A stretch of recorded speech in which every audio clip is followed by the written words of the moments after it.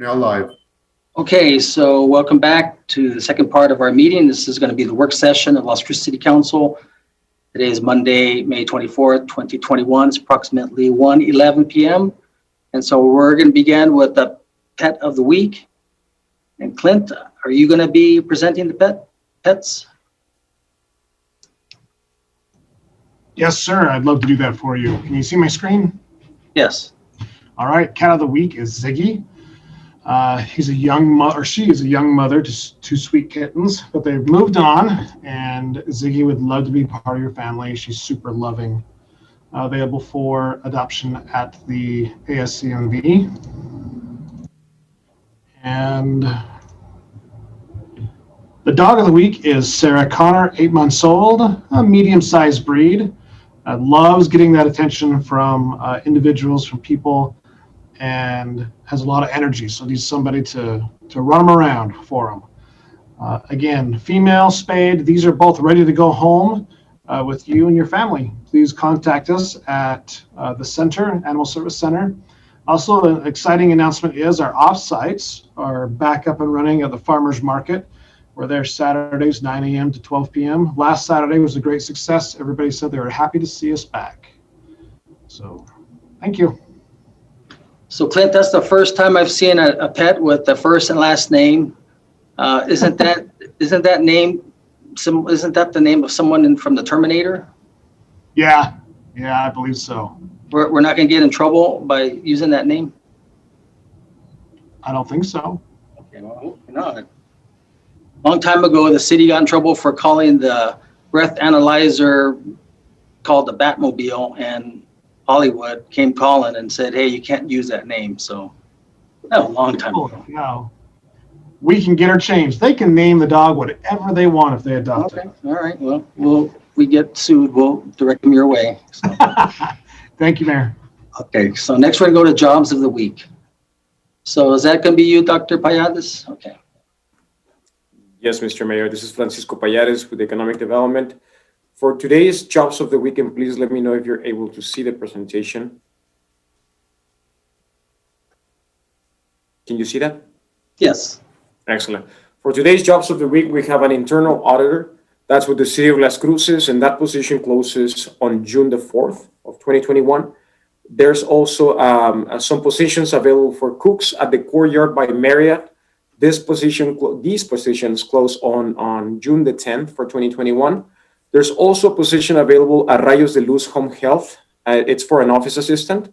That position closes also on June the 10th for 2021. There's also positions available at the Mesilla Valley Public Housing Authority, and that's for rental assistance specialist. And those positions will close also on June the 10th for 2021. And we also have positions available at Frank's Supply Company. This is with they're offering a rental yard technician position. And that one closes in August the 10th of 2021. Also, New Mexico Workforce Connections is carrying several online events for job fairs. So there's a virtual town hall event for veterans and transitioning active duty and spouses. And that one is on this Thursday at 9 a.m. There's also an event for Mountain Shadows Home Care virtual recruitment event. That one is also on Thursday. That one is at 2 p.m. And there's also an Aprendamos virtual recruitment event. That's on Tuesday, June 1st at 3 p.m. And these positions are actually under the employeenm.com for upcoming and recorded virtual events. You can go to, for the full list of jobs, internships, and volunteer opportunities, of course, the webpage employeenm.com, as well as for the City of Las Cruces jobs is governmentjobs.com/careers/Las Cruces. And the contact information for New Mexico Workforce Connections at 575-524-6250. And they're located right here in 226 South Alameda Boulevard here in Las Cruces, New Mexico. Thank you, Mr. Mayor. Okay, thank you, Dr. Payades. Okay, so next is going to be our COVID-19 update. And I believe Fire Chief Jason Smith is going to be presenting today.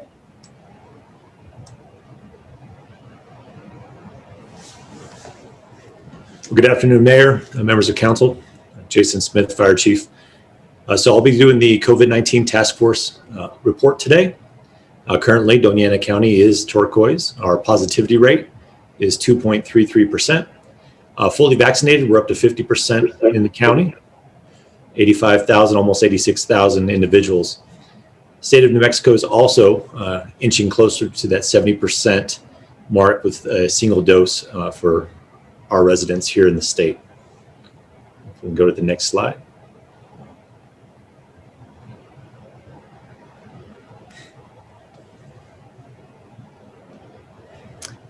And continuing on, some news that came out last week, the FDA approved Pfizer, their vaccine, to actually be refrigerated for up to 4 weeks.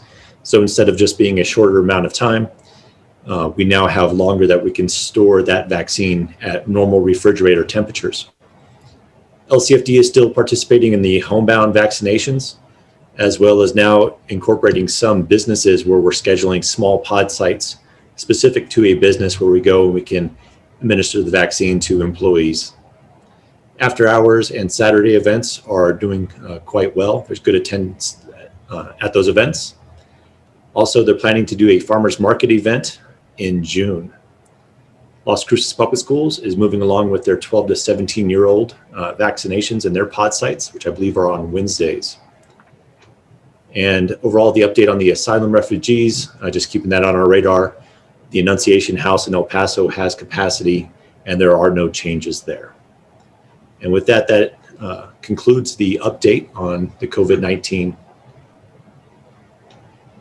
Thanks, Chief. I just want to take a minute to thank you and your department for taking the vaccinations to those that are homebound.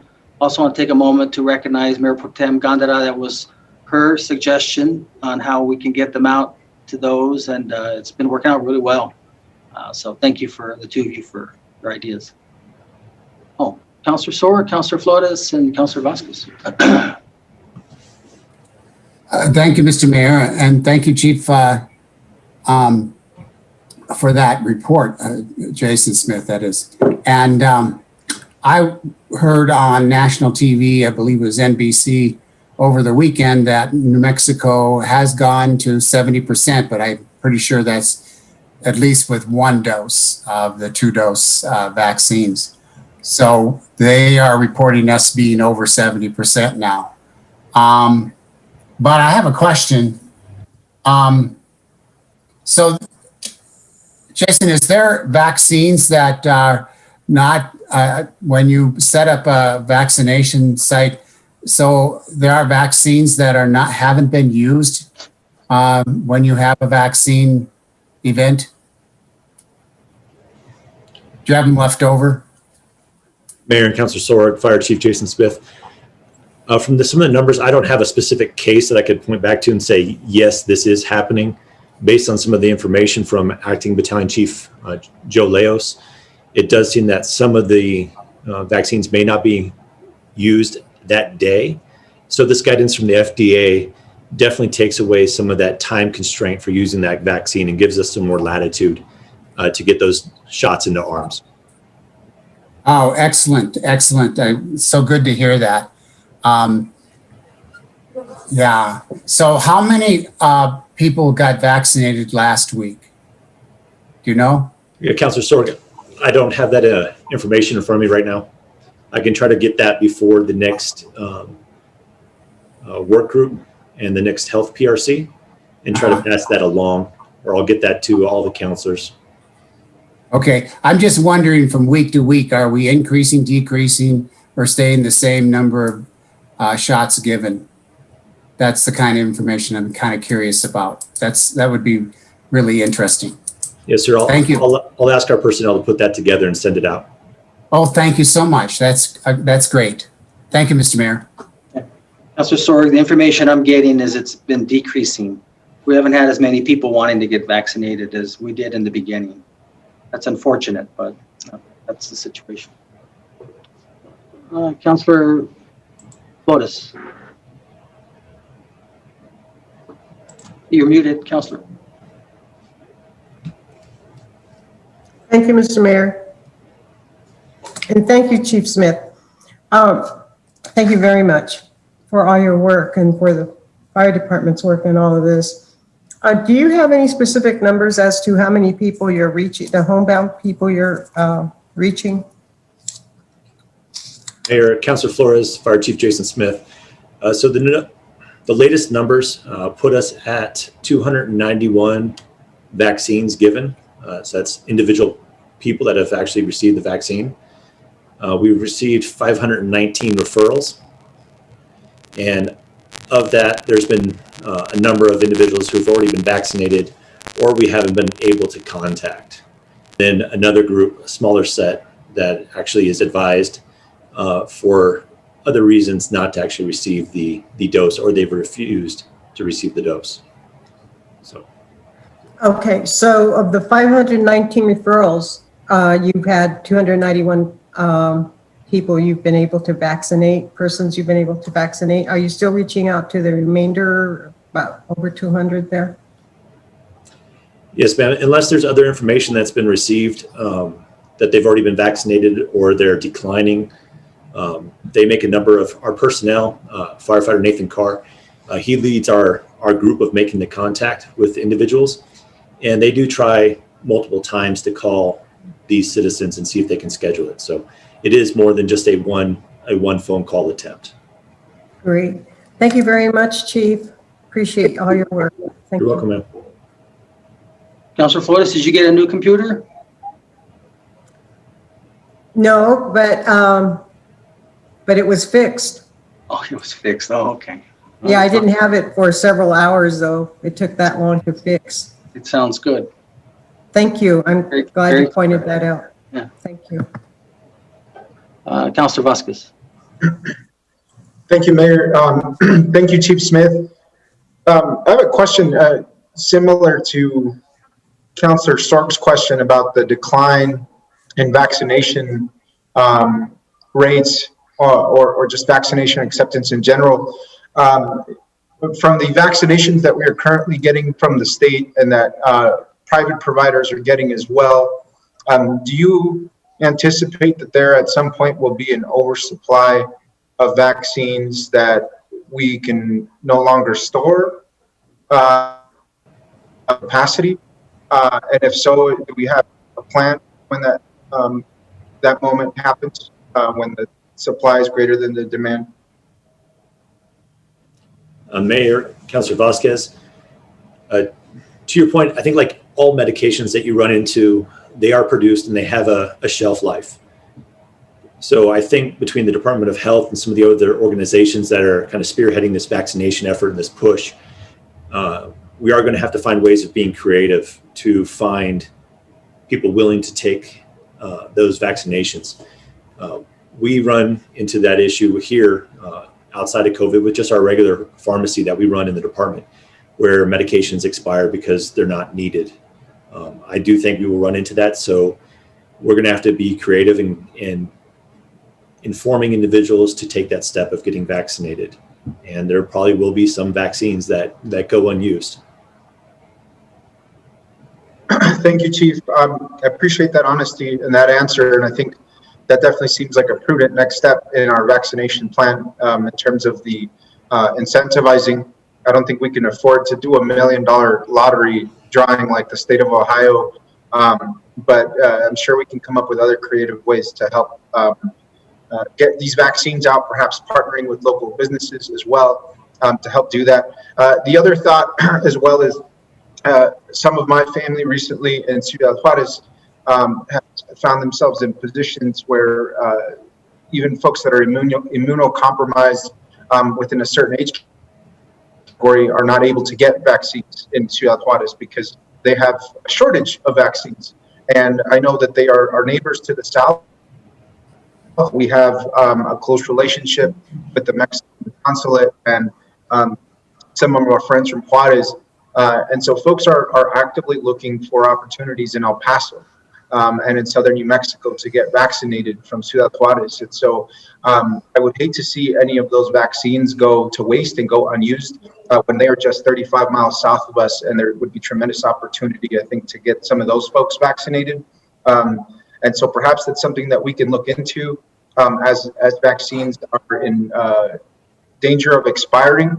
Would love to see what we can do to help some of our neighbors out from the south, considering how closely linked our communities are and how it actually just contributes to the regional public health outcomes that I think we all want to see, since we are just to a large degree one large community.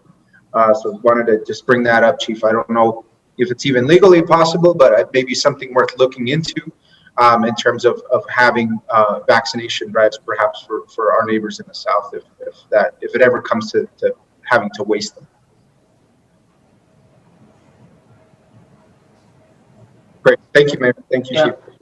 Okay, Councilor, I think what you have is a good idea. I know that, I think I read a report where President Biden is looking to send 80 million vaccines outside the United States. I know that, in fact, I just texted him, Judge Samaniego and the Mexican consulate. I know we were working between channels between Mexico City and Washington to see if we can get vaccines to our neighbors there in Juarez, because as you mentioned, we are one region, and a lot of times they come over to El Paso, and then vice versa. El Pasoans go to Juarez, and they come to Las Cruces. And I think that it's to the point where I mean, if someone wants a vaccine, they can get it. It's not like 3 months ago where we had waiting lists. It's available. If people want it, they can get it, and that's the key. So you bring up some very good points. Thank you, Mayor. We've got Councilor Bencomo, Councilor Beta-Stuvi, Councilor Sorg, and Mayor Pro Tem.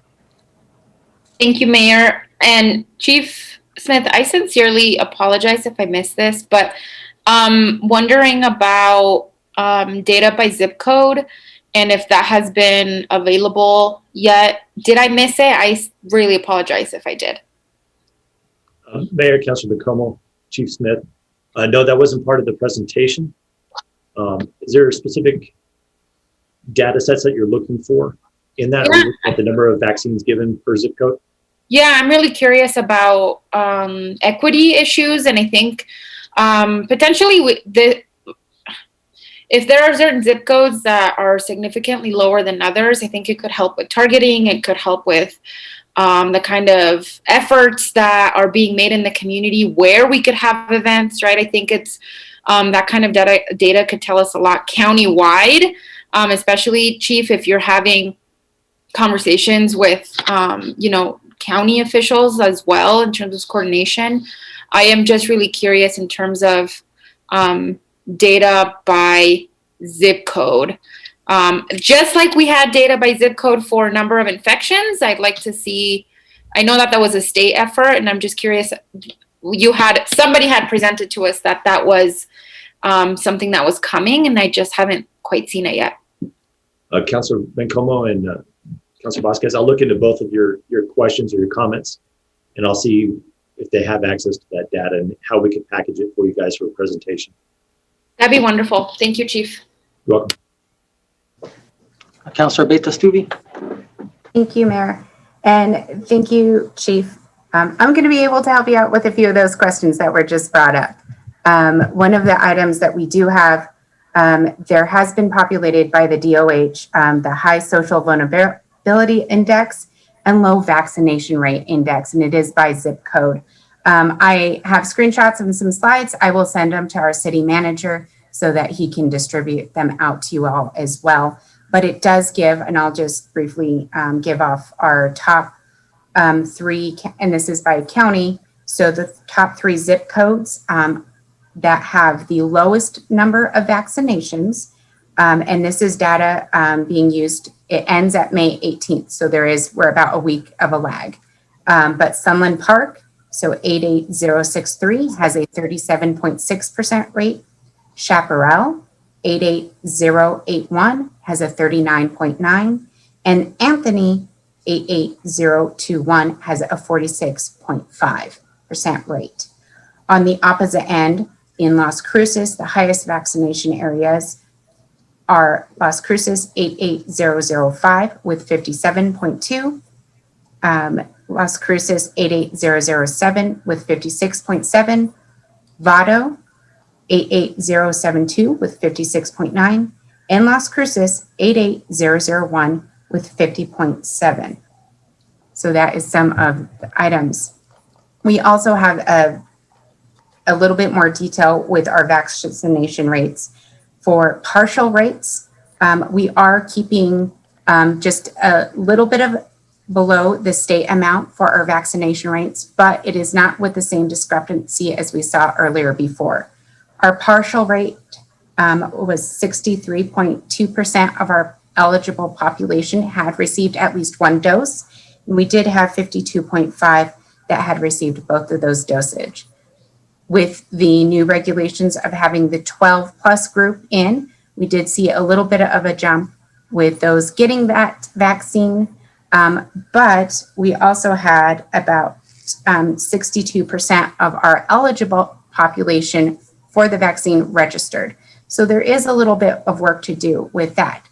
But I think one of the things that we're looking at, and because the vaccine is a little bit more accessible, us changing and making sure that we're able to go to locations is going to be important for the vaccine. So instead of putting so much effort on just registering people, which is very important as well, but also making sure that we're going out and just doing the vaccinations and going to those sites and focusing on areas that we can have that mobility, I think is going to be important as we move on.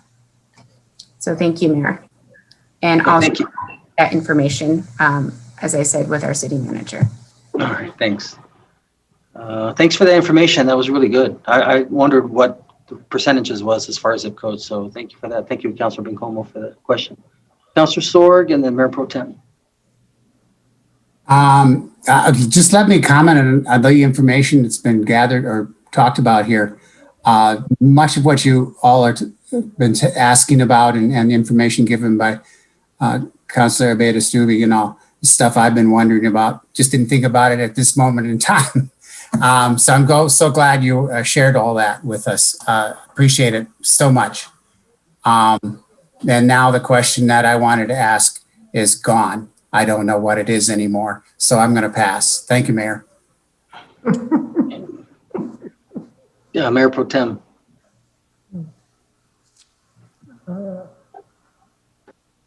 Thank you. Yeah, I appreciate the thoughtful questions. At our vaccine task force meetings, we get some pretty incredible data that's being given to us. I typically put them on my story, so I'm taking screenshots and sending them, connecting it to Facebook. So you might want to check that out. But I'm wondering, Chief Smith, if we can get on the off session, like on our work sessions, because we're doing this at every council meeting and work session, that we just make sure that our council as a whole gets that information, because it's out there. It's not that it hasn't been given or it's not being worked on. It's there. And so I'd like that information to be, there's a specific PowerPoint that is given by both Ms. Dawn Sanchez, the hospitals, the university, and we have Senator Ben Ray Lujan's office represented. And so we're getting a really detailed PowerPoint presentation with all those numbers and some of the questions that we are asking. And I want to make sure that it's clear today about equity, that we ensure that are the people that are registered and or that want it today get it. And so it is true to a certain extent that we're seeing a decrease in people going to these planned events. And we have now changed direction in a sense to have more mobile events. And so one of the things that I reached out to quite a few of my partners in the faith-based community, Councilor Bencomo, in your other job, you were one of the ones I reached out to, but several pastors, and there will be events. We're partnering with La Clínica de Familia, Amador Health Center. Those are all folks that, that work with and for our more underserved population. And so one of the things that got brought up this last time was the area up at the East Mesa Oregon, those areas that maybe typically people have difficulty with transportation and or information. And just last week, we understood that there was going to be an increase in Spanish information going out to the radio stations, but also Telemundo and just other areas, because one of the things that got relayed to me was that transportation was a big deal, and if there was a way to get mobile units out to that area. So that's something that Don and Steve through Office of Emergency Management is looking at doing. So if you have areas in your district that you think you might want to consider a mobile unit, let us know, and we'll definitely will send that information up the chain and make sure that happens. There is some sites like El Calvario, and we've worked with the Catholic churches, and the diocese has been very open to partnering with us and just trying every which way to get people if they want it, to get them the shot. The other thing we talk a lot about is vaccine hesitancy, and what we're doing related to that. And so some of the things that have been challenges are no longer, like we're getting it into pediatrician offices and different offices, because people are more inclined or likely to hear that kind of information from somebody they trust. So a lot of that work has happened, and not perfect per se, but we have someone, and Tessa, Councilor Beita-Stuvi, helped me with the group that at New Mexico State University, they're doing some data, some capturing of data and be it sounds like a phone or focus group type of thing, and getting some really incredible, actually some very good information about why the hesitancy. And some of it is, right, they don't trust, they may not have a regular provider, they're hearing, misinformation or things like it's genetically going to alter me, or I might not be able to have a child or a pregnancy. I'm worried about that. And all those things are just misinformation that we just have to keep speaking to. And Mandy Gus has done an excellent job. One of the biggest things is just making sure we have the same message moving forward. And so with that, I know Tessa, Councilor Beita-Stuvi unmuted her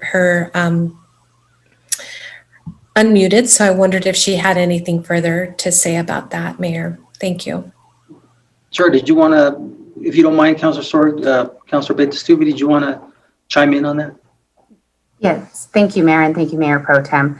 The only addition I would say with the NMSC group, another item that they're going to explore as well is identifying trusted voices within those communities that are hesitant, so that we can work with those groups as well, because oftentimes it is not going to be as effective if we bring in an outside person to talk about some of these issues, if we can get the message with an already trusted voice. And so if you do know of hesitant groups and or do know of identifiable trusted voices within those hesitant groups, that is something that we are more than happy to get a referral for a name and speak with them as well.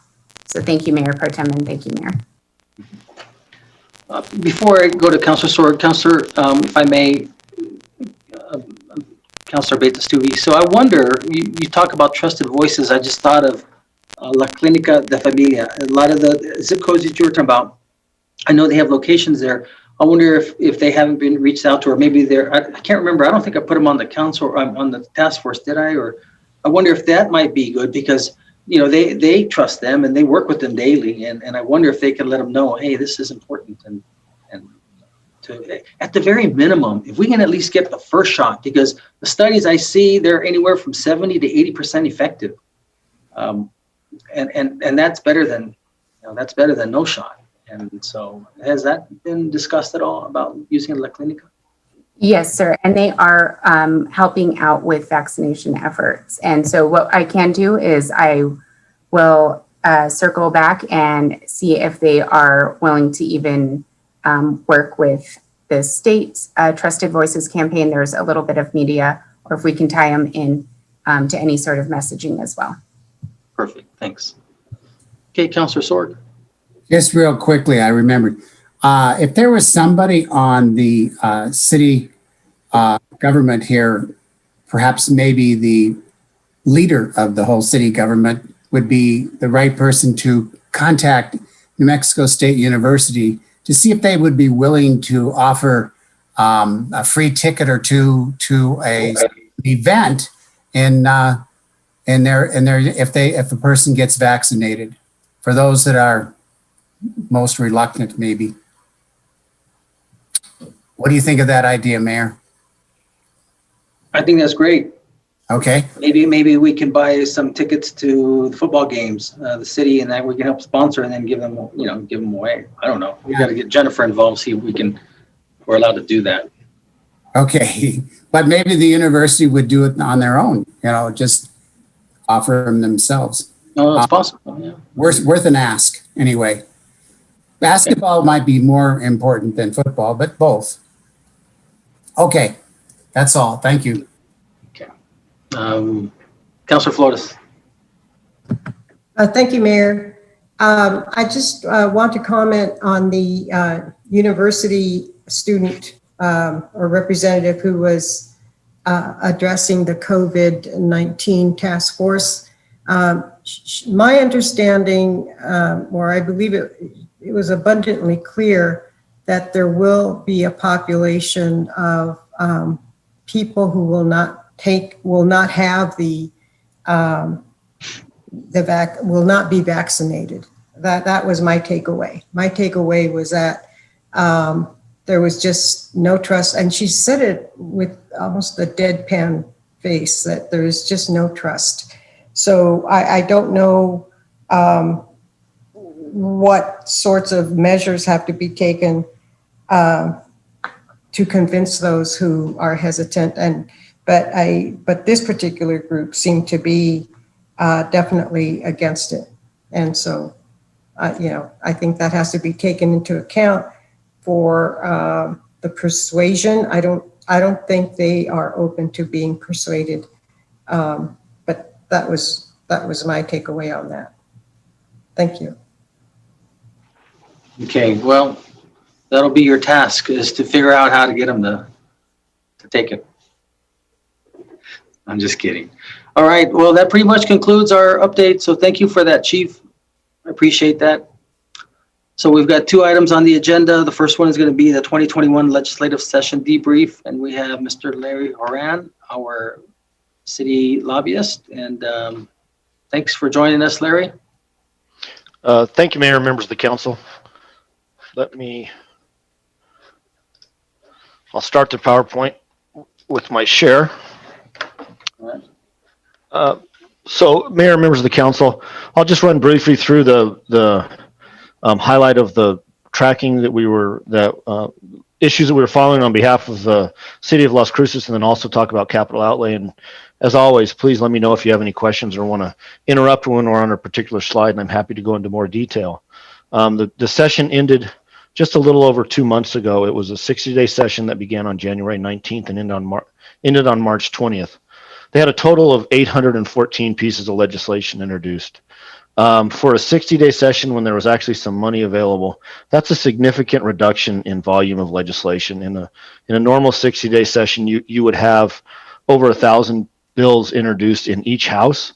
And so we saw a significant reduction. Most of that was because of rules placed by the legislature, particularly in the House, about limiting the amount of legislation introduced because of the challenges with the virtual session. It was a virtual or a hybrid session for all the legislators, for any members of the public, including advocates and people who wanted to speak with the legislature. It was a completely virtual session. The Capitol was never opened during the session. So on behalf of the city of Las Cruces, I tracked 131 different pieces of legislation that may have had an impact on the city or the interest. And then based upon the priorities that the city council adopted last year, tracked 44 different pieces of legislation. Almost immediately following the session, and actually towards the end of the session, there was already a discussion about a special session to consider legalization of cannabis and a couple other issues. And so 10 days after the end of the session, and actually the interesting piece is after the end of a session, the governor has 20 days to act on legislation that was passed.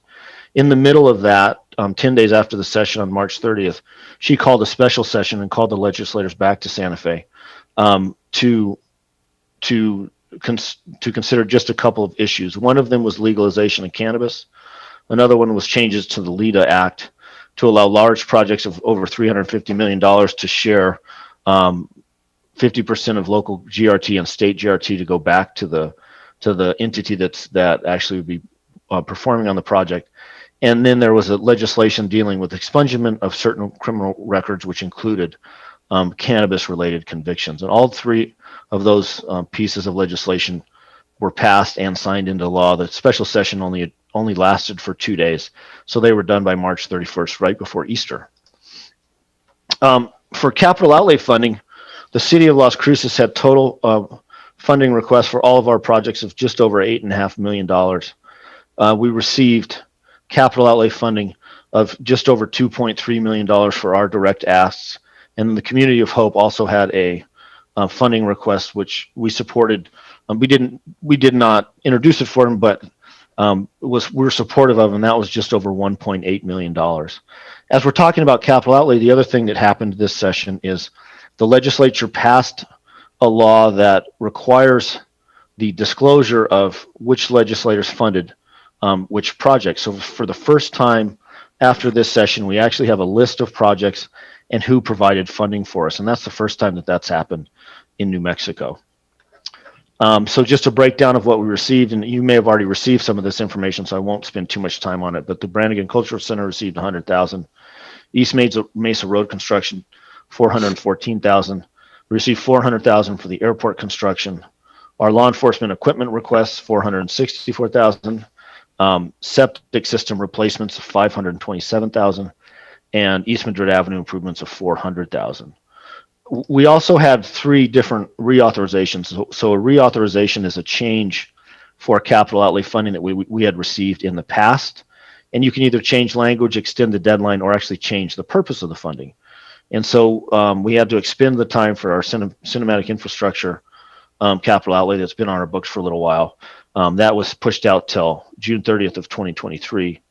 We had received in a previous session just over $418,000 for interstate beautification. That was repurposed for plan, design, and construction of median improvements in the city of Las Cruces. And so that funding got reallocated and now has a new purpose. And in the Villamora Dam improvements, we just had to change which state agency was in charge of that project and where we received the funding from. Legalization of cannabis, and I know this was adopted as a council priority prior to the session. There were 3 different pieces of legislation that were introduced in the special session, and they kind of got hearings at the same time, and they had some, as you would expect, long and very in-depth discussions of the legislation. They all ended up in the Senate towards the end of the session in the Senate Judiciary Committee, and it became apparent towards the end of the session that the parties were not going to be able to come to agreement during the session. And what always happens, or is typical during the legislative session, as you get to the closing of the session, if you have a big piece of legislation or somewhat controversial, they're reluctant to actually introduce it or have it on the floor for a final vote, because then it can clog up all the other bills that they want to pass. And so the legalization failed to pass during the regular session, which is why the governor almost immediately convened a special session. In the special session, cannabis was the topic that was front and center, and the legalization of recreational cannabis did pass the legislature. And but the legalization and sale will begin no later than April 1st of 2022. Between now and then, the Regulation and Licensing Department has been tasked with adopting rules and regulations for licenses, issuing of licenses, and rules and regulations for those licensed business and how they are going to be able to distribute recreational cannabis. From our perspective, there's an excise tax of 12% that incrementally grows to a total of 18% by fiscal year 31. There's no tax on medical cannabis, but on recreational cannabis, that's what the tax rate will be. And wherever a distribution center or shop is located, so the city of Las Cruces, for instance, when we have a shop within city limits, the city will receive a third of that tax revenue. So when it's at 12%, we'll get a 4% excise tax all the way up to 6% once it reaches a cap in FY 31. And there is no restriction or limitation on programming or any place that you will have to allocate that funding. So that will be general fund revenue that you will be able to determine how to, you have control over that spending. There's a plant limit of 6 plants per adult that they can grow themselves, or a maximum of 12 per household. And I'm sorry, I went a little too fast on that. And the other thing is you maintain the authority to make your determination on zoning. So regulate time, place, and manner of distribution. That authority remains at the city level. And so you do still have some authority as you would under regular zoning as far as where you want to have shops be approved to be located. And I'll also mention there's a task force that has been created, an advisory task force to regulation and licensing to adopt those rules and regulations. And the assistant city manager did submit his interest in application, as he had been in California when cannabis was also legalized. And so that determination hasn't been made who's going to be on that task force, but we did at least throw a hat in the ring. So we have somebody from Las Cruces to potentially represent. You'll recall during the session, we had a meeting to discuss the Civil Rights Act, House Bill 4, and law enforcement reform. So I want to spend a little bit of time on that.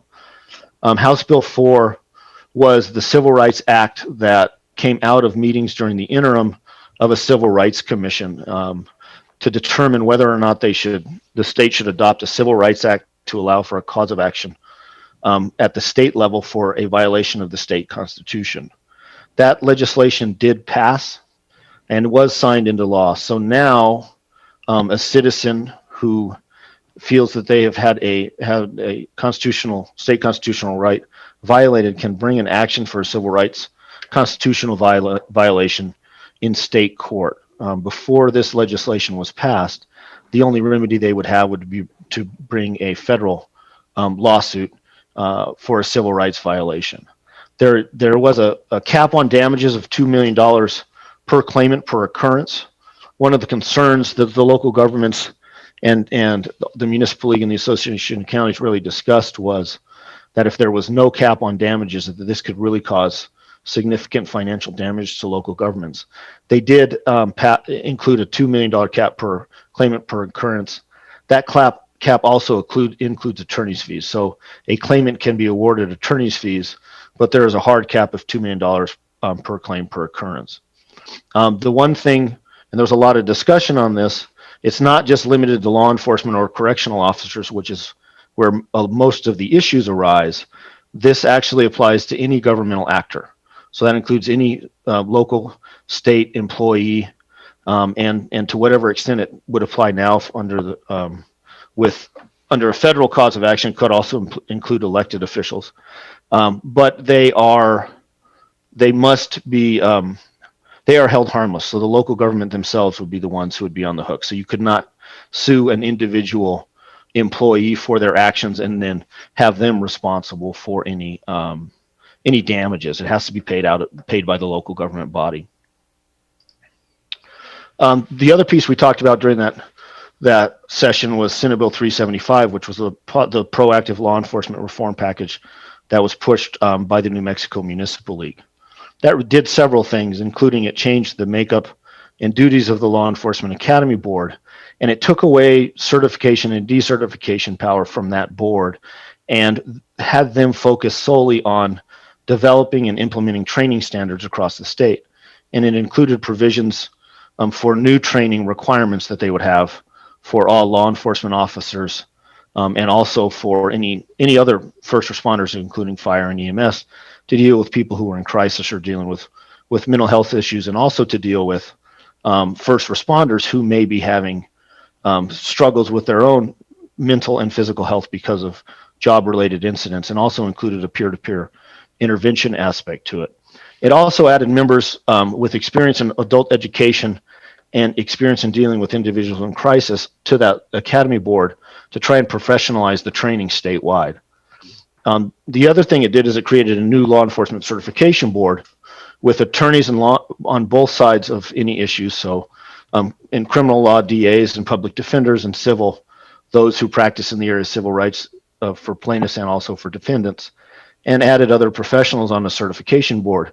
The task of that board would have been solely to deal with certification issues. Are we going to certify an officer if we receive complaints on officers? Should they be suspended or decertified? And it put that was their only function and focus, was on certification and decertification. So the other piece that's not in there is there was also creation of a database, so that if you had an officer who had complaints or sustained investigations against them in their department and they left that department, there would be a database that tracked those issues that go with that officer, so you could try and address the issue of officers jumping from department to department before they get disciplined. And so you deal with one of the main problems that you see in a lot of these use of force incidents of officers who leave one department and then go to another department, and there's nothing to kind of track that record. The bill actually passed both houses, but it was amended on the final night of the session in the House, and they removed most of the members of the Law Enforcement Academy Board. And so the governor vetoed the legislation because of those changes that were made in the House. And so the Municipal League is already working during the interim to continue work on that legislation and push it forward as an ongoing effort for law enforcement reform, to give our local governments the tools that they need, so that we can avoid those causes of actions, hopefully, that would occur because of House Bill 4 by better training and giving our police, our law enforcement, and fire first responders the tools they need to effectively deal with the citizens of in our state. The other legislation that we did discuss during that work session, there were several pieces that related to law enforcement reform, including Senate Bill 227 and 192 by Senator Lopez, and then also a deadly force reporting, Senate Bill 274 by Senator Cedillo Lopez, that were introduced. None of those measures passed. So the only significant change, at least at this point, that we have as related to law enforcement and also constitutional violations is the passage and enactment of House Bill 4. So you did pass a resolution in support of the legislation endorsed by a coalition of sustainable communities. Community solar did pass and was signed into law this year, and I know that that's been an ongoing effort, and we've supported that for several years in the past. Senate Bill 112, the Sustainable Economy Task Force, was also passed and signed into law. Senate Bill 83, the Local Choice Energy Act, did not pass, and so those were all some of the key issues from the coalition of sustainable communities, and we did track and support that legislation. The other, just a few more pieces, and then I'll stand for questions. The joint resolution to increase the allocate 1.25% from the permanent fund for early childhood education did pass.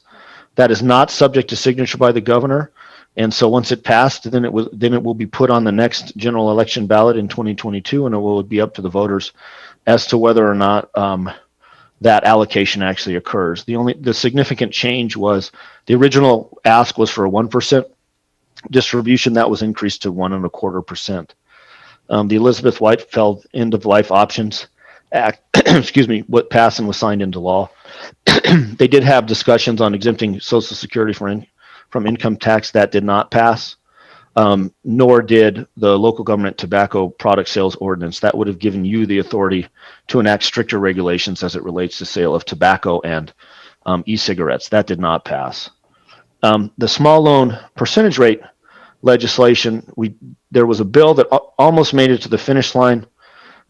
It was a compromise by some of the parties involved, but not all of them. It happened in the House to a Senate bill, and they they allowed a higher cap for certain loans and then imposed the 36% for loans over, I believe, $1,100. That did not end up passing because they could not agree between the House and the Senate as to which bill should pass, and so that died upon adjournment. And Public Banking Act, which we also supported, failed to pass the legislature. So although the amount of legislation was down, there were some pretty significant efforts that made it to the finish line that folks have been working on for a very long time. So now, as it seems early since we're only in May, but we have to start looking forward to the next session. We'll start next year, January 18th, for a 30-day session. The interim committees have started to meet. Legislative Finance Committee started meeting actually last month, was in Las Cruces last week, and they're full into their agenda. The majority of the other interim committees are having their organizational meetings now, and so they'll start meeting in earnest next month in June. So it's time that we start thinking about and our plan for the interim of how do we want to develop our capital outlay and policy priorities during this interim going into the next session. And some of the things we did last year is we had individual meetings with counselors to discuss capital priorities kind of in legislative forecast and outlook, and then also began to have some meetings with legislators to start pushing those priorities beforehand. This year, we could actually start meeting with the legislators a little earlier because we don't have an election.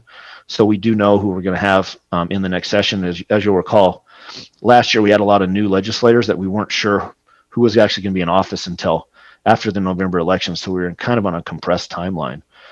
The other thing, as I was very encouraged to hear the COVID update and what things that are happening, one of the things that got put on the back burner last year, almost exclusively because of COVID, was we had begun having discussions with the administration, Human Services Department, and Department of Health to discuss behavioral health hospital in the southern part of the state in Las Cruces, and also to talk about how do we better serve the community in the southern part of the state relating to behavioral health issues. As the focus has shifted off COVID, I think the time is ripe for us to continue to try and have that conversation. So as we're going into the next legislative session, if that's the direction we want to go, that we can start working on that now rather than waiting until we get too close to the session. And I think that's my last one. And so I'm happy to having me go back may be a little tricky, but I'll do my best because I'm not technologically very good, but I'm happy to stand for questions. Thanks, Larry. Let's see here. We've got questions from Councilor. Well, I don't know. Councilor Flores, was that from last meeting? You know how you like to get your hand up. Oh, it's a new? Yeah. Because I just want to jump in there and. Okay. Councilor Flores and then Councilor Vitt. Thank you, Mr. Mayor, and thank you so much, Larry. Is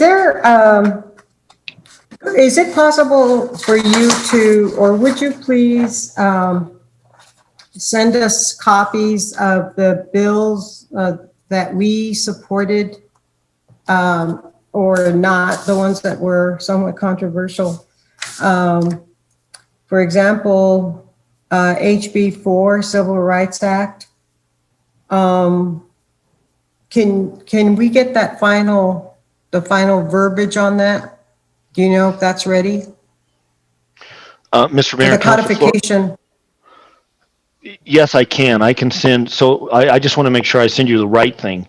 Rather than a report or a synopsis, you would like the legislation itself? Okay, yes. And if we want to, and I don't want to overwhelm you because they are all available, those that passed. They are in a final version that I can send you. That's fine. So if you want me to cover the ones that I covered in this, I'm happy to provide those bills. Some of them are pretty significant. So for instance, cannabis legalization is going to be around 300 pages, but I'll get them to you. I'm happy to do that. That's fine. Yeah, that would be fine because there are certain things that I know that we all discuss in support of or against or whatever. And many times what we think passed or the parts that we thought passed didn't.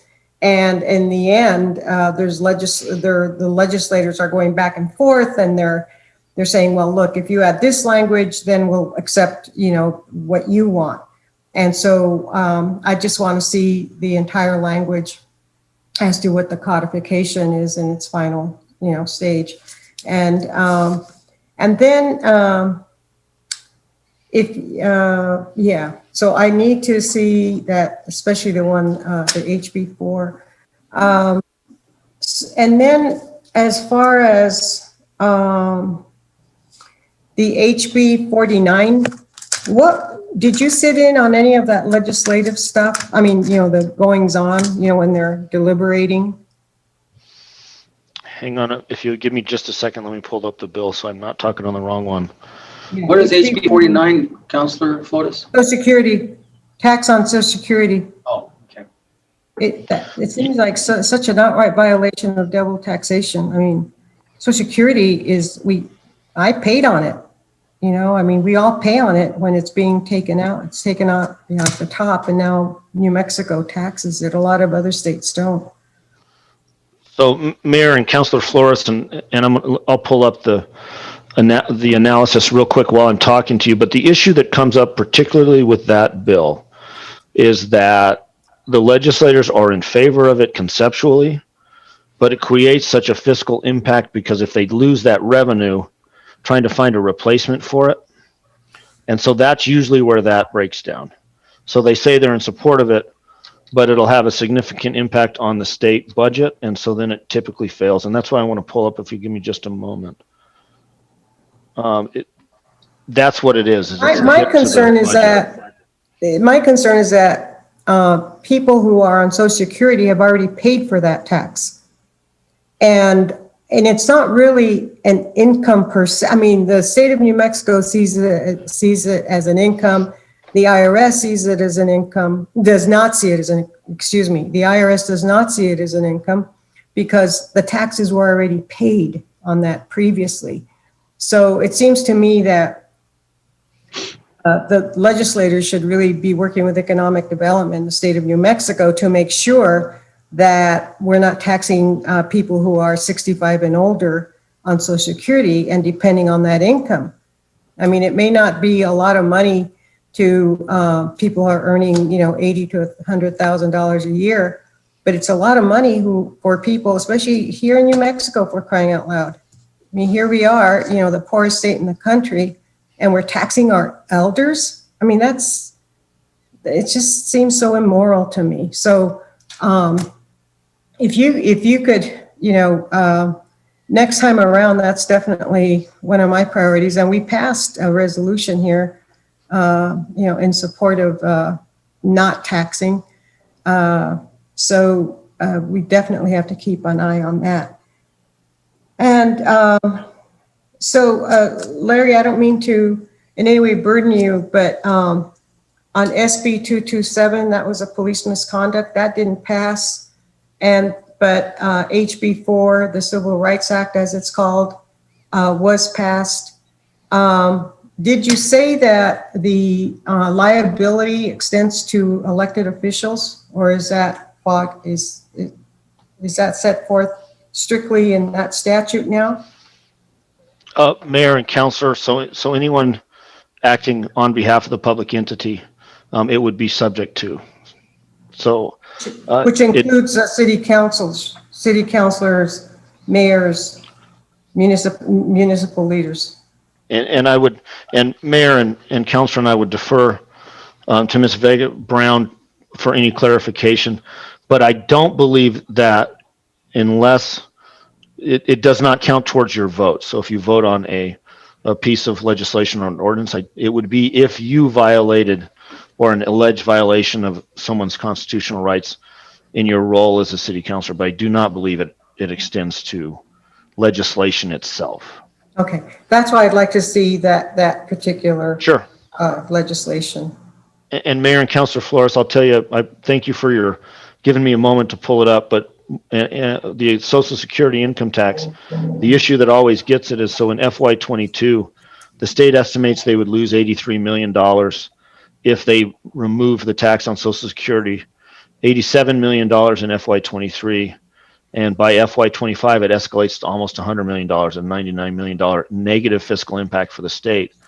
So what happens is it's the balancing act between, if we're going to lose that tax revenue, where are we going to make it up? And if they typically can't find a place for that, that's where that legislation usually runs into problems. But, thank you so much for reporting, Larry, but I just have to state it and restate it and say it over and over again, that's $83 million are taking out of a very vulnerable group of people, retired people in the poorest state in the country. I mean, you would think that the legislators who are so concerned about this or the powers that be would really get working on developing our economy or bringing that money somewhere else. I think that when the legislature meets, the feeling I get is that they go on with their happy lives, and then 30 to 60 days out of their lives, they address certain issues, and in between, they don't do anything to make sure that this sort of situation, doesn't go on anymore. So, I'm very upset about that on behalf of those of us who do receive Social Security.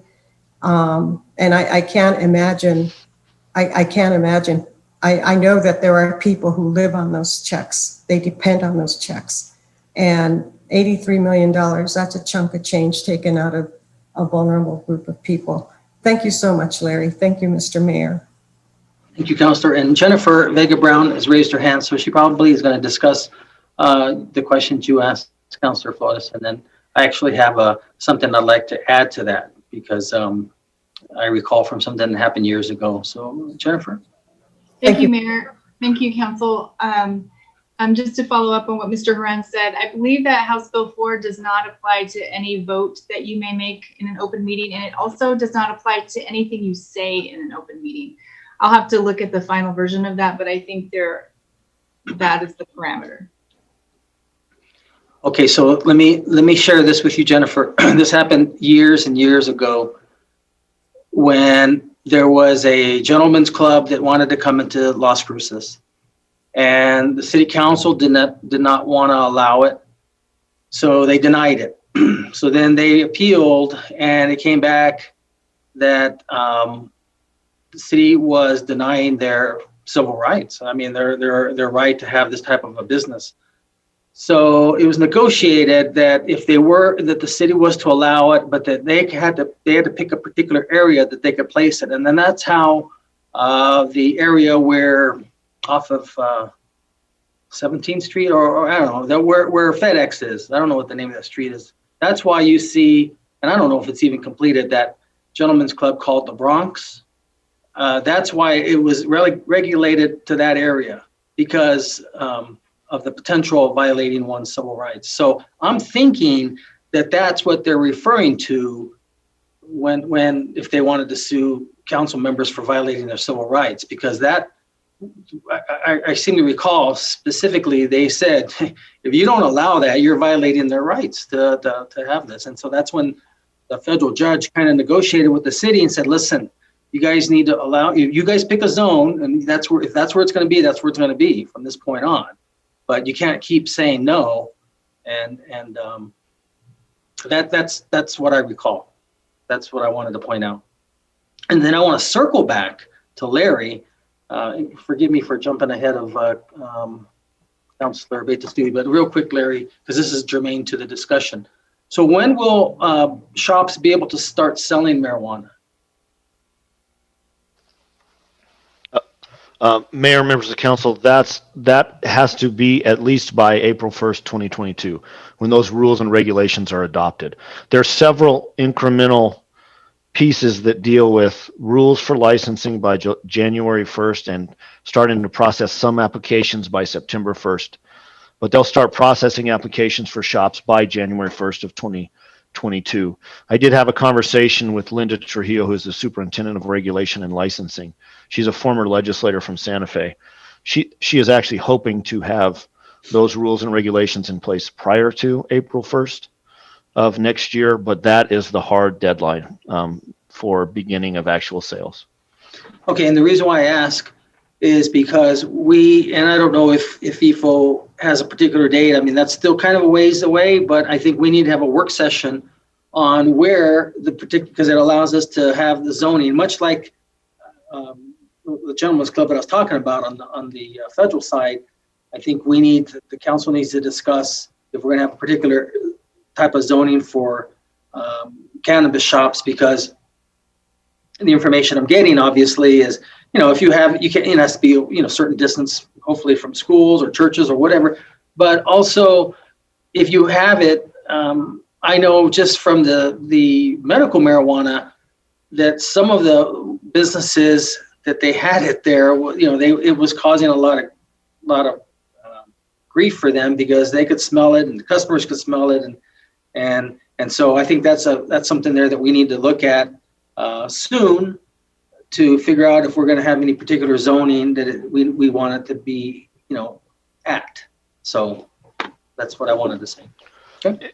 And Mayor and members of the council, and I know that wasn't a question, but to offer a little bit of information, and I'm happy to work offline with Mr. Peely and staff. So Superintendent, I spoke with Superintendent of Regulation and Licensing, also Representative Martinez, who was one of the primary sponsors of the legislation.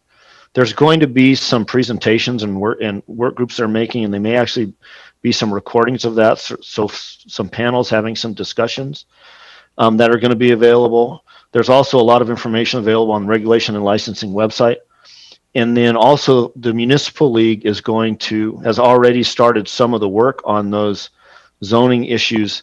And they're also anticipating a presentation at their annual conference. And so there's a lot of folks who are going to be dealing with this same issue. So I'm happy to work with staff and help kind of corral some of that, so we can help give you a presentation that's going to be helpful to address those questions and concerns you may have. That sounds good. Looks like Ikani raised his hand. Ikani, you wanted to jump in about this issue? Yes. Hello, Mayor Miyagi-shima and Larry. It's great. I appreciate the information that has been shared. Just to give Mayor, you and council and staff a heads up, we have scrubbed through the 100+ pages of legislation in House Bill 2 of the legalization of cannabis. We're meeting with staff this week to begin our discussions. We're going to come to you within the upcoming weeks to have our recommendation to you as council, so that we can go to a work session or wherever you would like to go with that as well. But just wanted to give you an update where we are as staff. And so if there's any other questions, feel free to reach out to myself or staff, as we'll be coming with recommendations and then present that to you, council, very soon. Okay, thank you. Thanks, Ikani. And you'll be able to bring some of your experience, because you came from some California cities, and you'll be able to maybe share with us what to avoid, that what might look not a problem turned out to be a problem. So for sure, definitely. And in California, just a little difference with what happens there. It's an opt-in. It's an opt-in state. So if the state approved it, all the cities had to opt in. So there was a lot of pressure on councils to either align with the state or not. So here actually makes your life a bit easier as council. You don't have that pressure. So, but I definitely do have some best practices that I'd love to share from things that we've gathered across the nation as well. So thank you, Mayor, Council. Thanks, Ikani. Let's see, Councilor Beta-Stubbe. Thank you, Mayor. And thank you, Larry, for giving us the report. I wanted to talk just briefly about the capital outlay and percentages. I know now that we have this new ability to kind of track who is able to fund items, maybe projects, I'm hoping that we can start storing this data for us and kind of look at two ways. One, to just see regular trends and that type of support. But secondly, I am curious, out of all the different entities in our region that are asking for money, how, I guess, well is the city doing? And what types of percentages are we acquiring from this capital outlay that is being distributed? And to see if we can't track any trends with that. Councilor and Mayor and Councilor Beta-Stubbe, I have not tracked that, but it is possible. That is something we can track from what had been published before. But it's certainly something we could look at.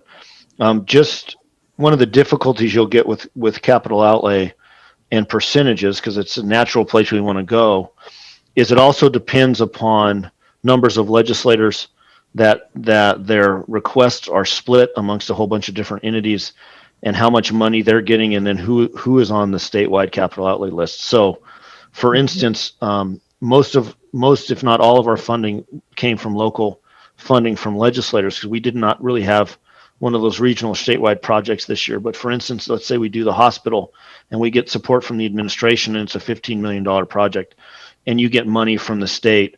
They're different pots of money. So when we're making that comparison, you just want to make sure you're looking at kind of apples to apples, meaning what are each legislator getting? Because this year it was around $2 million for a Senate member and just over $1 million for a House member. And so then we have to look at what kind of areas and how spread out our members are. So it's just, it can give you somewhat of a comparison. It's definitely something we should track, but just be aware when you're seeing that those will be kind of the limitations on that information. No, that's fine. I appreciate that. And I think it's also important because we get to see how effective are we at communicating our needs to our legislators. And if we are finding that we're seeing, decreasing trends among certain individuals, we can look to see, is it a communication issue?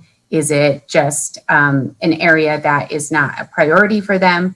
And we can work around most effectively so that we can maximize what we ask for and who we're asking it of.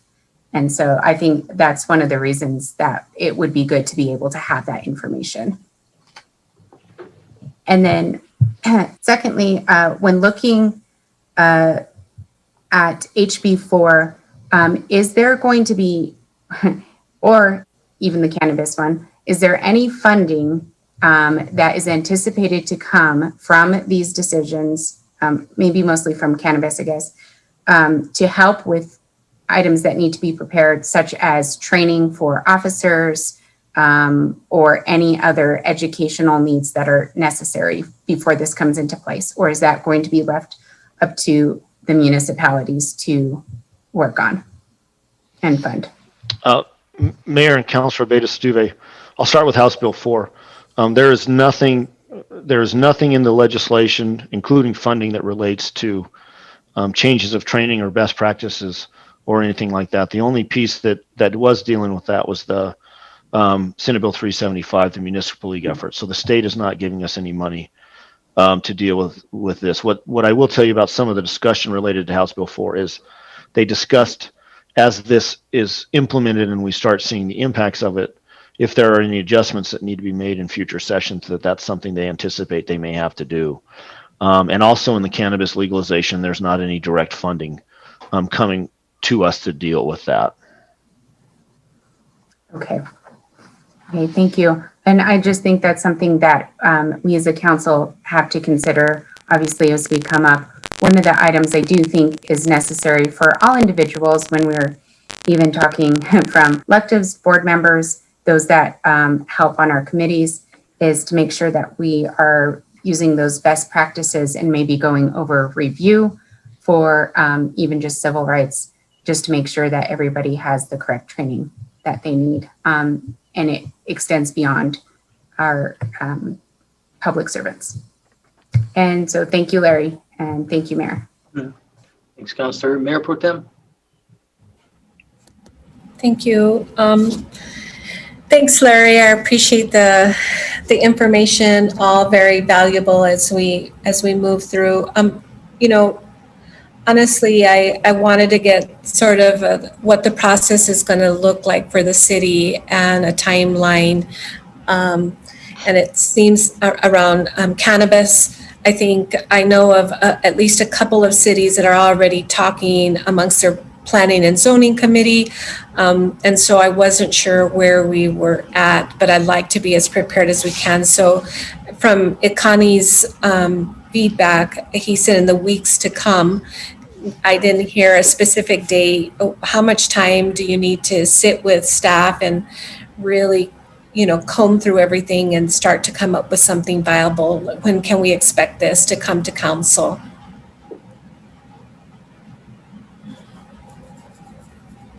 Mayor Pro Tem Gondeta and Mayor Miyagishima and Council, Connie Tomopiao, ACM for the city.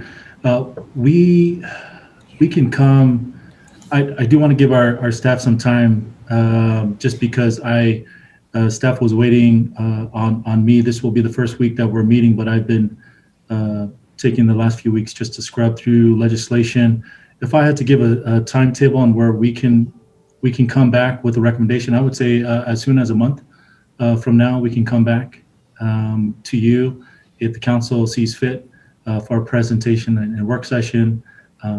If that works for you and Mayor Pro Tem Gondeta and council and mayor, I'm just giving some ample time, not having circled around with staff. I think we could make something work of recommendations that we could take for zoning, looking at the taxations and how that would work with finance, and looking at different options and alternatives that we want to make sure we present to you, that you could have some options and alternatives to make a decision moving forward.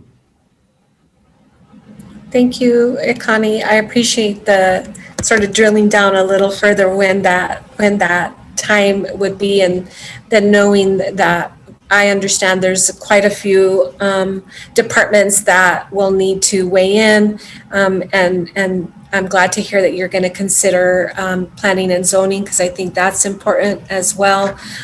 So I appreciate that. Thank you, Connie. And then, of course, Larry, my interest is around the mental health hospital. What are your thoughts in terms of moving forward in relation to, should we schedule a meeting with the governor's office first, or get this on the agenda here related to the Health and Human Services and the New Mexico Behavioral Health? And what are your thoughts around that? Because it seems like we have to get a more regional approach and involve other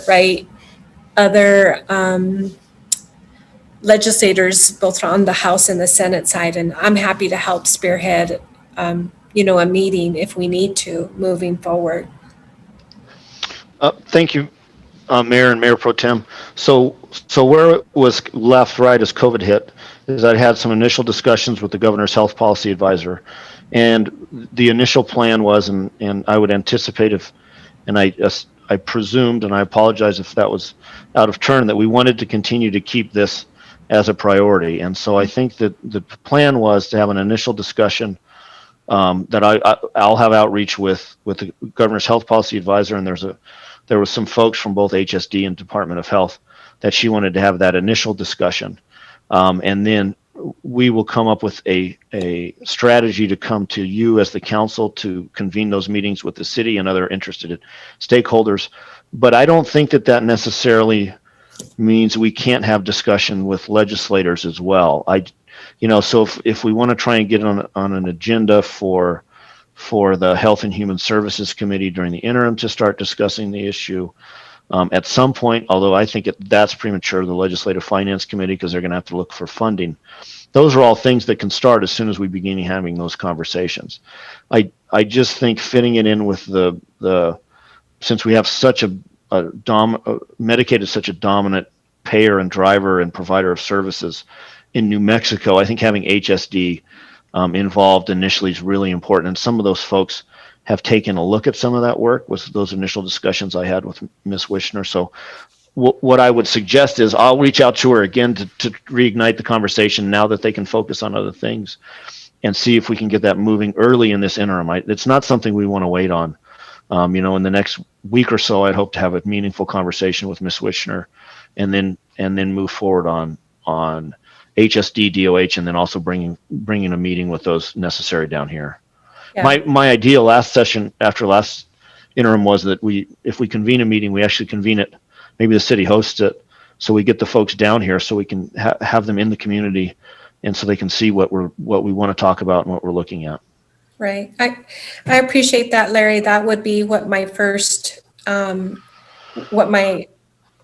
my first strategy would be, is to have them come down and just be familiar. It was good to see the finance committee here and experiencing Las Cruces and the different eateries and communities. I think they got some a tour of the J. Paul Taylor Museum. And I just heard nothing but positive things, and staff really put together a nice swag bag for each of them. And I think they were very, they were grateful. And so to know that we've done a little bit of that already is helpful, because, they're a very powerful committee. They decide, where a lot of this funding is going to. So doing that, I think having a meeting, convening people over here to have the conversations. And then I'd like to just add that been working on the behavioral health district. We have a very robust local behavioral health collaborative that's just so much around assessing and planning and programming, kind of determining what the priorities are. So I see this something that fits very nicely in that. And hopefully, within the summer that we'll have a little more of an idea what this behavioral health district is going to look at. But of course, it's with all the municipalities and townships up and down Doña Ana County that will participate. It'll be first via an MOU, and then we'll look to having a later down the line a joint powers of agreement. But it brings people to the table to talk very specifically about all the issues that surround our communities, and you'll get to hear a lot of what that looks like, not only for law enforcement, but staff as well. So just keep that in mind as something, moving forward. And then I appreciate hearing from you around capital outlay and the various projects that were funded, and always appreciative of staff starting early, right, to understand where our priorities are. I really like that process. And so I would encourage those conversations. And I'd like to have a better process where we're involving our legislators. So many times, they're not aware per se until very late in the season and right before the legislative session starts. So those would be things that I think are really important, is having them kind of at the beginning in those conversations, understanding what our thoughts are, why we are, prioritizing certain things, I think would be really helpful.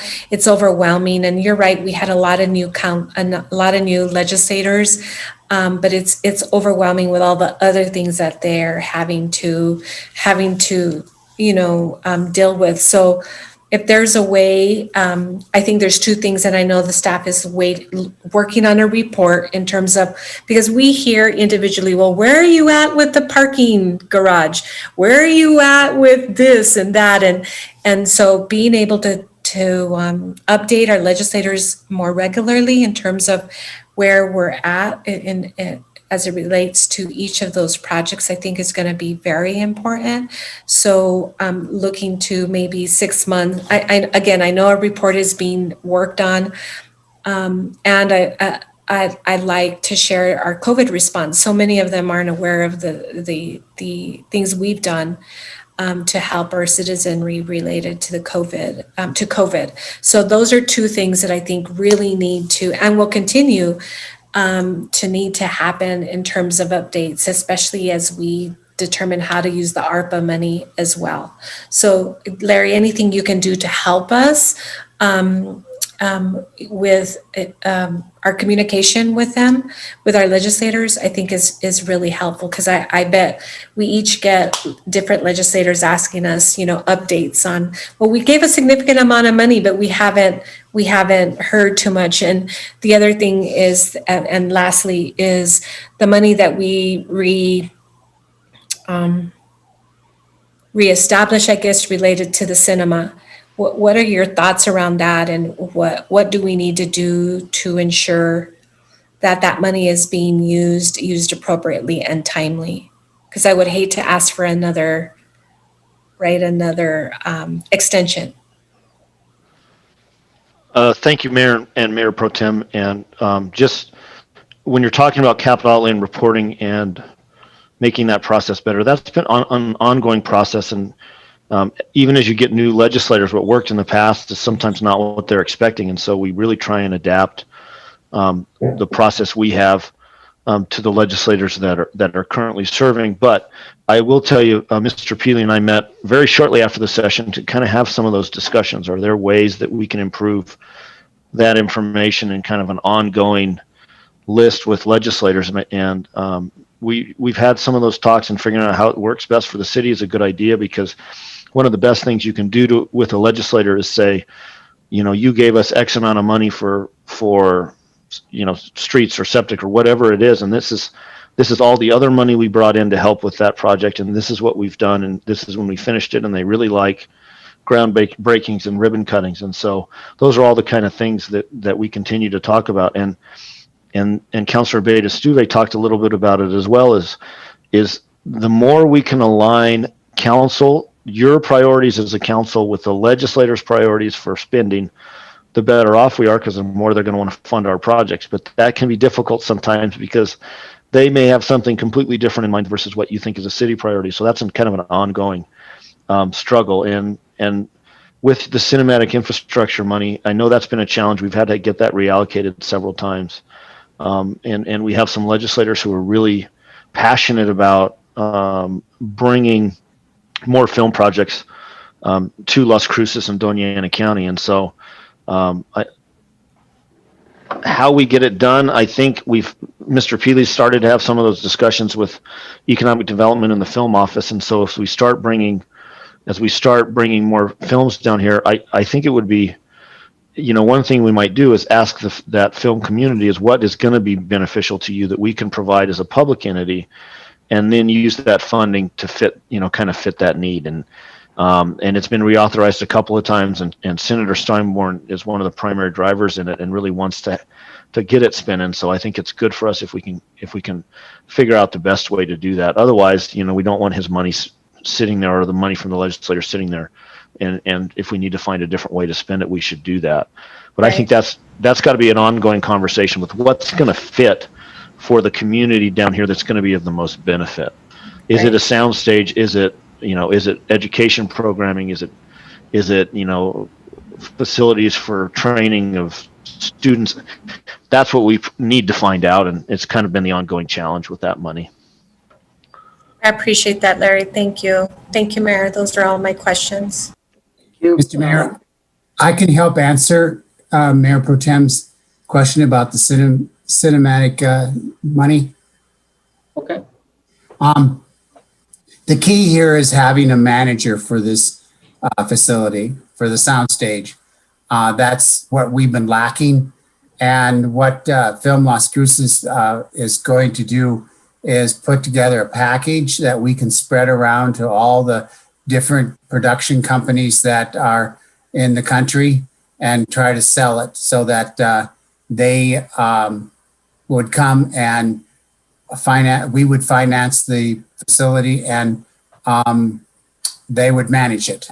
That's where the key is. What happened in Albuquerque is that Netflix came and they're managing the studios there. NBC Universal did the same thing. They're managing that facility there also. So that's what we're lacking here, and that's what we're trying to sell, is a package that we can give. We're going to need some help. We're going to be asking for the state to have some LEDA type money or some kind of economic development money to add to it, because the facility, in order to be useful at all, is going to be in the neighborhood of $15 million. We just have less than $4 million now to put in there, but we're going to have to try to get some money, either private or from the state, to finish the package to build this thing. And one of the places we're looking at is the Las Cruces Innovation and Industrial Park. There's a good location there that we could sell. So that's where it's sitting right now. And come June now in the PRC, the Film Las Cruces is scheduled to bring a presentation as to what they're doing. So I'm expecting that to be part of it. There you go. Thank you, Mayor. Okay, thank you, Councilor. Was that it, Mayor Pro Tem? You finished? I'm finished. Thank you. Okay, thanks. Councilor Vasquez. Thank you, Mayor. Thank you, Larry. appreciate these updates and the work you put in during the legislative session this year. And I think I got more frequent updates this year than I have in the past. So I appreciate that. I do have some continuing thoughts around the process of how we get our priorities accomplished in Santa Fe. And I think we've maybe alluded to this in the past, Larry, but I think in conversations with the rest of my colleagues, there's a strong desire to have better coordination, I think, with our representatives and state senators on legislative efforts more important to the city. And in the past, that has been a little bit disjointed through no one's fault, really. I think just, you know, as councilors, we each have our different priorities in addition to the city's priorities and relationships, and in the past have also attended events like Las Cruces Day in Santa Fe, which sometimes gets to decision makers and other elected officials in the state. One of the things that has been really effective for me in my other line of work is to organize essentially what we would say, you know, call them fly-ins to DC, right? And so these are working on federal policy, obviously, but getting meetings scheduled with a group of community leaders or advocates or supporters of a policy is really key to getting support for legislative efforts. And I think something I won't be here, I don't think, but I hope council will still find it valuable to have meetings scheduled in advance or during legislative session, and for the city of Las Cruces to have its own lobbying day. I think that is going to be really key to accomplishing the city's priorities. And so, Larry, not sure if that's included or has been included in your scope of work in the past, or what you think about that idea, but I just think it would be invaluable as more priorities pop up for a firm or a consultant or a contractor to just set up a day or two for city councilors to meet with legislators on their respective priorities. So, Larry, wondering what you think about that strategy and if something that might be possible for the next legislative session. Thank you, Mayor and Councilor Vasquez. That's absolutely spot on, and that is something we want to do. And the way we've done it in the past, and because this year, because of the change in the logistics, we didn't do it, but we've had traditionally, we had a Las Cruces legislative day where we actually bring up food from Las Cruces and whatever councilors are available and staff come up, and we do get those individual meetings with legislators to talk to them about particular priorities. We get much more bang for our buck with that versus Las Cruces days in Santa Fe, and it's focused on the city. And it does have a big impact when we have city councilors and staff actually travel to Santa Fe. The legislators notice that. The logistical challenge you have, it just depends on how long you can spend there. Because of the dynamic and the chaos of the legislative session, formal meetings are just tough to set up.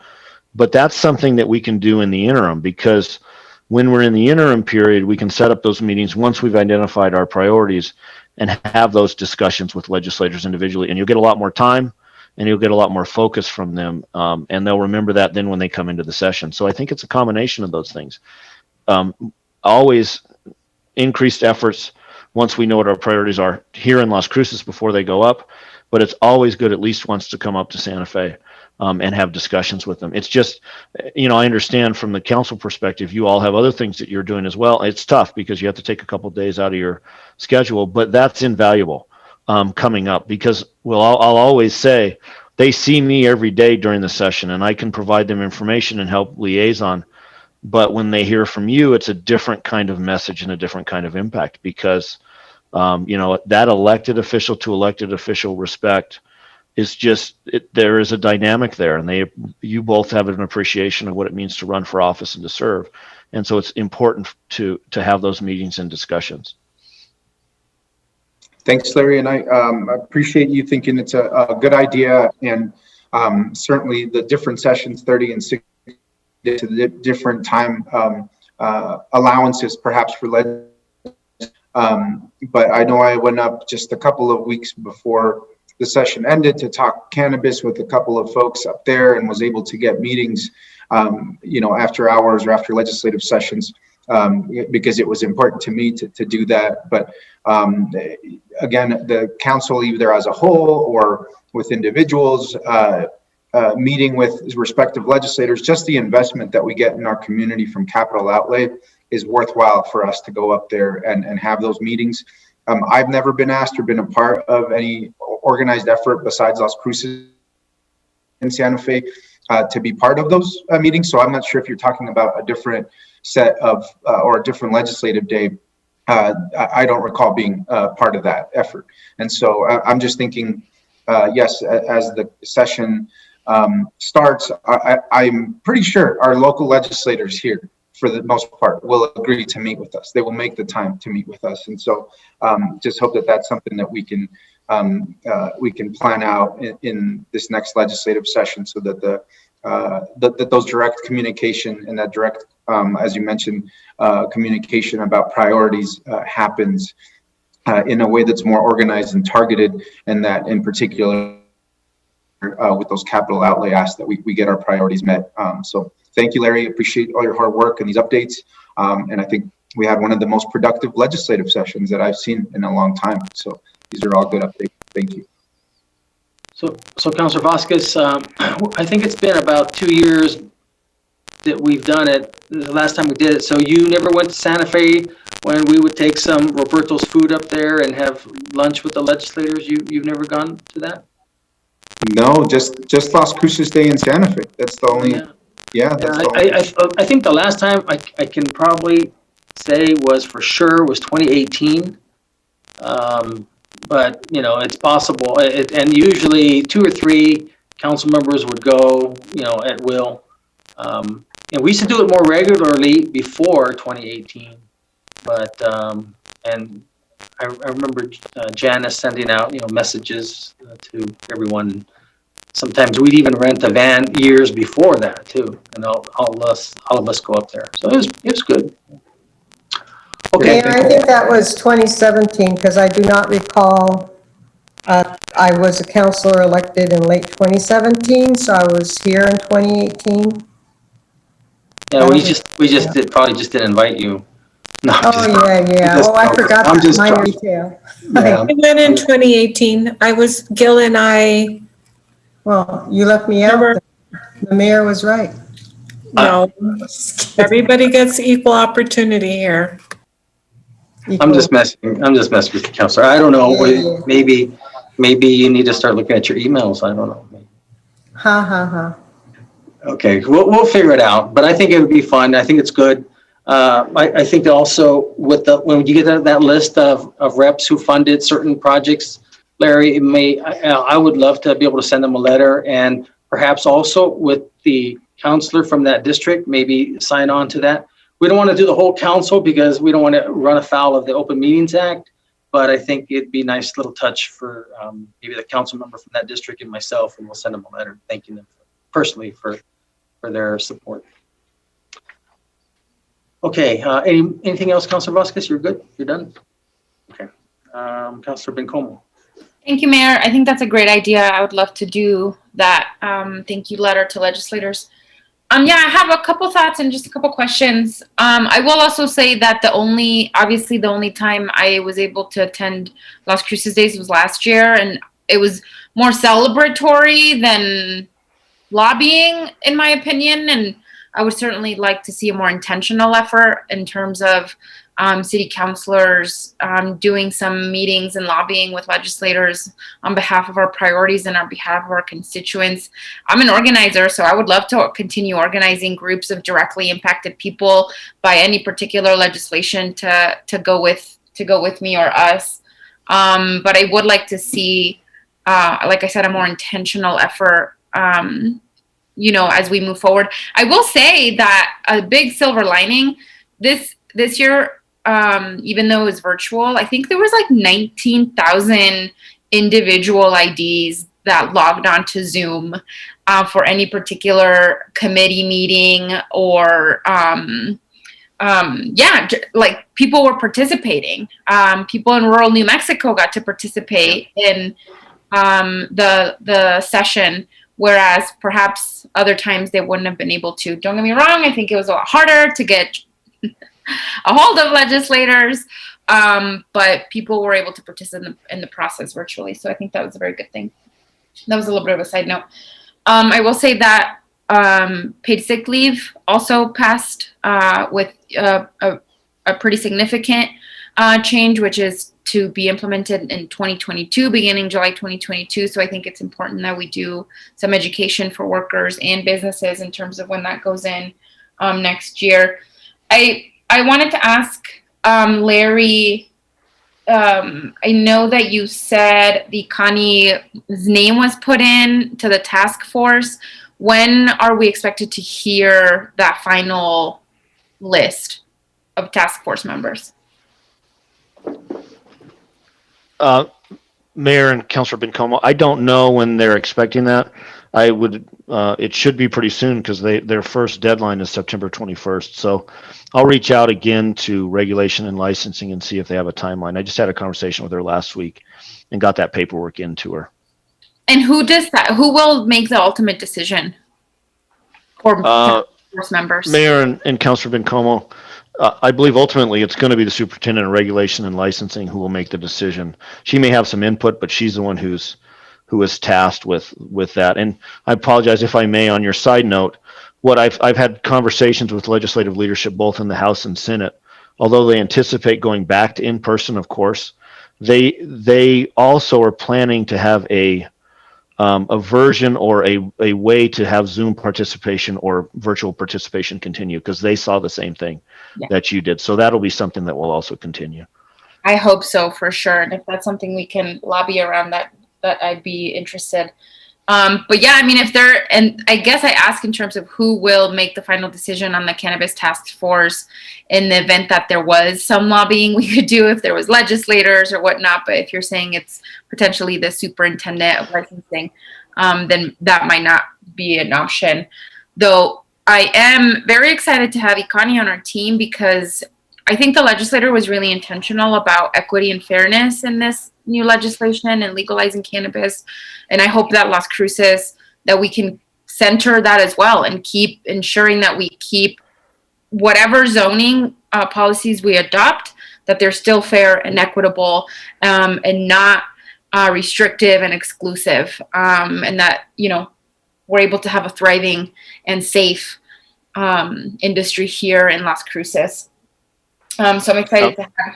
Oh, go ahead. Mayor and Councilor Bencomo, it was kind of a question, but Linda Trujillo will be the ultimate decider of regulation and licensing, but I would never say it doesn't help to lobby to try and get someone to make sure they're considered. And so happy to continue those efforts. I have had some conversations, but if we had legislators who might want to put a little whisper in her ear, that would be, that's a good idea. And she was a former House member, so she actually left last interim. So most of the members that are serving in the House were her colleagues.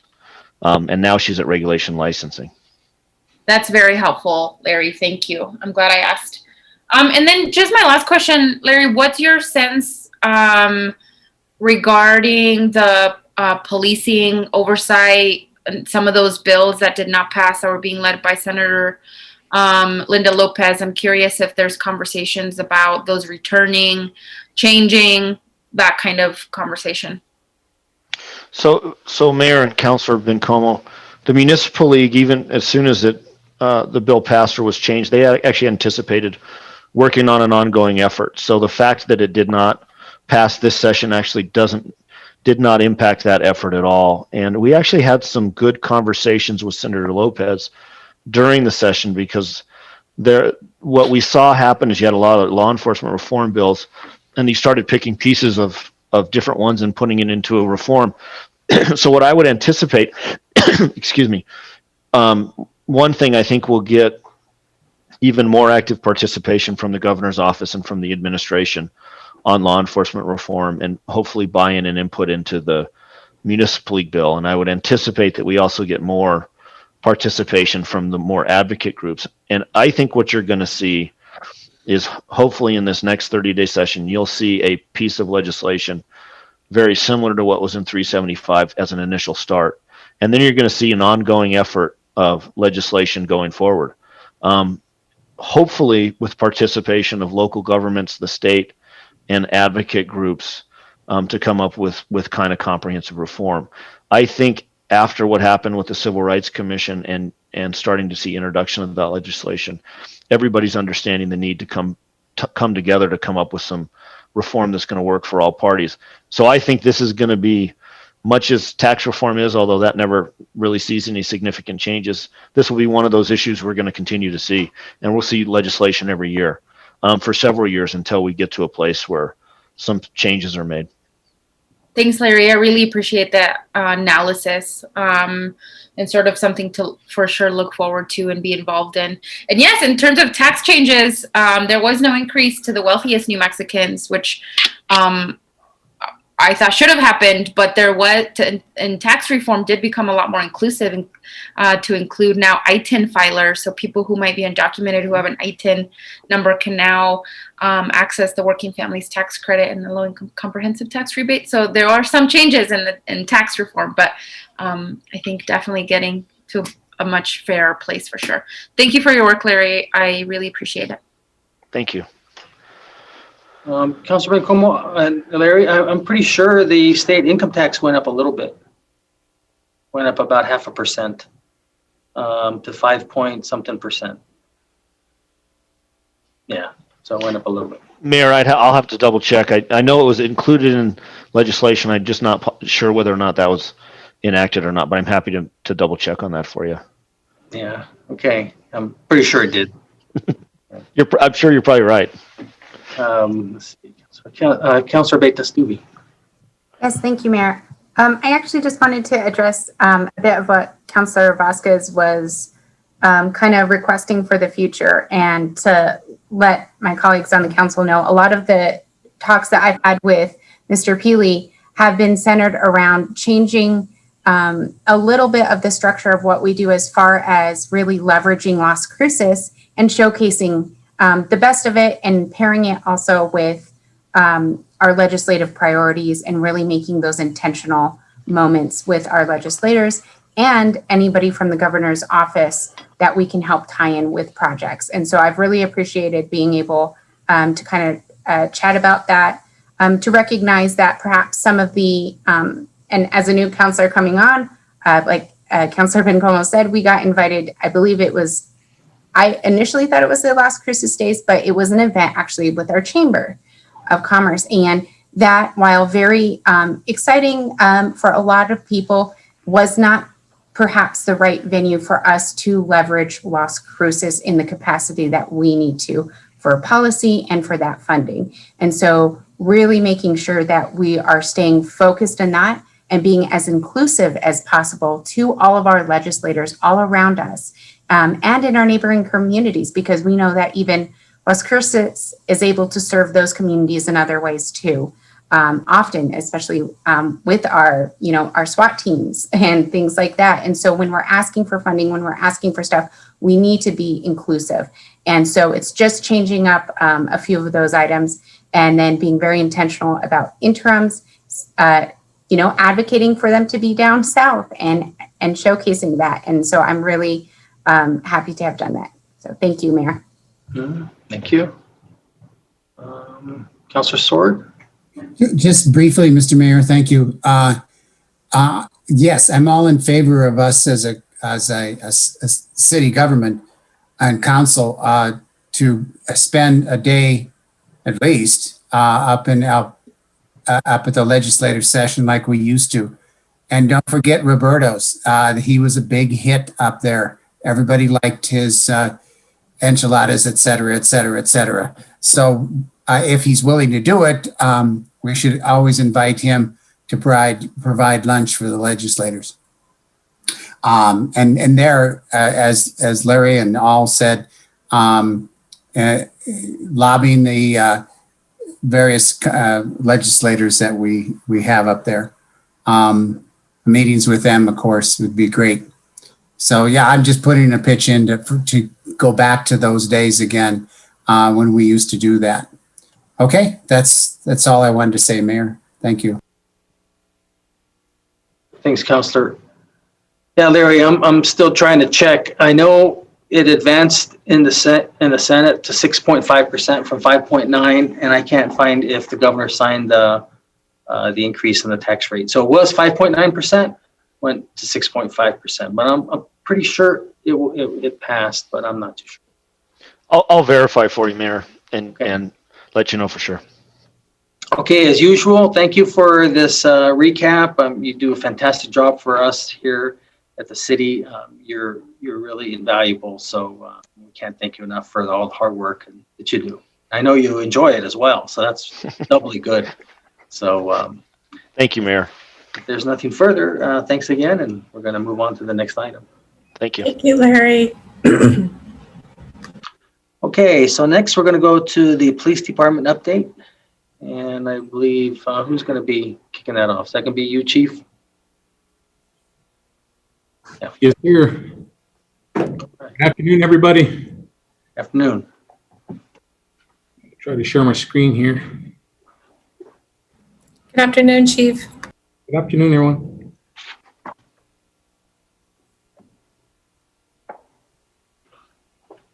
I'm having issues sharing my screen.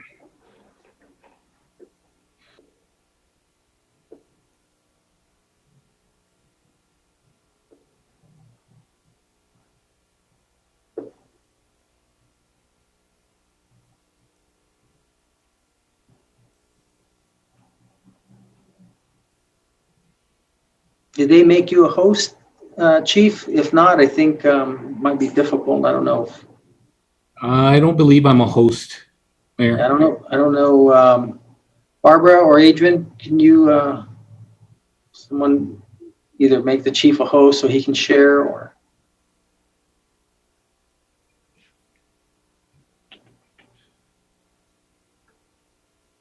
Amber?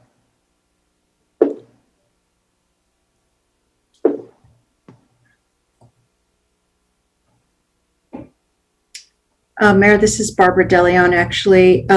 Chief, you don't have the option to share?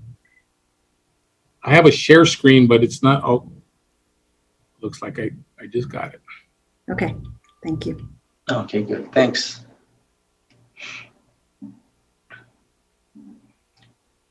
Okay, can everybody see the screen? Yes, sir, we got it.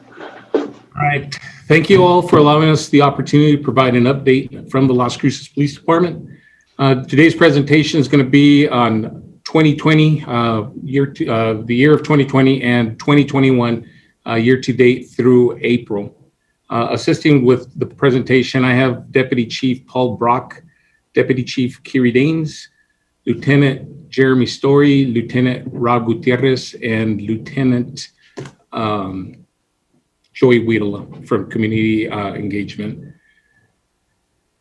So we'll begin with the presentation. We'll begin with our mission. Our mission has been and always will continue to be to provide community-focused public safety and law enforcement services. As you all know, everything we do is driven by community needs and their input.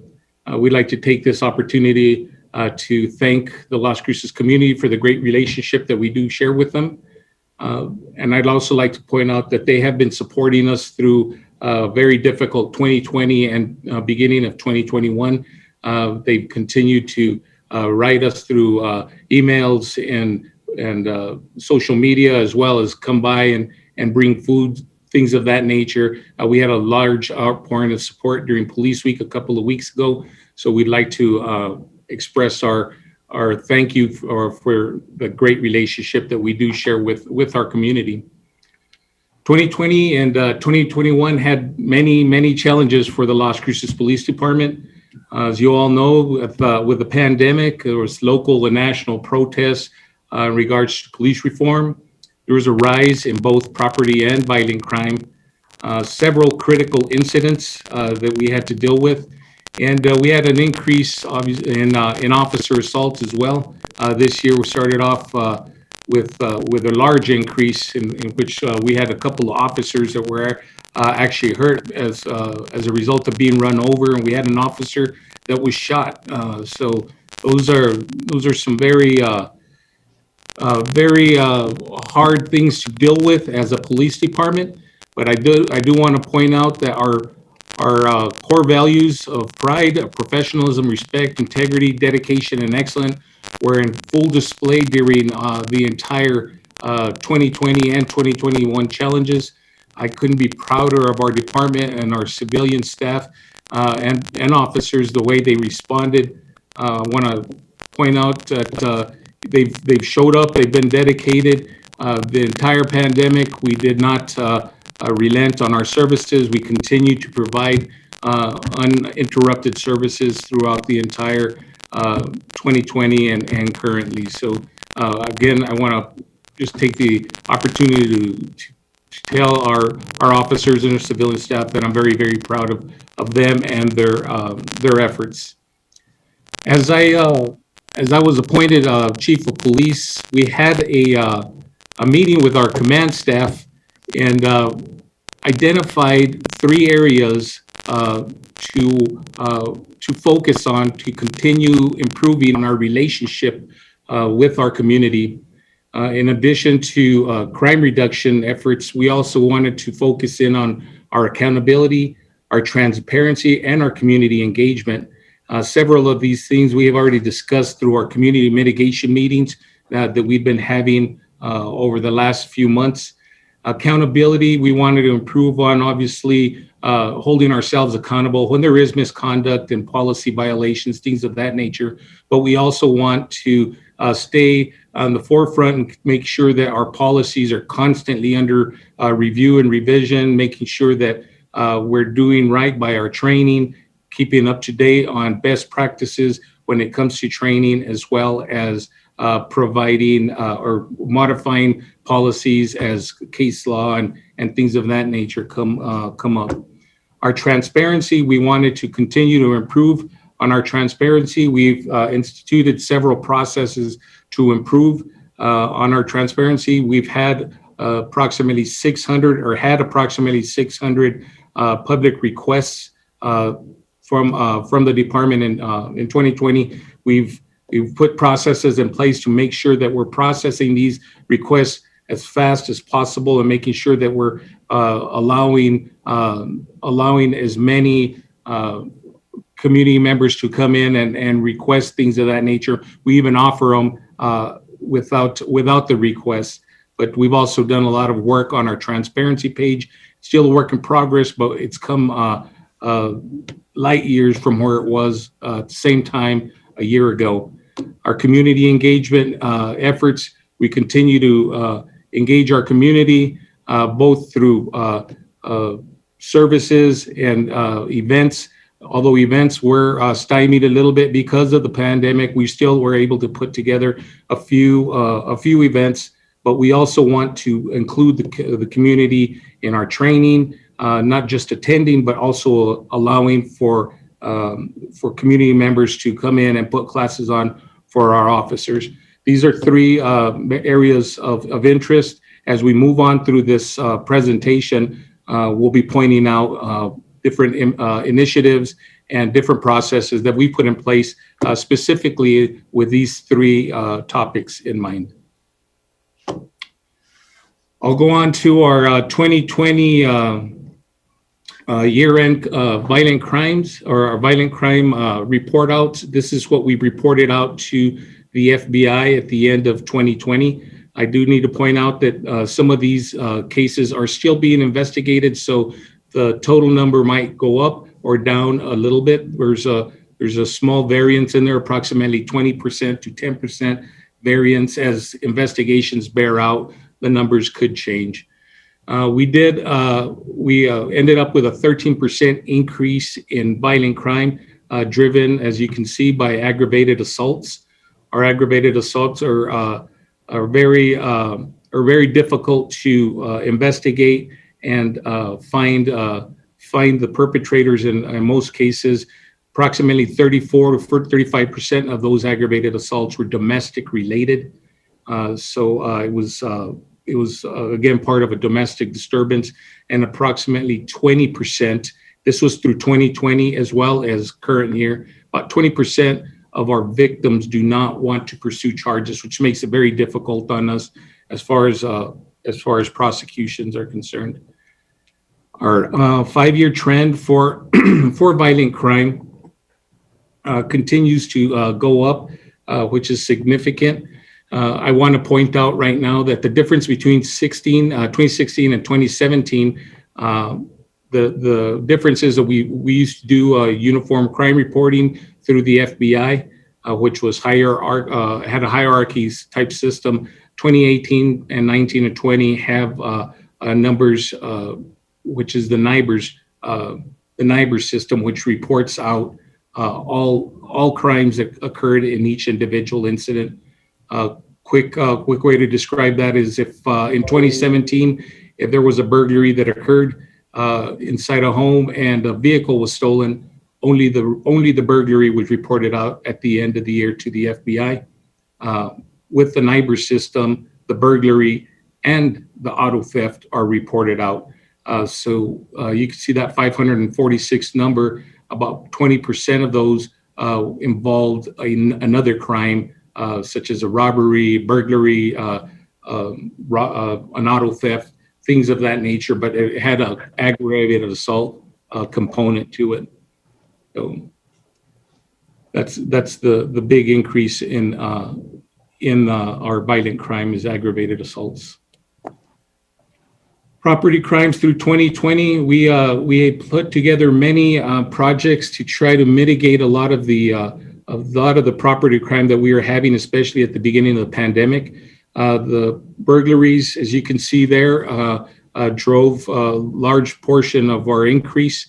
A large portion of the burglaries were non-residential burglaries, which included burglaries to commercial to buildings as well as storage facilities. A huge increase as well is in vehicle thefts. We continue to see a large portion of our property crime being vehicle thefts. As we move on through the presentation, we'll point out some of the strategies that we are currently employing to mitigate some of these property crimes, which continue to be on the rise. I'll go to our 5-year trend on property crimes. As you can see, we have a significant increase from 2019 through 2020.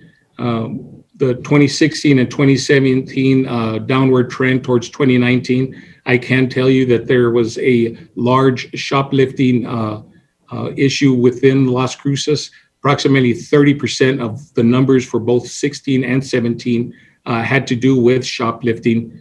We teamed up with the Las Cruces Retail Asset Protection Association and it paid great dividends. We were able to reduce a lot of the shoplifting incidents because of that coalition, but brought the numbers down in 2018, 2019. 2020, as stated before, we had a lot of burglaries because of businesses being closed. People weren't going into their businesses, and the bad guys, crooks, were taking advantage of it and breaking into commercial facilities, and we often wouldn't find out about it till a couple of days later when they did go in and check on their buildings. So we did have some projects that were able to reduce a lot of those burglaries. And I should also point out that we did have quite a few auto burglaries. People were taking advantage. As you all know, auto burglaries are crimes of opportunity, but we did have a few rings, younger individuals that were going around at night and hitting local areas, residences, and just going around checking for open doors. On any given night, we could have 16 to 17 auto burglaries in a given area. Although we can say that it was the same set of crooks, each one of those auto burglaries is an individual burglary, so we have to report them out as such. And that was a significant increase again on our property crime. As we move into 2021, these numbers are from January 1st through April 30th. Again, we've seen a huge increase in our aggravated assaults, 43% increase. The numbers bear out pretty much consistently with 2020 and 2021, where approximately 34% 50% of those aggravated assaults are domestic related. Our robberies, we've seen two of the 26 robberies actually occurred within a business where somebody went in and held up the clerk or the business owner.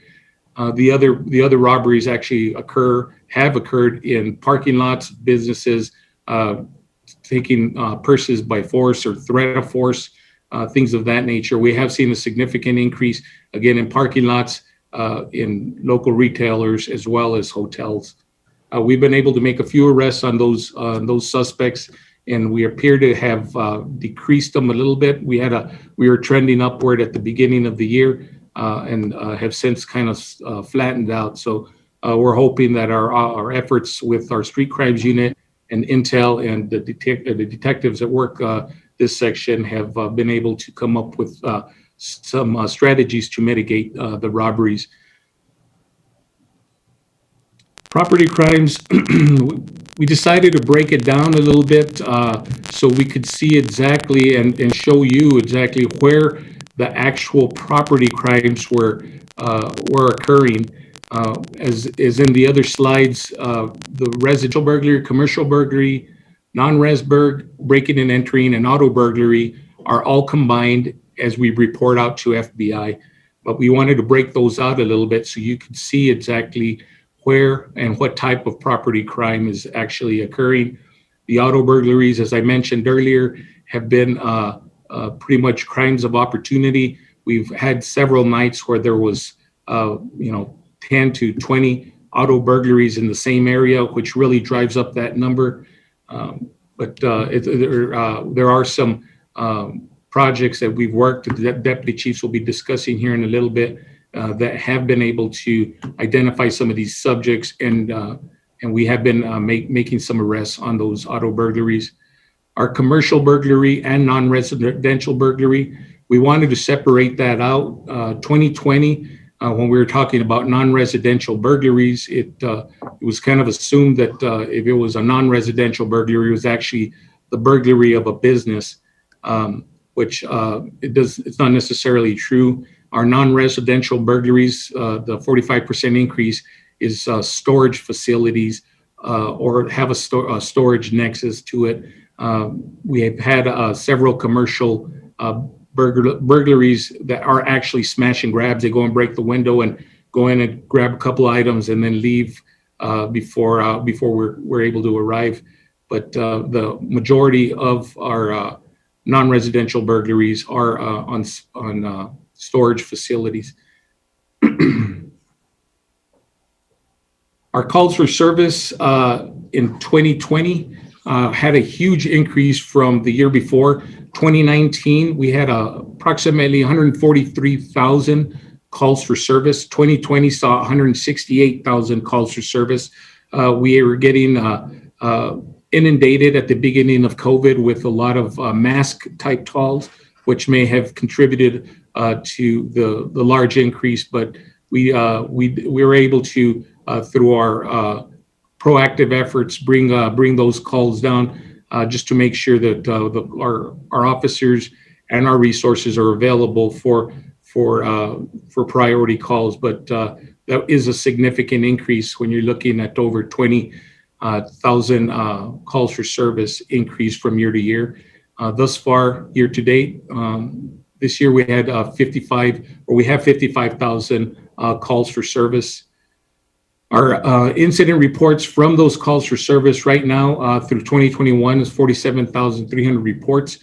Those are reports when they call, and we actually have some evidence or things of that nature that we can actually do a report on. So our incident reports continue to increase as they did in 2020. Our online reports are also increasing and hopefully will continue to increase because we're using this as a way of mitigating the shortness of our staff, which we're currently experiencing. I have Deputy Chief Daines on board that can talk about a little bit about the online reports and efforts that she's putting forth to increase them. Deputy Daines?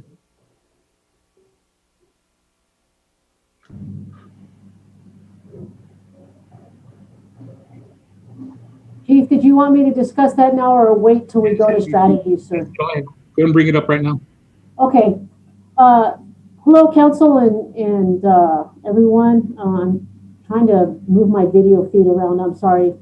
Hey, DC Daines, is there any way you can talk closer to the mic? You sound a little bit muffled.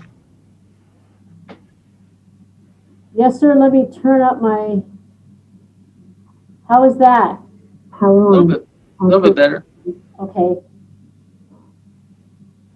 I try to get a new camera and everything for this, and of course, technology is what it is, sir. So we are You're hanging around Councilor Flores too much. I can't really. How did you know, sir? How did you know we were hanging out? Just kidding.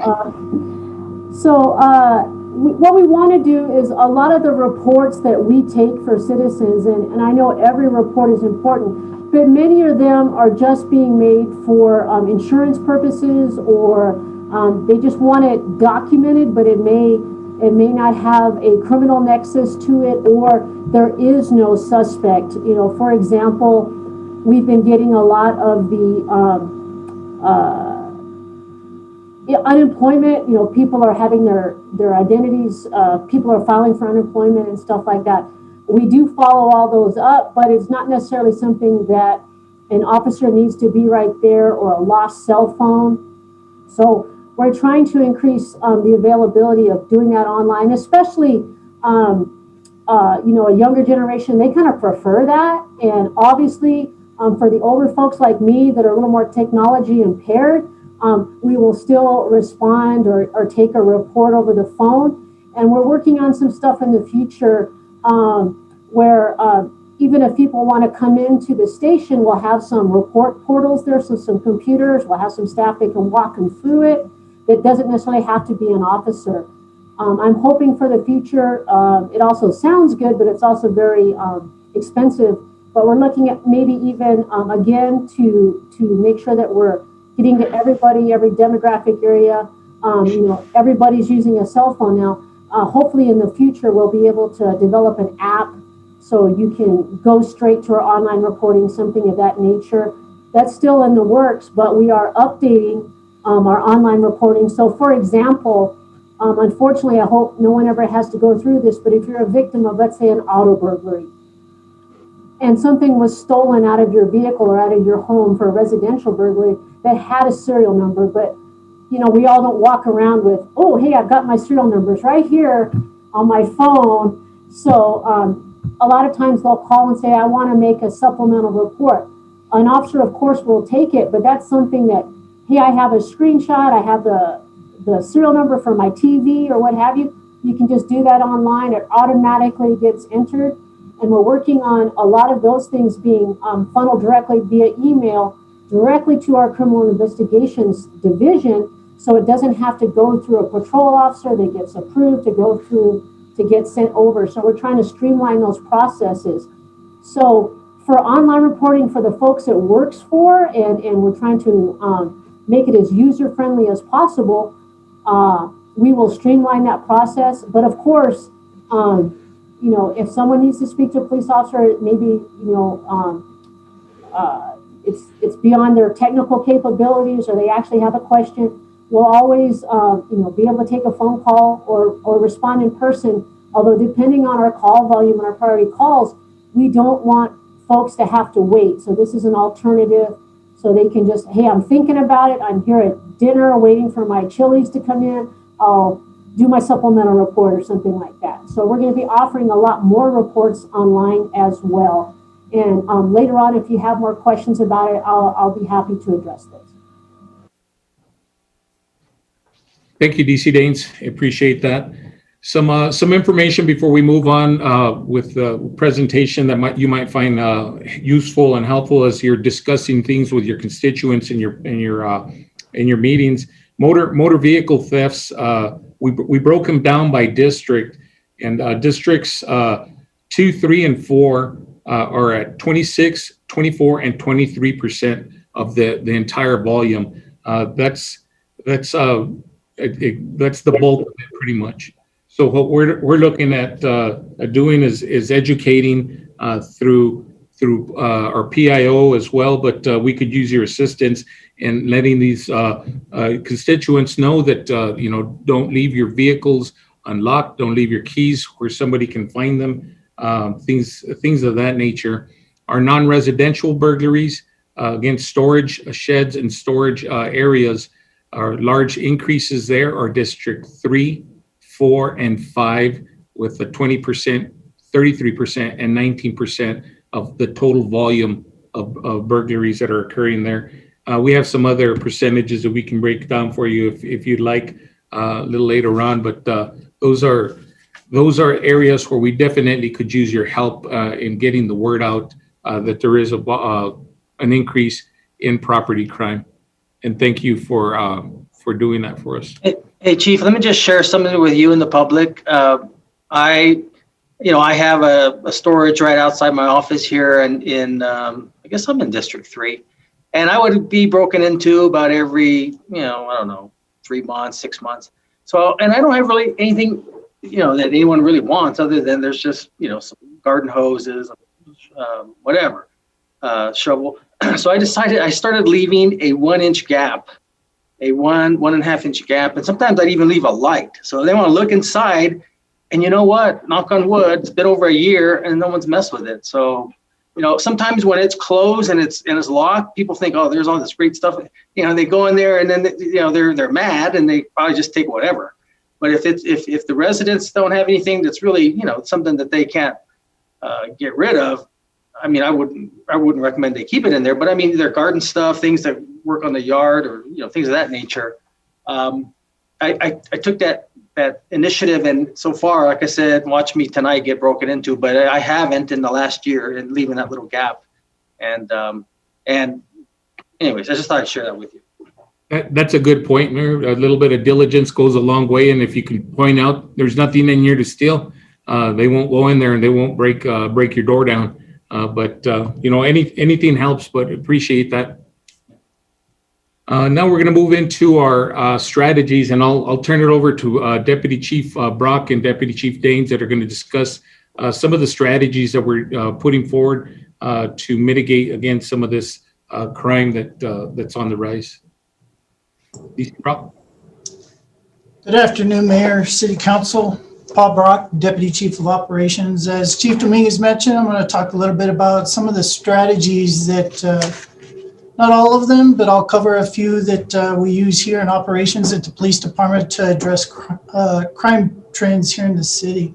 Hey, DC Brock, I don't know if don't want us to see you, but there you are. There you go. Is that better, Mr. Mayor? Yes, perfect. Okay, I apologize for that. In regards to the strategies, I think it's important to note that most of the stuff we do in operations is based upon evidence-based policing or intelligence gathering.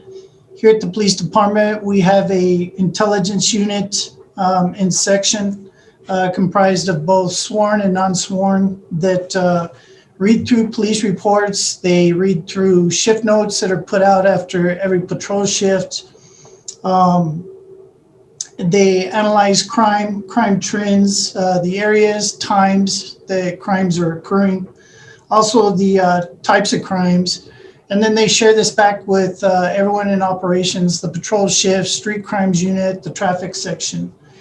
We use that information to basically focus our strategies and our initiatives on specific areas, times of crimes, in order to better allocate our resources. In other words, we're not just going out and blindly patrolling the city. We accomplish this by several different things. Some of the ones that I'll mention here are directed patrols. On patrol shifts, we'll identify specific areas, whether it's in patrol beats or other parts of the city, the times and days of occurrence, and then pass this information along to the patrol shifts. Supervision on the patrol shifts will then direct officers to the specific areas at specific times. We also use we have projects, both short-term and long-term, where we've identified certain parts of the city that the crime seems to be higher than other places.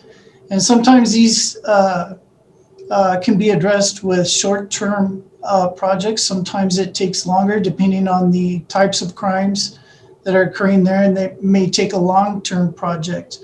When we have a long-term project, our community policing unit also gets involved. We come in, we speak with residents, in addition to allocating resources and looking at the crime trends, police reports and information that comes in.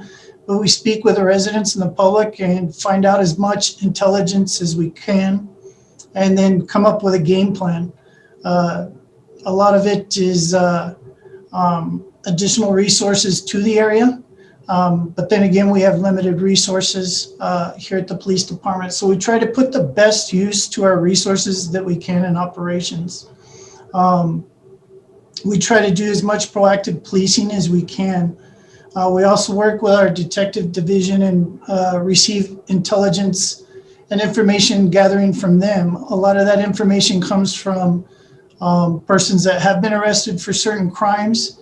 And during the interview, they may pass on additional information to the detectives that we can then use to direct our resources or forecast crimes that may occur in the future. We've had other projects to address the burglary. We started a burglary detail during nighttime hours to specifically address auto burglaries and commercial burglaries. We've also had burglary details in neighborhoods where a lot of the auto burglaries were occurring, and tried to forecast that the best we could and try to allocate our resources to those areas. I'd also mention that it's hard for us to measure how much our projects provide a deterrent to crime, because when a crime doesn't occur because of police presence in area, of course, we want to see the reduction in crime, but we don't really have a way to measure how much crime we prevent by just merely being present in certain parts of the cities or neighborhoods. So I think that's also important to know. We do saturation patrols. We place extra officers on patrol shifts depending on dates and times of crimes, and then again, we send them to certain areas. We also work with our law enforcement partners, both the state police, the sheriff's department, our federal partners, the FBI and the U.S. Marshals, and we also work with probation and parole to try to accomplish our goal of reducing crime in operations by the best allocation and use of our resources, our limited resources that we do have. So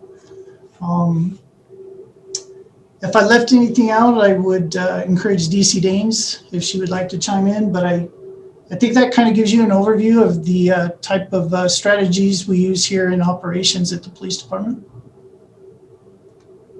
Yes, thank you, DC Brock. This is Deputy Chief Daines, Mayor and Council for the record.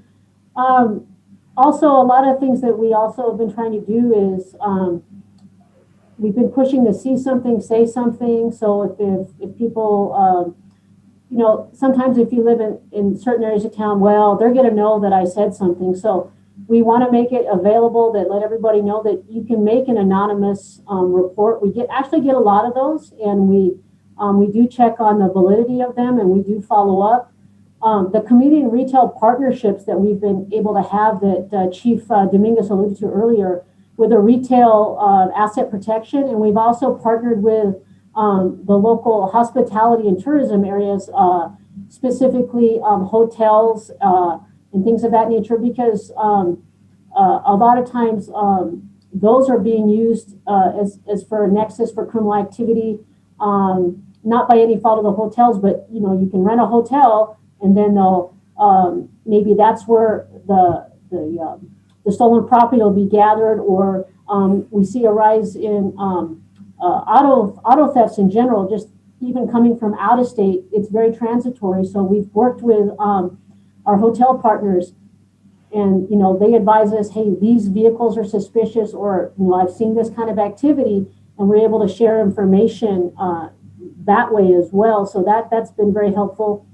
And with our proximity to El Paso, a lot of this stuff goes across state lines. Many of the auto thefts are going to El Paso and into Juarez, so we're working with the El Paso Police Department to look at trends and try to forecast as well. We do know there are a lot of chop shops. Parts obviously are worth more than the vehicle itself, and so we're working with our other partners. Once it goes across state lines, we can look at some federal issues, which helps us, and the FBI has a lot more resources, so we work with them in that nature. So we do a lot in just sharing a lot of information, debriefing the folks we do arrest, and seeing what's going on, and working with, if there's a drug nexus, a lot of times the thefts are being, property crime and the vehicle thefts are being taken and traded for drugs or used to traffic drugs. So we work with our Metro Narcotics Agency to see what's being used, how it's being used, and so we do that as well. So the biggest thing is trying to share information and forecast, which is very hard, but with our limited resources, we're trying to deploy them the best way we can appropriately, and then doing as much follow-up as possible. Like, did it work? Did crime go down, or did we move it? And then try to address it that way as well. So, and that is where our community policing officers come in, because they'll come in after a project, and then the residents will tell us, hey, this was great, or you know what, this is still happening, and we can reevaluate what's going on. So we're trying a lot of different things, and there's some things that this tradecraft we really can't tell you all about. I'm just kidding, but we'll do those things. And so we're really working with what we have and getting the community to report. And you'd really be surprised what the community does report to us.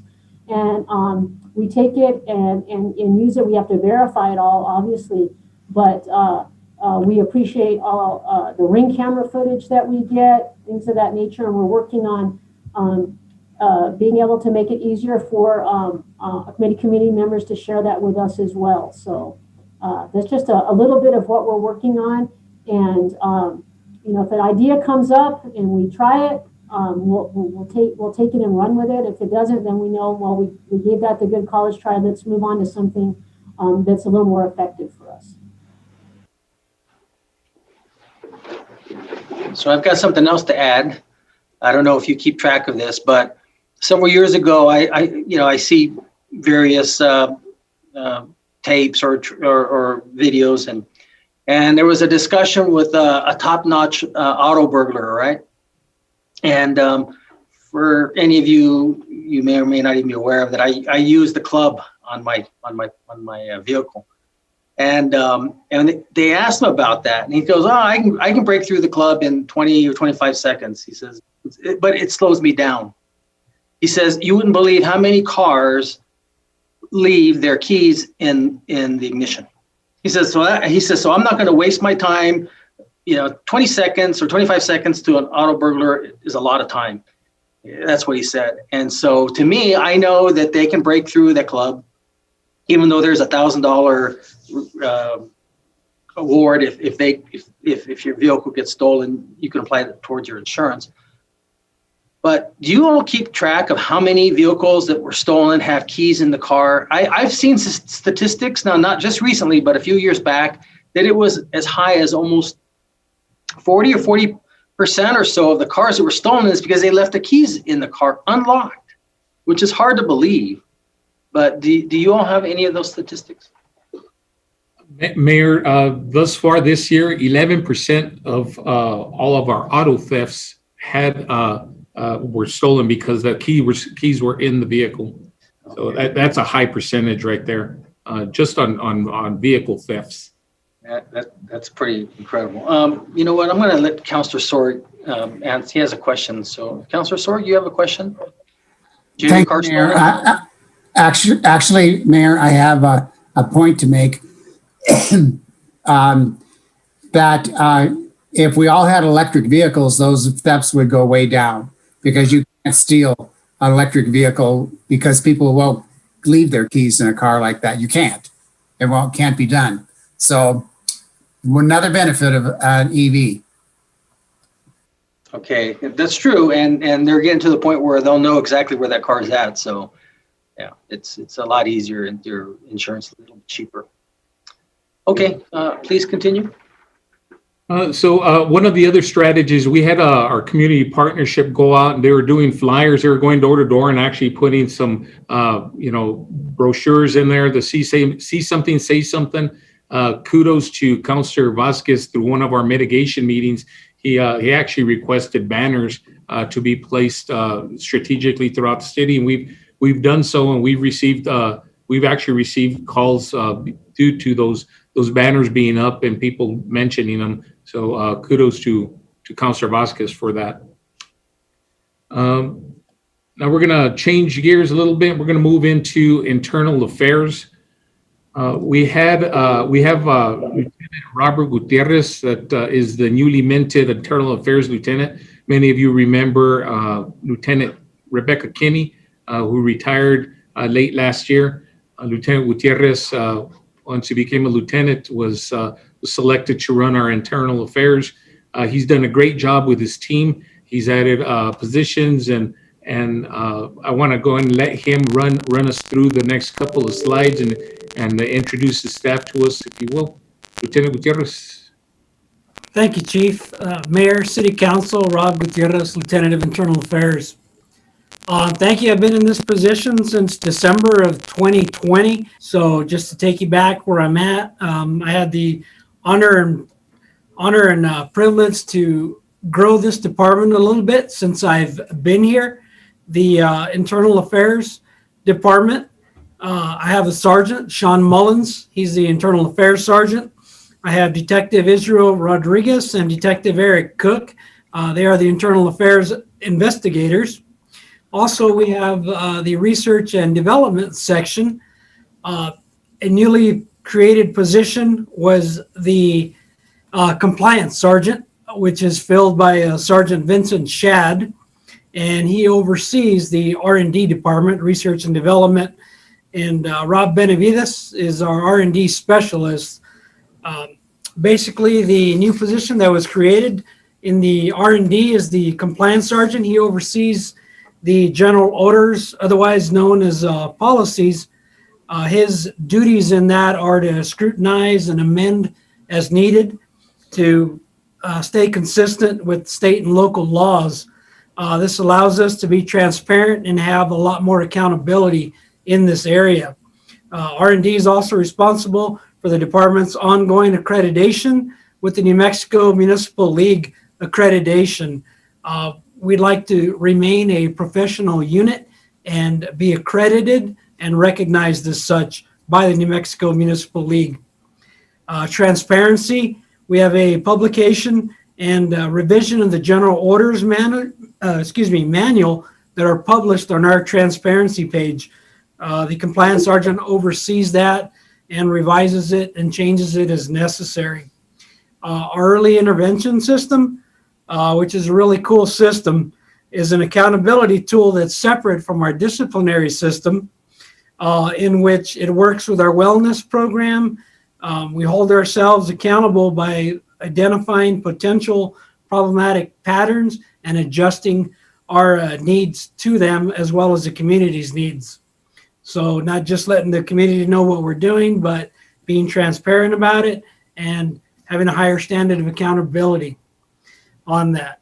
Now, changing slides, we get into our internal affairs complaint comparisons. Let me explain what our complaint types are, first of all, excuse me. Now, our E1C1s are those complaints that are formal investigations of an allegation of misconduct of a serious nature, or they could be non-serious, but it's related to a non-performance of duty. Now, our E1C2s are those complaints that are non-serious in nature, and the subject elects not to pursue a formal investigation. In other words, the complainant says, you know what, I want to give you some information. I want the supervisor to be notified of this officer, but it's for information purposes only.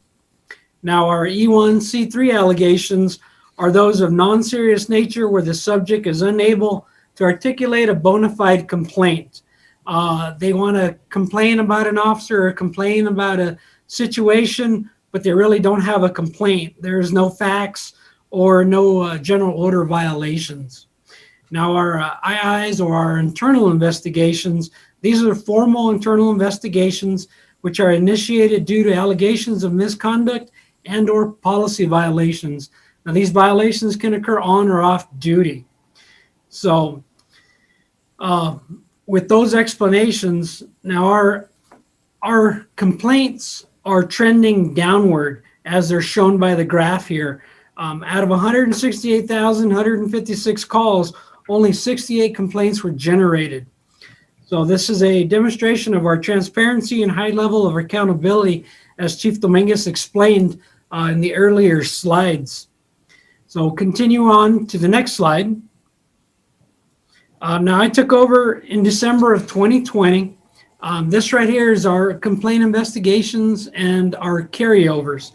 So we started with a backlog of cases due to the COVID pandemic, but through a lot of hard work and our diligent efforts, our team has managed to bring our caseload down to a manageable number. Okay, now we distributed minor complaints, basically the C3s, to our shift supervisors, which allowed us to close out some of these cases, not necessarily close out, but come to a solution, either finding something wrong with a policy or basically detecting a pattern of potential misconduct and therefore preventing further allegations on it.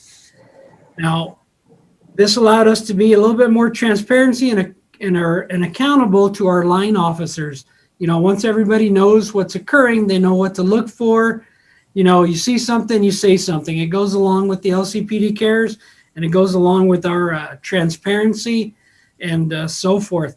Now, in 2019, we carried over 8 cases, which seems reasonable. Our goal is 0 or to have less than 10. But then going into 2020 and 2021, we carried over 34 cases. Okay, this, once again, the goal is to carry over 0, but due to a bunch of COVID pandemic restrictions, this delayed our investigations and postponed several investigations. So once again, this year, hopefully we carry over 0 and we finish our investigations and the trend continues downward. With this in mind, I'll turn it back over to Chief Dominguez. Thank you, Lieutenant Gutierrez. Did you have a question, Mayor? No, I was just going to say thanks. Thank you, sir. He's quite modest. He took over and there was a backlog of internal investigations, many of which had to be forwarded or extended. Between him, his staff, he was able to devise a plan to quickly get us into a point where we're running back to normal. He took a large chunk of those investigations and quickly worked them through the system to get us caught up. But kudos to him, especially being you in the position. He's done an excellent job there. Actually, I do have one quick question, I guess. If we, Lieutenant, if you go back to those complaints right there, internal complaints, is it fair to say that some of those are police officers who witnessed something with one of their colleagues and submit that? Yes, sir. Yes, sir. Quite a bit of them are internal. Okay, that's all I want to know. Thanks. We'll move on to LCPD personnel, but Mayor, to your point, I just received a text message from our Intel Section Sergeant Miranda Baker French. She scolded me for pointing out the wrong percentage. It's actually 31% of the vehicles that have been stolen had the keys left in there. So to your point, yeah, it's even higher. So yeah, 31%. Yeah, I mean, it's almost like they deserve it if they leave their keys in the car. I mean, come on. I mean, I'm sorry, but I mean, come on. Do they just forget, or they don't want to? I don't know. Okay, I take that back. I'm sorry. It leads to our frustration as well when we take a burglary report and they say, you know, I just had my iBook stolen from my vehicle. I left it in there overnight, just completely exposed. You know, that's $1,000 computer. They're just leaving there, easy pickings. And then on top of that, there's a lot of weapons, guns that are stolen out of vehicles, which are left in there. So it adds to our frustration. Yeah, Carrie, and I'm sorry I keep jumping in here, but I mean, I'm trying to provide a little bit. So carry a towel. If you have something valuable, just cover it. You know, again, circling back to that professional burglar or robber, you know, he says that. I mean, they look in there, look in the car. If they don't see anything valuable, they just move on. So, I mean, if they need to keep it in there, I understand they may have some equipment that they don't want to be hauling back and forth. Just carry a couple towels and preferably if you could get the color of the towel to blend with the color of your seat so that as they're looking, it kind of throws them off. Good point. Every little bit helps. So we'll move on to our personnel. Currently, we have a 202 authorized officers strength, and currently we're at 150. And actually, that's actually gone down a couple of officers since I put this PowerPoint together. So we're actually at about 148. To add some perspective there, we're typically with our 202 authorized strength, we're typically in the 185 to 190, and we usually have some cadets in the academy. Once academy graduates, we get very close or surpass the 202 by 1 or 2, and then through attrition, we go back down. But we operate comfortably within the 185 to 190 range. With 150, we are definitely low staffed, and it definitely is. It's affecting our proactive police strategies as well as our officer morale. They're really getting tasked with a lot of mandated overtime to make sure that we stay at minimum staffing and continue to answer the calls for service. DC Brock, to his credit, has been able to maintain our target of less than 3 minutes for a priority 1 and less than 8 minutes for a priority 2 call, which is property theft. And actually, we just went over that 8-minute mark by a few seconds. We're at about 8:15, 8:20 response time for those priority 2 calls. But it's getting more difficult as we're continue to lose officers and having issues attracting them. I have on board Lieutenant Story, who's going to discuss a few of the recruitment things that he's putting together with his personnel to try to make LCPD a little bit more attractive to prospective officers. Lieutenant Story. Chief, before we get to Lieutenant Story, Councilor Beta Stuvey had her hand up. Did you want to say something, Councilor, about? Thank you, Mayor. Thank you, Chief. But my question involves to attract officers, so I think I should pause and wait to hear from Lieutenant Story. Sounds good. Thanks. Good afternoon, everyone. Mayor, Council, Lieutenant Jeremy Story, the training lieutenant. We're trying several different things, and we've actually had a lot of success with some of the campaigns that we're trying. We're finding ourselves kind of in difficult waters, which is the case for most agencies throughout this state and nationwide. Some of the things we're doing a KVIA campaign. It's not necessarily the TV station, but they run an advertising part of that organization. So that's typically who we've used. This is the most successful campaign currently that we've ever had. And we're actually in top 3 campaigns of all time for KVIA. But we also don't always see the applications that we would expect from that. So we have that campaign that's, the numbers are great. It's successful, but it's not successful in the point that we're not getting the applications that we'd like. We've had several recruiting events. Last year was difficult with COVID, and going into this recruiting cycle, we're 2 months in of the application period of a total 3-month period. So 2 out of 3 months. They're starting to open back up. So now we have recruiting events where recruiters can go to.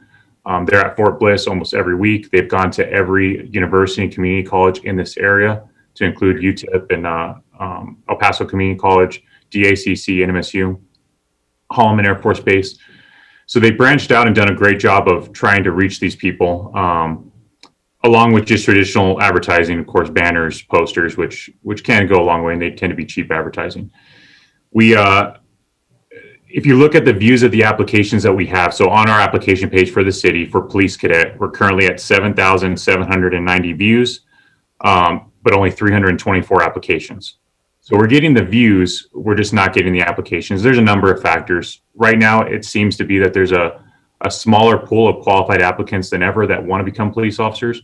And so it's very competitive for agencies. They're going to look, if they want to stay in this area, they're going to look at El Paso, the Sheriff's Department, and all the other larger agencies, and they're going to compare benefits, pay rates, things like that. And so an emphasis for the chief and us is to try to make our agency as competitive and as attractive as possible to those qualified applicants. And so that's become the focus now of working to increase our attractiveness to that smaller pool of qualified applicants. Again, laterals is another thing we can do, which means officers that are already certified that come over to our agency, so they don't have to go through an actual academy. But same thing with laterals. We want to attract qualified laterals, not laterals that have a problematic history at other agencies, and so just apply to other people to hire them.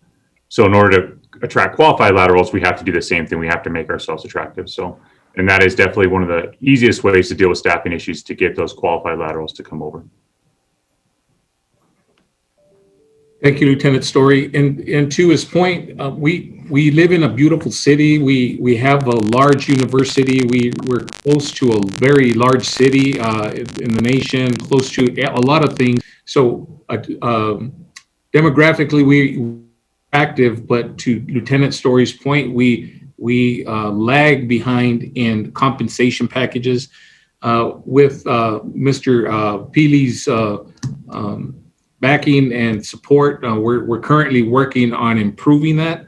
We have a few meetings coming up very shortly where we should be able to come up with a better benefit package to include compensation to attract those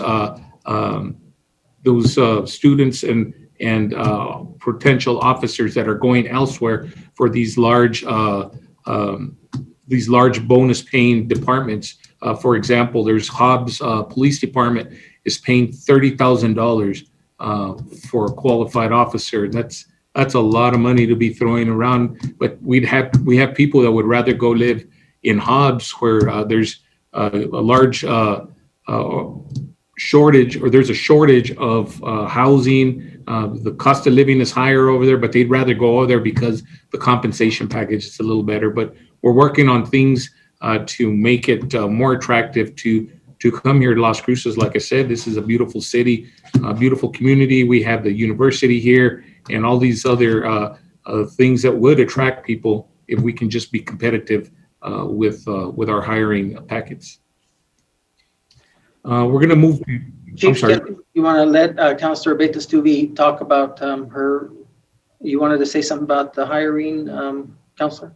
Yes. Thank you, Mayor, and thank you, Chief and Lieutenant Story as well. And I'm absolutely sure that you've already thought of these items, but since the market is so competitive right now for this profession, but looking at even adjusting things like shift schedules that allow for perhaps even like longer breaks in between time, so people can really reset and rejuvenate before they have to come back to work. And then I do recognize and believe that, we want to attract the best and brightest, and that does come with a cost. And so that's something that I fully recognize and value, is something that I think we need to probably have a conversation about as well, of making sure that we're staying very competitive, especially if we are looking to attract individuals with special skill sets. With our advertising, are we also working with Workforce Solutions at all? And some of their, I know they just mentioned that they were going to have a kind of a job fair and with veterans and other items. And so I'm not sure if we're partnering with that. So we have in the past, and we've worked with several different veteran groups. The military transition programs are good for us. I can say in the past, when we've had those job fairs, we get zero if you return or very little return in applications for applicants that actually make it into the academy. That's just been what we've seen in the past, but it's definitely an option because at this point, I mean, I'm willing to try anything that's going to help us improve our success. I think it's worth a shot. Thank you. And I have to say, I was probably at least 2 views. I went on and looked at all the applications and everything today just to see what's going on with that.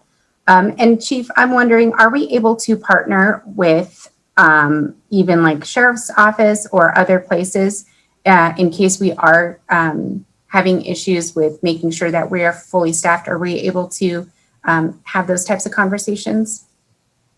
Mayor, Councilor Betas-Tuve, yes, we actually have memos of understanding and we joint powers agreements, things of that nature, so where we kind of cover each other. So if we were to run into a situation where we did not have enough officers and stuff, we definitely would team up with the Sheriff's Office and State Police, as well as other local agencies to make sure that we're providing our community, which is all of us in Doña Ana County, the services that they deserve. So we do have plans in place.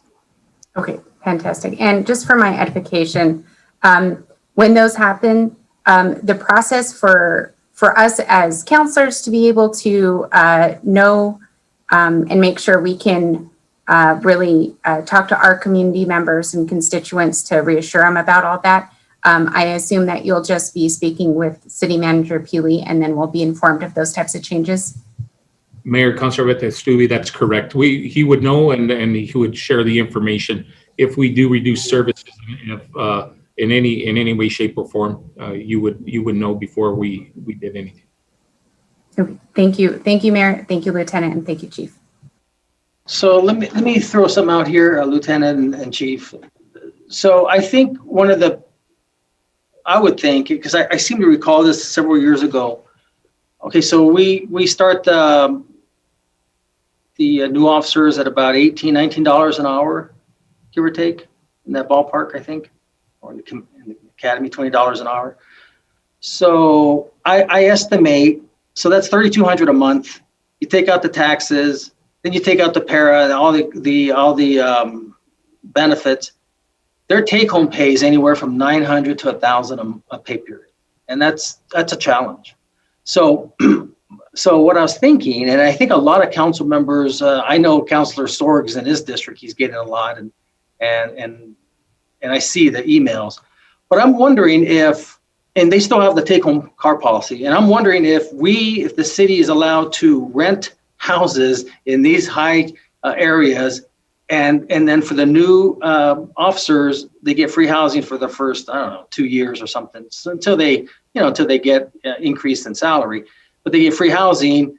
They'll have their car parked there, and I'm telling you, I know even if the car being parked there is going to slow traffic down. They don't know if the officer happened to just be bending over, doing something, picking something up, and have something going. I don't even know if we're allowed to do that, but I don't see why we couldn't look into that if that's something that you think might help with recruiting. I mean, because if you can give them free housing, I mean, that's $600, $700, $800 a month that they don't have to worry about. And that's and then plus it helps with the neighborhood. I mean, sure, they're going to probably have a lot of neighbors, knocking on their door from time to time. But hey, I mean, if you have them strategically placed throughout the city, why not? Mayor, to your point, I don't think I've ever thought of that, but we would definitely look into it. But to your point, there is apartment complexes, things of that nature that do give discounts to officers because they want them living there and be able to park the car there just for the presence. So we'll definitely look into it. We'll add it down as one of the things that we're looking into. Anything at this point would work or hopefully would work to get some officers into our staff. Yeah, they need to make sure they park their car in the driveway so it looks like they're ready to get the speeders. So I'm telling you, I know it works. Years ago when my dad had an old squad car, there that he bought from the city a long time ago, I'm telling you, he kept the traffic at bay on Farney. And after he got rid of it, Farney just started getting really busy. I mean, I would slow down. I'd be heading to my parents' house. I'd still see that car, and it's my dad's car. Not that I was speeding a lot, but I mean, I was probably going a few miles over, but but still, nonetheless, it's a deterrent. Having that police car there in any block, any street helps. Looks like we have a question from Councilor Flores. Thank you, Mayor, and thank you, Chief Dominguez and Lieutenant Story. So I think it was you, Lieutenant Story, who was saying that it is Lieutenant, right? Yes, ma'am. Yes. Thank you. That you're trying to make it attractive to a pool of applicants. And you also mentioned making it attractive for laterals, for lateral transfers.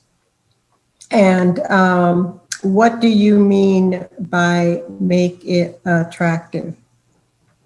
Well, Mayor, Councilor Flores, what I mean is right now, both lateral officers or commission officers and people who want to become an officer, so prospective cadets, that pool of people that are qualified that want to do this profession is a lot smaller than it used to be. So for perspective, when I when I went to the academy in 2007, when I look back at the records, we had over 1,000 applications. We had about 45 people who passed everything, and the top 25 started the academy. So you had approximately 20 to 25 people who passed everything that still didn't make it in the academy. That's not the case anymore. So we do not have that pool of people who pass things and don't make it in the academy. Out of a 1,000 applications or 800 applications, the average percentage that makes it into the academy is about anywhere from 2.5 to 3% of that number. So if we use round numbers, let's say right now, if we were at 300 applications and it's at 3%, that's 9 people out of every 300 applications that just pass everything, that are baseline qualified. I'm not talking about that are necessarily the top of the line applicants. That's just people that can pass everything that's in the process. So when we look at how many people are left in that pool that are qualified, that are intelligent, that have emotional intelligence, that are dedicated to their community or to the community they decide to move to, they're going to look at every agency that's hiring, which is everybody, and they're going to say, this agency pays this rate an hour, and they give a hiring incentive or hiring bonus, and this is what they pay in insurance, and they have this incentive, like something like the mayor said. Those little things do matter when they look at it and they say, they have all these incentives, I think I'm going to go with this agency. And what it is for that individual person that actually sells them on it, it's going to be different for different people. But the more incentives we have and the more competitive we are with pay and benefits, the easier it is to draw from that pool. That's just the bottom line. Okay, so the mayor mentioned that the hourly pay is $18 to $19 and did the arithmetic on that. So do you advertise it that way, or do you advertise it in terms of a package, in terms of retirement benefits, in terms of even a union, because you have a union, or police officers have a union? I mean, do you advertise all the incentives that that add up to a lot more than $3,200 a month? Do you advertise that way? Mayor, Councilor Flores, we do. When we do our recruiting, whether it's pamphlets or something on the website, if you look at that, we put everything that we offer, because there's a lot of things we offer that other departments don't, whether it's specialty positions or teams that are available here. We put everything on there. But ultimately, most people are going to look at numbers, and they're going to look at pay rates, benefits, salaries, or bonuses, things like that. That's the first things they're going to look at. And then they'll look at all the kind of the ancillary benefits that are there. But we put everything out there. Mm-hmm. And ancillary benefits are ones that they opt for, or that they actually come with the package? Because benefits turn out to be somewhat expensive. Like if an employee opts for a certain coverage, insurance, health insurance for the person and the family, turns out to be more expensive, even though it looks good on paper. It turns out to be a little bit more expensive. So I hope I'm making myself clear. But to me, just being a regular employee most of my life, I wanted to look at the whole package, not just what I was going to get paid, but what it would add up to with all, with insurance coverage, the retirement benefits, whatever, et cetera. So why? So you say you're advertising it that way. So have you figured out why there's such a low recruitment or a low, such a small pool of applicants? Can you attribute it to anything? Mayor, Councilor Flores, there's obviously a number of factors that are contributing to that. And some of those things are outside of our hands in the department, and some of those things are outside of your hands, even as council. But what I say is that with that reduced pool, they're looking at numbers. So if we pay less per hour than an agency that's in the same city or that's 40 miles away, and they offer a bonus or they have those things, they look at those numbers and they're going to pick the one that's higher. Many people are. So those are the things that are difficult for us. Well, so I think I'm asking questions that are maybe rhetorical or maybe bothersome or for you, but it seems to me that if they can find something that's 40 miles away or some other, another community in New Mexico, if it was competitive, I mean, Las Cruces is like the second largest city in the state. So one would think that there would be the resources or the financial resources to hire a police force and have an excellent pool of applicants. And of course, this is getting into budgeting and all that. And this is something I asked at last week's meeting or just a previous meeting a week or two ago about unfilled positions. You have 52 unfilled positions. And my understanding, explanation is that those particular positions can't be redefined. The unfilled positions have to remain that way. And it just seems kind of crazy that there are quite a number, over 4 dozen. Yeah.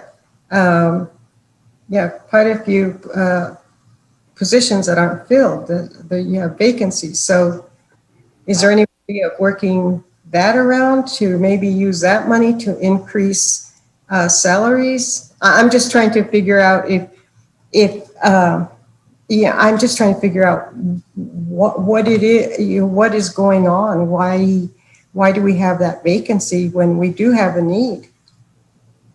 Mayor, Councilor Flores, I think I can answer. So as far as recruiting officers, for example, a first-year officer in Santa Fe makes $22 an hour. I'm going to go down this list. Albuquerque, $21.27. Rio Rancho, $20 an hour. Hobbs pays $26 an hour. The Sheriff's Department, $18.30. El Paso Police Department pays $22.21. Farmington, $23.75. San Juan County, $22.13. These are all agencies that are competing right now with us to hire these officers. We just approved our pay rates to move up to $18.83 an hour, but that still leaves us way towards the bottom. With that rate, we leapfrog one other department. So we are working on a compensation package that'll be way more attractive than what we currently offer. Once we do that, we'll be able to attract more people. Like you just pointed out, this is a beautiful city. People want to live in Las Cruces, but to be a police officer in Las Cruces versus El Paso, for example, they can go down the road over there and make almost $3 more an hour and commute, and it's worth their while to do that. So we need to compete with that issue first and foremost to be able to attract. But we're not the only agency that's hurting right now.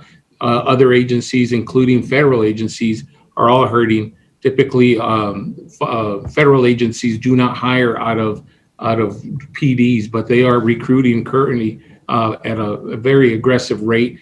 I have friends of mine that work for the FBI, and they're currently getting bombarded with background checks of officers that are wanting to go to the federal ranks, things of that nature. It's a challenge for sure, but we need to continue working on it. And to add a little bit more perspective as to how we got so far behind our last academy, we had our Academy 49. We had 10 graduate that academy, and by the time they made it through the field training program and everything, we had 4 officers. Typically, our academies are 25 officers to 30 officers. So COVID really affected the way we are able to train that academy. And then the Academy 48 that was right before that, we were only able to get 10 officers from that academy. So that's led to our deficit thus far. Yeah.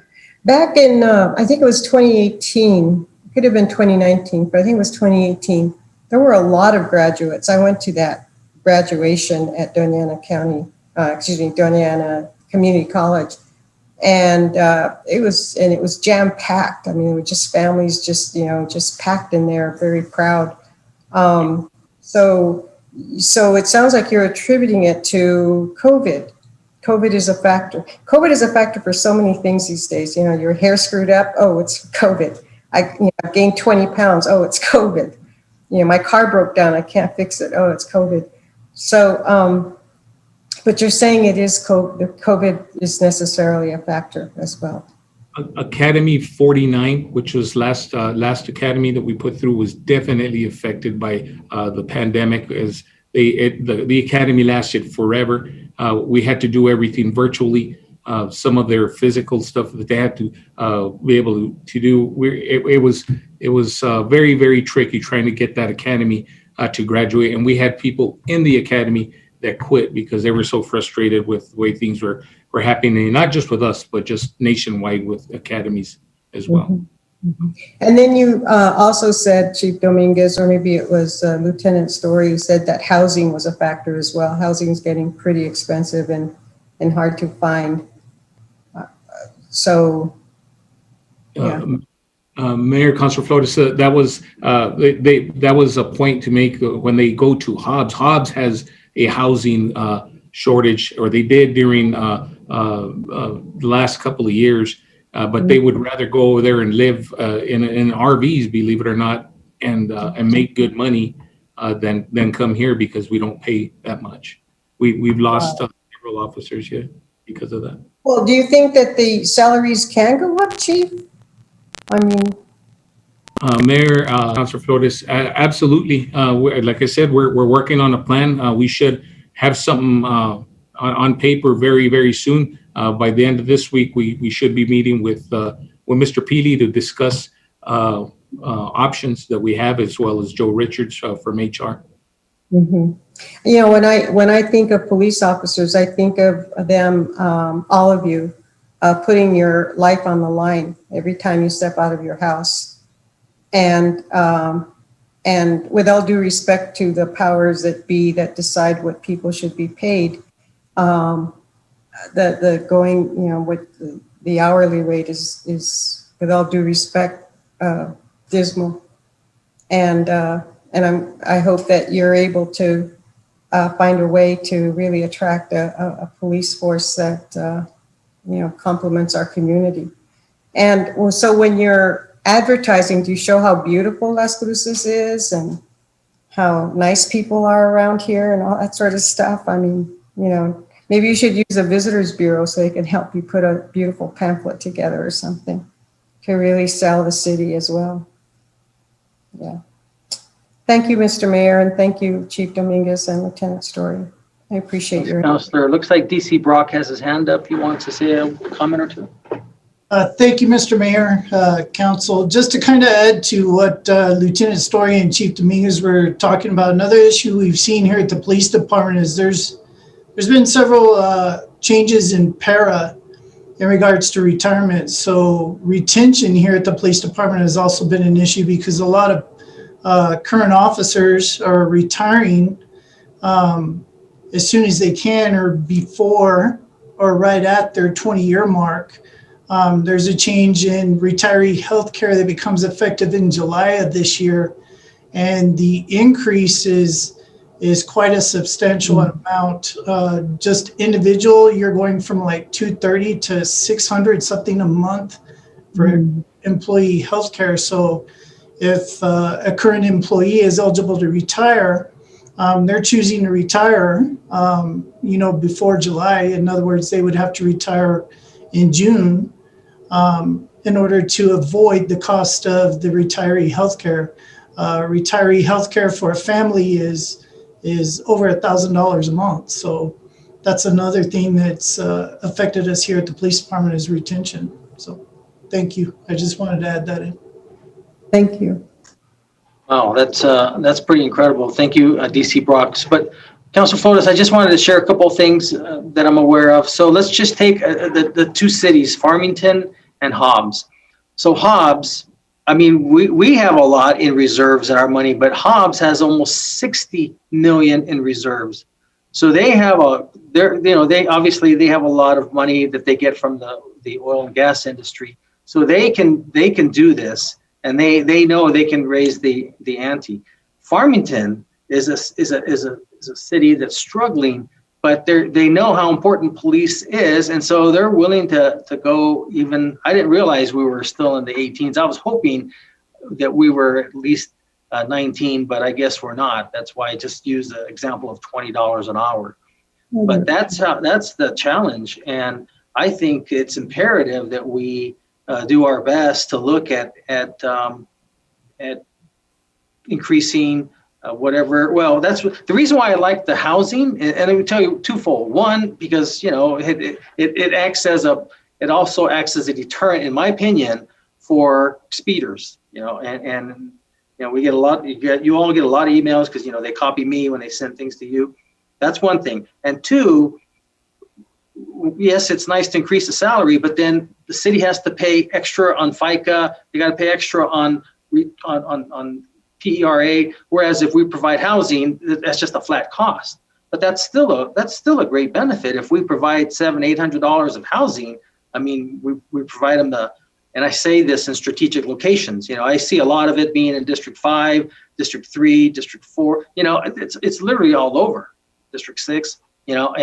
But those that are that have a lot of referrals for speeders. That's just my opinion. So, okay, we've got Councilor Vasquez and Mayor Pro Tem. So, Councilor Vasquez.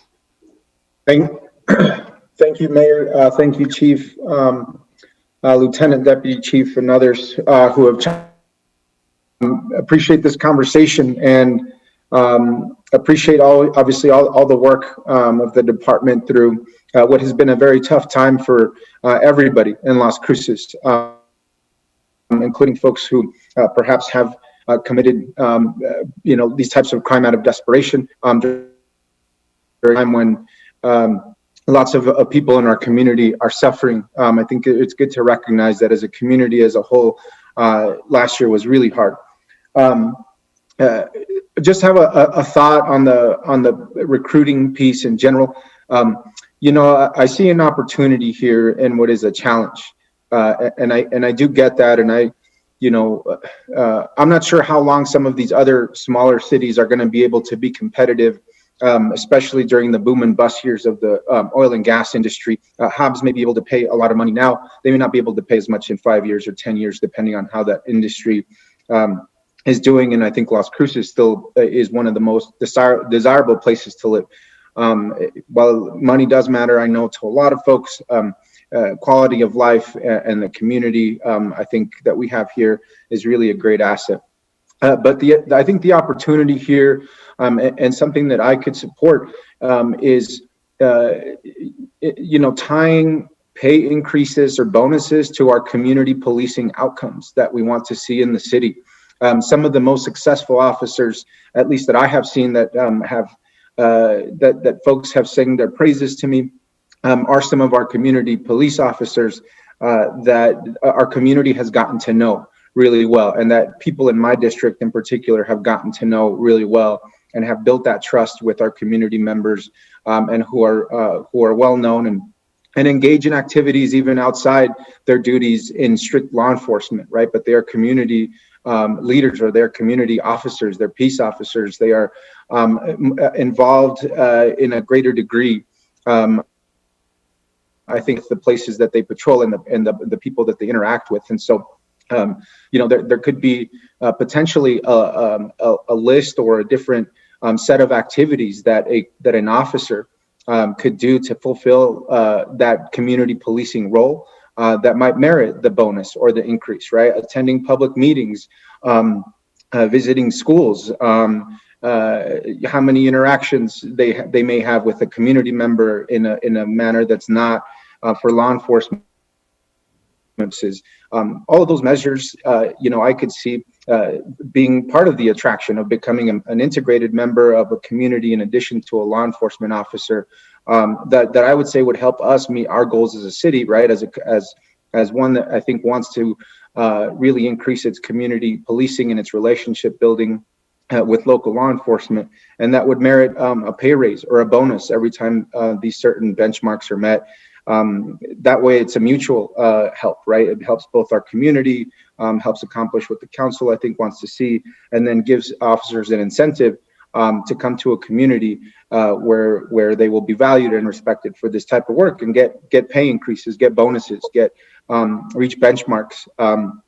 So that's just a thought of how maybe we could build a bonus structure, an increase in salary, or a progressive tier of increased pay as community policing benchmarks are met. And I understand not every officer perhaps gets into the police force to necessarily have that type of perhaps relationship with our community.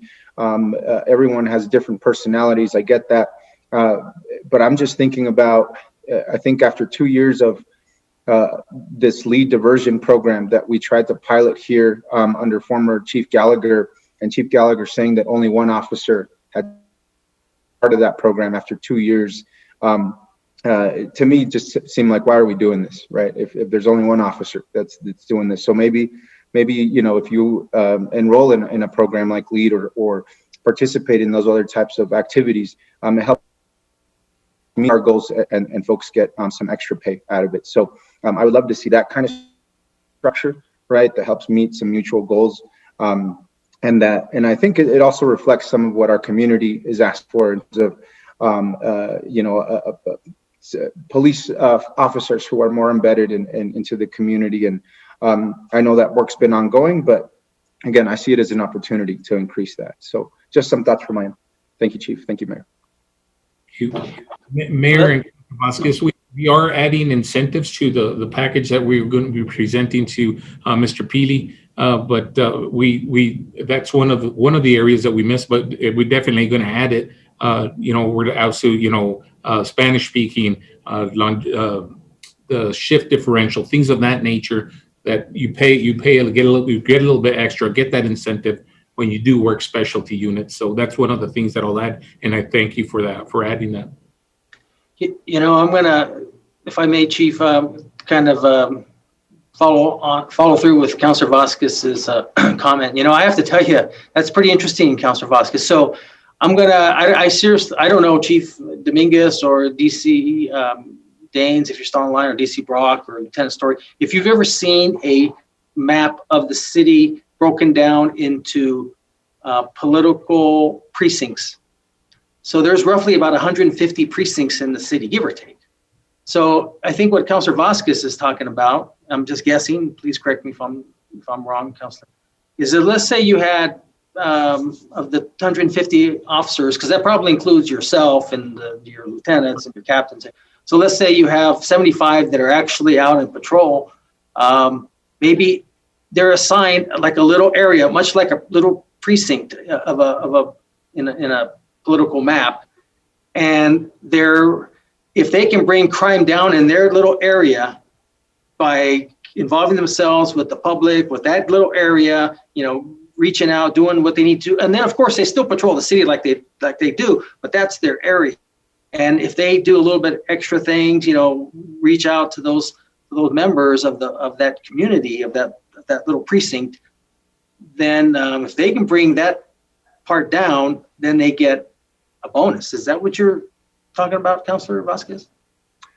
Yeah, I think to some degree, absolutely. And I think the measure shouldn't just be bringing crime down, but I think just those touch points, right? I remember in college, I think in several of my classes, you know, if I was in an arts class, I would get extra credit if I went to a play. And back the little report that said, hey, I attended a play, and it, you know, and teacher appreciated that because it added to the experience of learning about that subject, with, you know, and wasn't a grade attached to it, but yes, I mean, that's a good idea in terms of the precinct piece. And the more they can show that they are embedded in their community in one way or another, again, participating in after school kids events, or I mean, a whole bunch of outreach opportunities that you can do, you know, where it would say you participate in a minimum number in this area or per year, and you qualify towards a specific bonus. I absolutely. Okay. And I think it helps So us with our basically a two-part part. performance, like a performance, yeah, like let's take my mayor's top teens. We have, for them to get a scholarship, they have to do 2 or 3 community events. You know, where they help cook some pancakes, they help clean up the, beautify Las Cruces. I see where you're getting at. That, well, you know, interesting. I mean, something to be thrown out there, Chief. So, and you got Councilor Vasquez's support there. So, heck, it could be, that could mean millions. We could give for incentives. But it may pay very well, because that could inadvertently bring crime down. You know, if they feel that comfort, that be able to call up their local officer who takes care of that area. Hey, you know, Officer Flores, hey, this is what's happening. Oh, okay. You know, when they build that trust, it's all about relationships. So I think, but they still are patrolling like they have to, like they normally do. But then that's their area. I like that. I have to admit, it's pretty good. Anything else, Councilor Vasquez? You're good? Okay, Mayor Pro Tem? Yes, thank you. Thank you, Chief. DC, Danes, Brock, Story, and others. I've appreciated hearing from each of your departments. And this area of recruitment and retention is really important to me. Last week, I said I'd like to propose a resolution to increase the pay. I felt you were a bit surprised there, Chief. You gave a little bit of, what I felt was shade, if you will. And I want to be really clear that I want to do what we can to increase that pay. So there were a number of things, and one was the increase in pay of the police officers. It can include cadets, if you will, and whatever we have to do to negotiate with the union. And I think I'm for that. But I really appreciate the incentives, and in looking at your recruitment efforts online, and just keeping track of it, you know, with the bonuses, looking at increasing the hour during the hours per pay, I guess, during academy, and then once upon graduation, and then after you complete a year, it's $22.38. So all those amounts that you shared with us, Chief, of the various cities, are those just specific to cadets? Mayor Pro Tem, that's correct. Specific to cadets and first year officer pay. After that, the bargaining, the union contract takes over for the pay scales. Yeah, I guess that would be important to see how we compare, right, for each one of those. So cadet pay, then when you complete it, what that looks like, and then after a year would be helpful, because after a year they're 22 something, right? But it still doesn't compare highly, I guess, to the others, or over that we're paying even more than any of these other cities. So I really like the idea of the incentives. I think the housing opportunity, a stipend for housing, would be an excellent And I know that in talking with IFO, and I'll be real clear, I had a conversation with IFO last week, about recruitment and retention. And I also think that of all the data that I've seen, similarly, is that we have to also improve our training, right? And offer sort of the best training that we can, and more training, right? Instead of how long. I think some of those trainings, what I hear from other agencies is they get very consistent training at various levels. And so those things are of interest to me. I want us to recruit the best and the brightest, and be comparable to other cities. So one of the other things, and I can appreciate Councilor Vasquez's community policing and incentivizing that in terms of performance. But I also feel like we have to be really clear about what are the root causes to many of these crimes, right?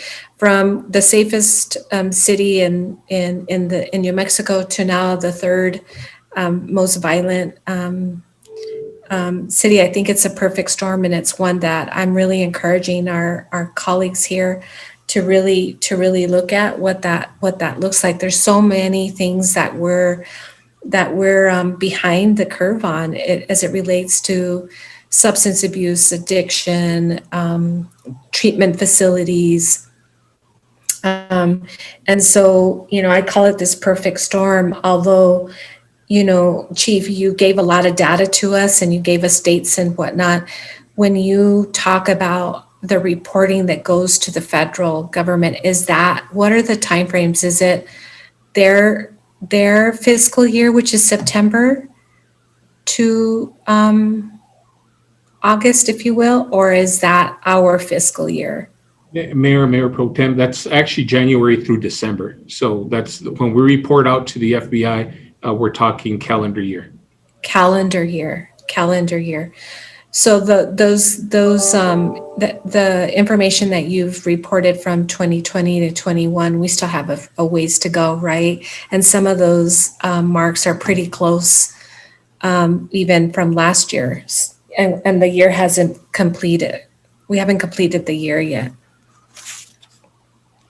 Mayor Pro Tem, that's correct. We're trending in the same direction. Trending up, yes. Okay, so when you talk about the violence, right, mostly a lot of domestic disturbances, Chief, can you tell us via like a GIS, like a map, where most of those violent crimes are concentrated? You did give a bit about some of the other ones, right? Like where the, let me go back to my notes, sorry. I've taken a ton of notes, so let me go back to it. But you did give, certain things are happening more so in District 2, 3, 4, that kind of thing. I'm assuming that you have that information for violent crime. Mayor Pro Tem, I actually have aggravated assaults, which is the primary contributing factor for the violent crime. And if you're ready, I can give you those numbers right now by district. Yes, sir. Is responsible for, has 16% of the total volume. District 2, 23%. District 3 has 25%. District 4 has 27%. District 5 has 6%, and District 6 has 3% of the total volume of aggravated assaults. Yeah. Thanks, Chief, for that. That's really important, because when I hear you say a lot of those aggravated assaults, so I think about what are we doing, right? What are we doing to help combat that? Are we trying to address it with, our community providers, and then that so many of them choose not to report and or move through charges, if you will. So that makes it really difficult. So I'm really interested in that component and what your thoughts are related to strategies and solutions, because all I see is that just getting, increasing with all the other things. And then I think about less police officers you're having to pull from different areas to ensure you have the coverage. And then I'm interested in what happens in the court system. And I'm hearing there's a huge backlog of court cases. And so when you don't, as Councilor Vasquez I think alluded to some of that lead program. When you're only having one officer refer to it, well, there's a lot of reason why that's not happening, right? Sometimes cases don't fit into the criteria. Sometimes you're going to have to address, right, just educating law enforcement and others about the programming. There's so much in there. And so, but if our system isn't working as a whole and we have these holes and gaps, that becomes really concerning to me. So I know I said a lot there, Chief. I just want to make sure that I want to make sure that we're supporting you, and you're giving us a lot of information, but I want to make sure there's an ask in there. And I'm not sure that there's an ask yet. So I want to be very clear that I'm supportive. I was a bit taken aback last Monday, and I'll be real honest with you, that I was feeling, I was saying, yeah, I want to do this, and you were throwing everything that you could to like not, agree that or think like, is she really mean what she said kind of thing? And I do. So I want to be very clear that I'm supportive of you and all your staff that are listening, because I think they are listening, that I'm supportive of whatever it's going to take to ensure you have the resources necessary. Mayor Pro Tem, first of all, if I gave you that impression, my apologies. I fully embrace anybody's support to help us better our department and better our financial standing with our officers and pay and things of that nature. So if I gave you that impression, my apologies. I fully embrace your coming forward last week and wanting to support our department and support our officers and increase the pay. So again, my apologies. There's some things that we're continuing. We still have some of our presentation to go through, but we definitely are asking for your support, specifically when you're talking to your constituents on how to reduce crime, things that we can do together by through community engagement and being able to work together through projects and things of that nature. Some of the things that we're kind of going through the rest of this presentation, we'll kind of point that out. I appreciate that, Chief. And, we had a situation in the Mesquite Historic District, and we quickly pivoted and, organized a meeting that you'll be at, I hope, and some of the officers on Wednesday. And so I'm all for coordinating with you. I just want to make sure that as your 3 values, in terms of building trust, but those 3 specific is about, just engaging community and customer service. And I know that I've had several emails related to that, right, in terms of how we're addressing community moving forward. So I just want to make sure that we're on top of that if there's anything that I can do to help. And just so you know, I'd like to continue to have those public safety meetings and really get to the bottom of how our public is relating to law enforcement, and I think that I can have a dichotomous thought about completely supporting you, but also making sure that we're all held accountable, including law enforcement. And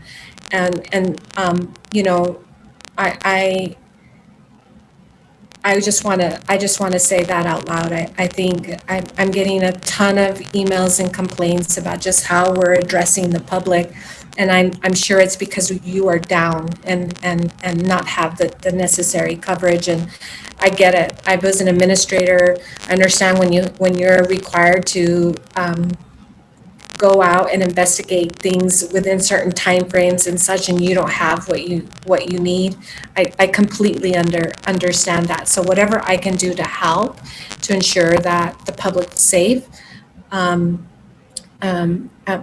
here to listen and support you in whatever I can. Mayor, that's really all. I just wanted to say I'm all for raising those rates so that people feel that they can stay in this beautiful city and work in this beautiful city rather than go hundreds of miles away to work. I think there's just a lot of work that we can do in terms of incentivizing, but I think we need to do it very quickly. And so I'm glad to hear that by the end of the week, Chief Dominguez wants to, get with Mr. Peely to determine what that looks like. And I think Councilor Flores and Councilor Abeyta-Stubbe alluded to, well, if we're down, will you reach out to the Sheriff's Department, State Police, other officers to make sure that we don't get to the point where it becomes emergent. And it's a scary place to be because we see all this data, right? And you're telling us not so very good things about what's happening in certain districts. And so I'm very worried, and I think at other meetings I felt like we need to sound an alarm and we need to do what we can to protect our citizenry and to give the necessary resources to you, Chief. So please, I hope that in this presentation that there's an ask and that you're real clear with us what that needs to be moving forward. Thanks, Mayor. Thank you, Mayor Pro Tem. I appreciate that. Councilor Sorg and then Councilor Bencomo. Thank you, Mr. Mayor. Thank you, Chief Dominguez and the whole staff, Kerry Danes and all, Deputy Chief. Just a quick question and a comment. When a cadet graduates from the training, the cadet school, and becomes a full-fledged officer, if he has a bachelor's degree, does he have any different pay than somebody, say, that just has a high school diploma? Mayor, Councilor Sorg, not currently, but it is putting up the incentives that we're looking at putting forth, see if we can get some approval. Any incentive Okay, thank you. together will definitely help. Yeah. I think that's important that we do recognize the extra education that a police officer has. I think that makes a better officer, of course. I think we all agree on that. And then I just wanted to comment on the fact that I did a little ride along a week or two ago, and for about 3 hours with Officer.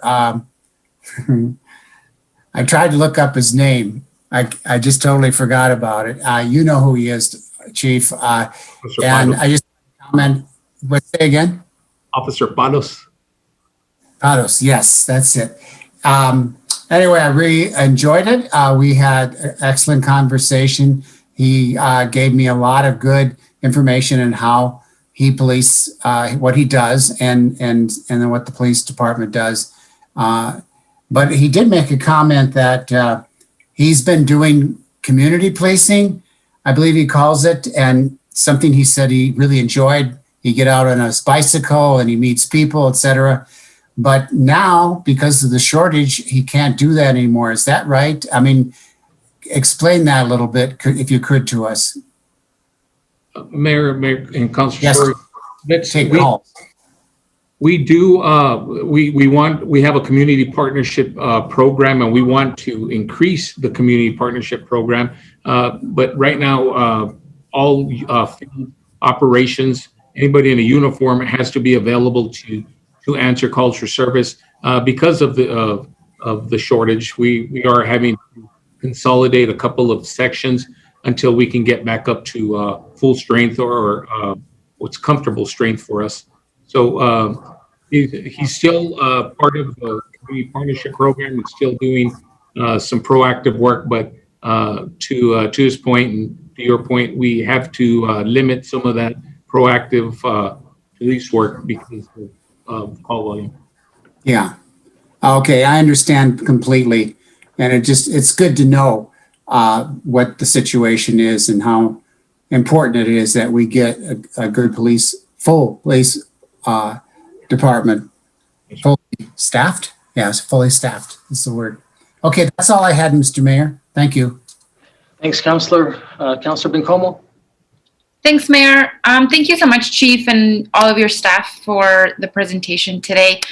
And I apologize, I had to leave for a second. Something came up and I had to respond to it. So I'm glad that this conversation isn't over yet. I did have a couple questions, Chief, in terms of, so since we're on this conversation about personnel, I guess when I hear that there's, intentional recruitment efforts from like Fort Bliss or other military bases, to me that raises some flags. And I'm just curious if you could talk me through that in terms of, I think folks who are in the military have a significantly different job, in my opinion, than police officers. What does that training look like then for some shifting of mentality? If I'm understanding you correctly, why are we recruiting from the military? Would that be correct? No, not necessarily. I mean, I think you want to recruit wherever you can at this point, right? I'm just really curious because I see that job as significantly different than police officer's job.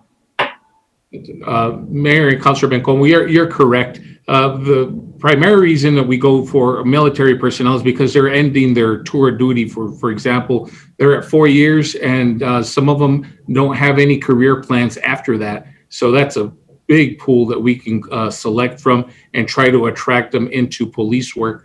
To your point, there's many MOSs throughout the military, some administrative, some being mechanics. There's a bunch of different MOSs or careers within the military. So when we bring them in to be police officers, we train them to be police officers, but we try to use their experiences that they've had in the military and the discipline that they have coming from the military to our advantage. Yeah, absolutely. And then I saw Lieutenant Story go off mute. I don't know if he wanted to. Lieutenant Story, answer that? Mayor, Councilor Bencomo, we obviously don't just focus there, but what we see is that a lot of times as a generalization, we look for people with some life experience. So if we get a 19, 20-year-old kid, sometimes we get a really good officer, sometimes we don't. So someone who's done 4 years in the military, whether it's as a mechanic, as someone that operates radar, whatever the job is, they generally have some discipline. They know how to have structure. They generally can make some decisions under stress, which is probably the most important thing as a police officer. But we also look for people that have degrees or college experience because that's life experience. So we're looking for people, preferably from all walks of life, that have some life experience that's going to build discipline, that's going to show a pattern of good decisions throughout their life. And we can also look back through a background and see a longer history of good decisions on both those groups, both college and military. Yeah, absolutely. Thank you. I appreciate that context. I definitely think I'm generalizing, but that felt really important question for me to ask because immediately it just felt like there could be some issues there. But but I appreciate you just sort of naming that. Chief, in terms of the data you showed, particularly around violent crime, what's the gosh, I don't even know how to ask this. In terms of the number of reports that you have, and then how many have been like completed, right? Like where you've caught the person, where you've caught the perpetrator. Does that question make sense? Yeah, yes, it does. So Mayor, Councilor Bencomo, so what you're asking for is like, what's our solvency rate, that kind of thing? How many? Yes. So we're at about 40% of crimes that were reported and solved currently. We want to obviously improve on that, but a lot of it has to do with people not sharing information with us. We have several calls. For example, 20% of our aggravated assaults, the victim actually knew the suspect, but does not want to pursue any charges or provide any information for a variety of reasons. So that affects our solvency rate. But we definitely like to be in the 80% of solved crimes. And that's all crimes, Chief, or do you feel like there's different rates for different kinds of crimes? Mayor, Councilor Bencomo, there's different rates for different crimes, but on an average, we're about at 40% for violent crime and property crime as well. Property crime is difficult because there's not always a suspect that's known. Okay, thank you. And then if Lieutenant Gutierrez, I just was really quickly just curious about for these internal affairs investigations, are these investigations that our new auditor will be reviewing and looking into?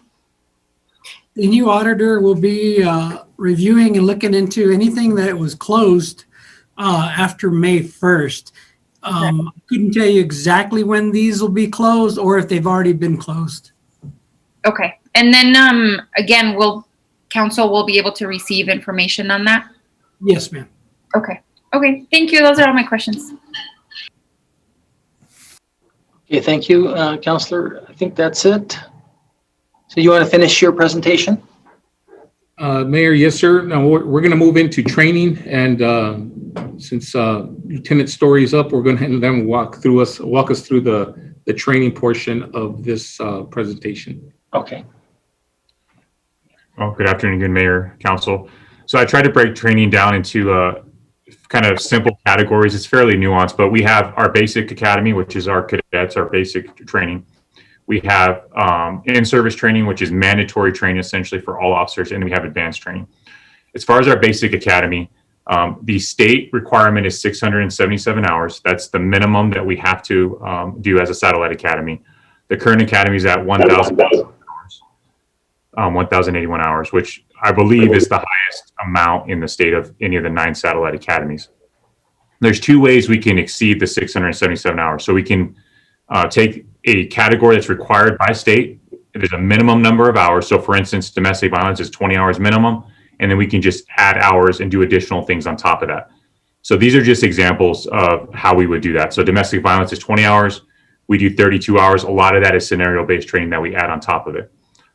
Same thing with use of force defensive tactics, CIT communication skills. You see that's 40 hours is required by the state, and we do, I believe, 68 hours or 64 hours. A lot of that is scenario-based training as well.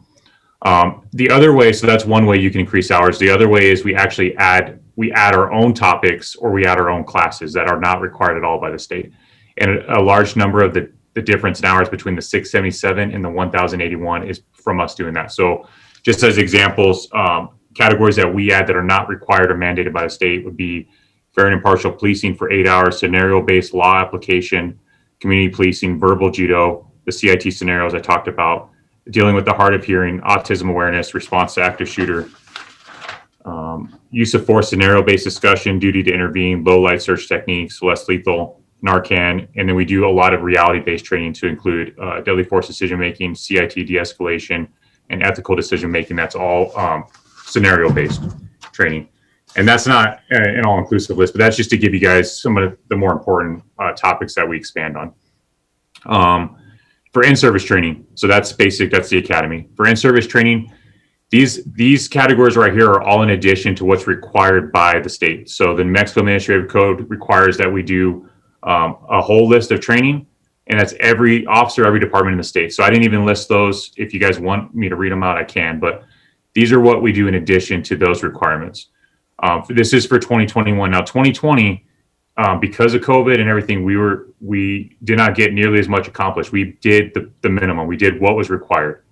So because of the lack of in-person training, we really are pushing hard in 2021 to get all this in and make sure that the officers are caught back up, and we're continuing to progress in training. So realistic de-escalation is already completed, other than people on military and FMLA. Everyone's already been through that. Interactions with person with mental illness. The state requires 2 hours. We do a 4-hour class this time because we paired it with de-escalation, which goes hand in hand. It's really many of the same concepts that are just, they're worded differently, so they help reinforce them.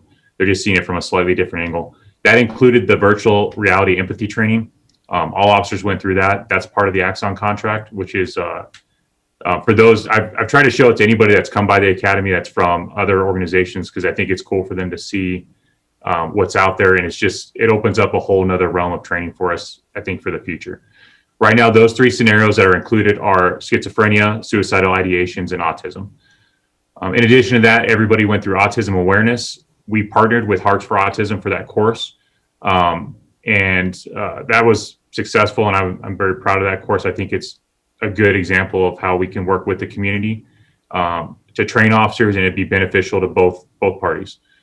Fair and impartial policing is upcoming. We have our command and community meeting, class this week, and then we will start the rest of the department. That's We have all of our trainers, all of our command staff will be trained, and then the rest of the department will complete that.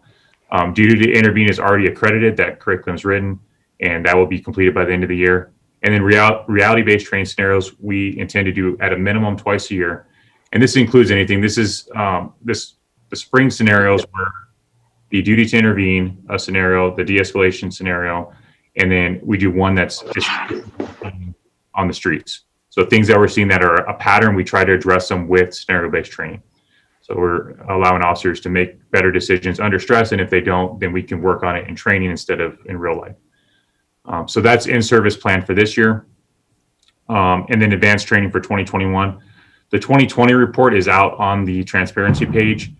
We still got a lot done, but because of COVID, it's not what I would want it to be.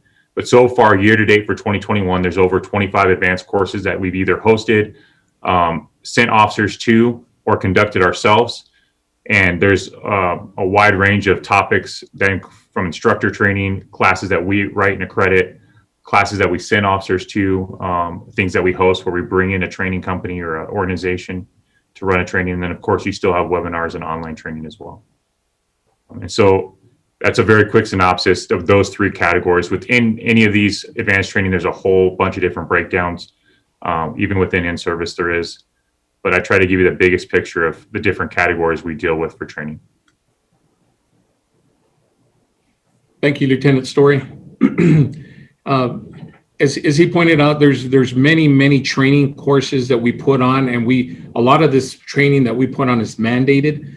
So when we mandate training, obviously we have to pull officers off the street to be able to attend this training. So it's just another obstacle that we have to continue to work through. We've done well. DC Brock, to his credit, has done really good on his allocation and continues to do so.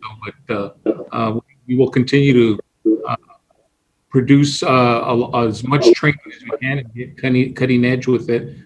Lieutenant Story has done an outstanding job chasing down best practices and best of the best type of courses. So we continue to try to stay above it.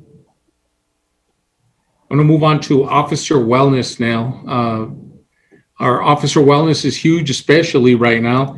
We had I want to say a work session or council meeting a few months ago, which talked about wellness interviews and making sure that officers are having the opportunity to discuss any issues that they might have with a psychologist, psychiatrist, and making it mandatory.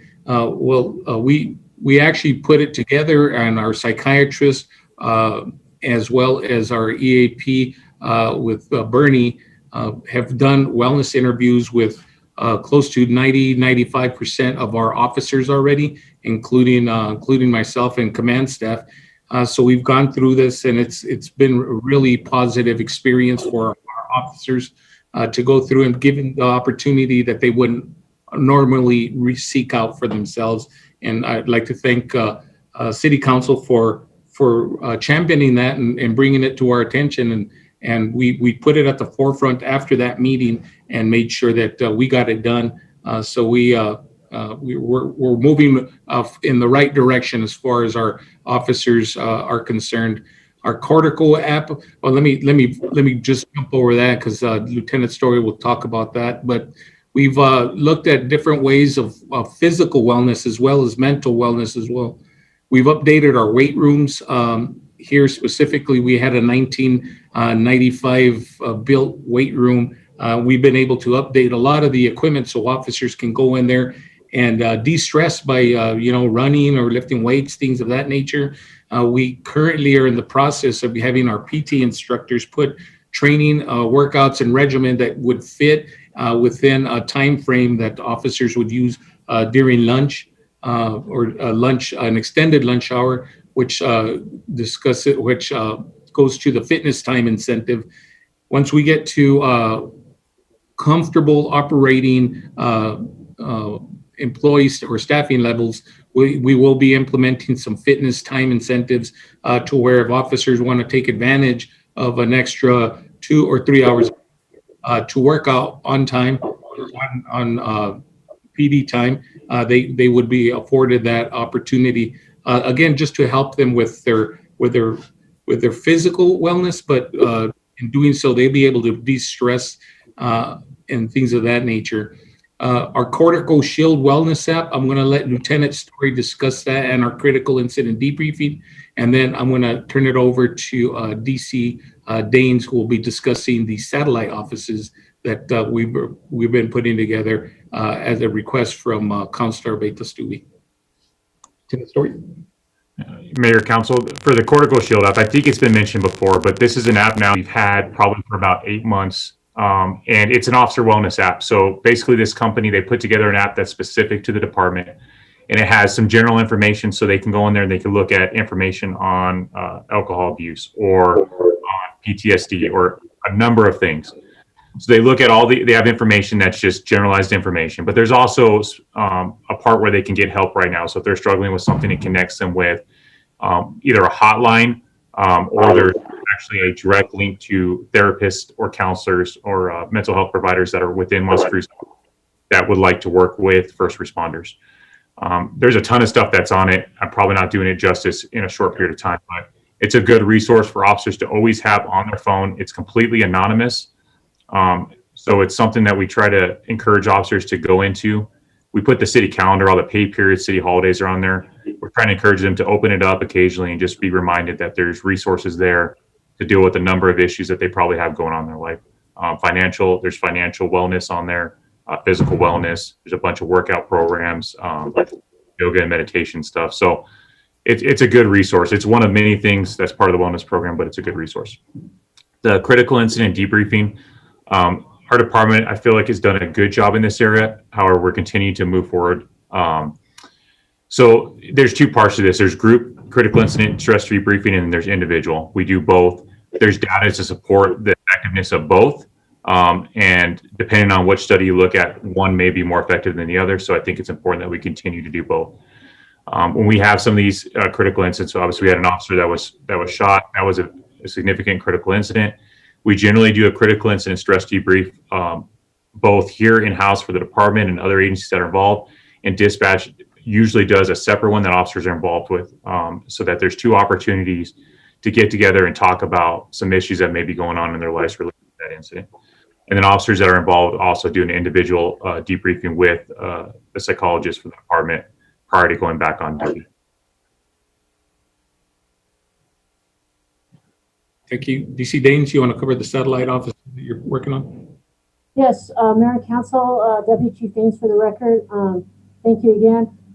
Officer wellness, obviously we've seen Hey, DC Daines, can you speak up a little bit louder? Or I don't know if you did the first time. I'm having a little trouble hearing you. Is this better, sir? A little bit better. Okay. I hate technology. So I'm not yelling at you. I'm just trying to speak up. Okay. Wellness is so important with the stress that officers are going through, especially not just on duty, but with COVID. They're having to deal with COVID at home too. The kids are home and things of that nature. And then we're seeing the uptake in officer assaults. There's been an uptake in officer suicide. So we really, really want to stress to our officers that they need to take a little more time for themselves, just as we all do. I think COVID has really taught us that we all need to take a little time to look at what's important to us. So we've been working on some satellite offices where the officers can go, call in a report, maybe decompress, but it's not here at the police department because you need to be able to get away. And we have a lot of officers that go home for lunch, and that's great. But we have, actually, is to the mayor's point, we have a lot of officers that work in El Paso and commute. So we want to give them a safe place to kind of decompress and relax. Whether it's get on their Kindle for 5 or 10 minutes, maybe even, do some own meditation, but someplace that's safe, but not the police department.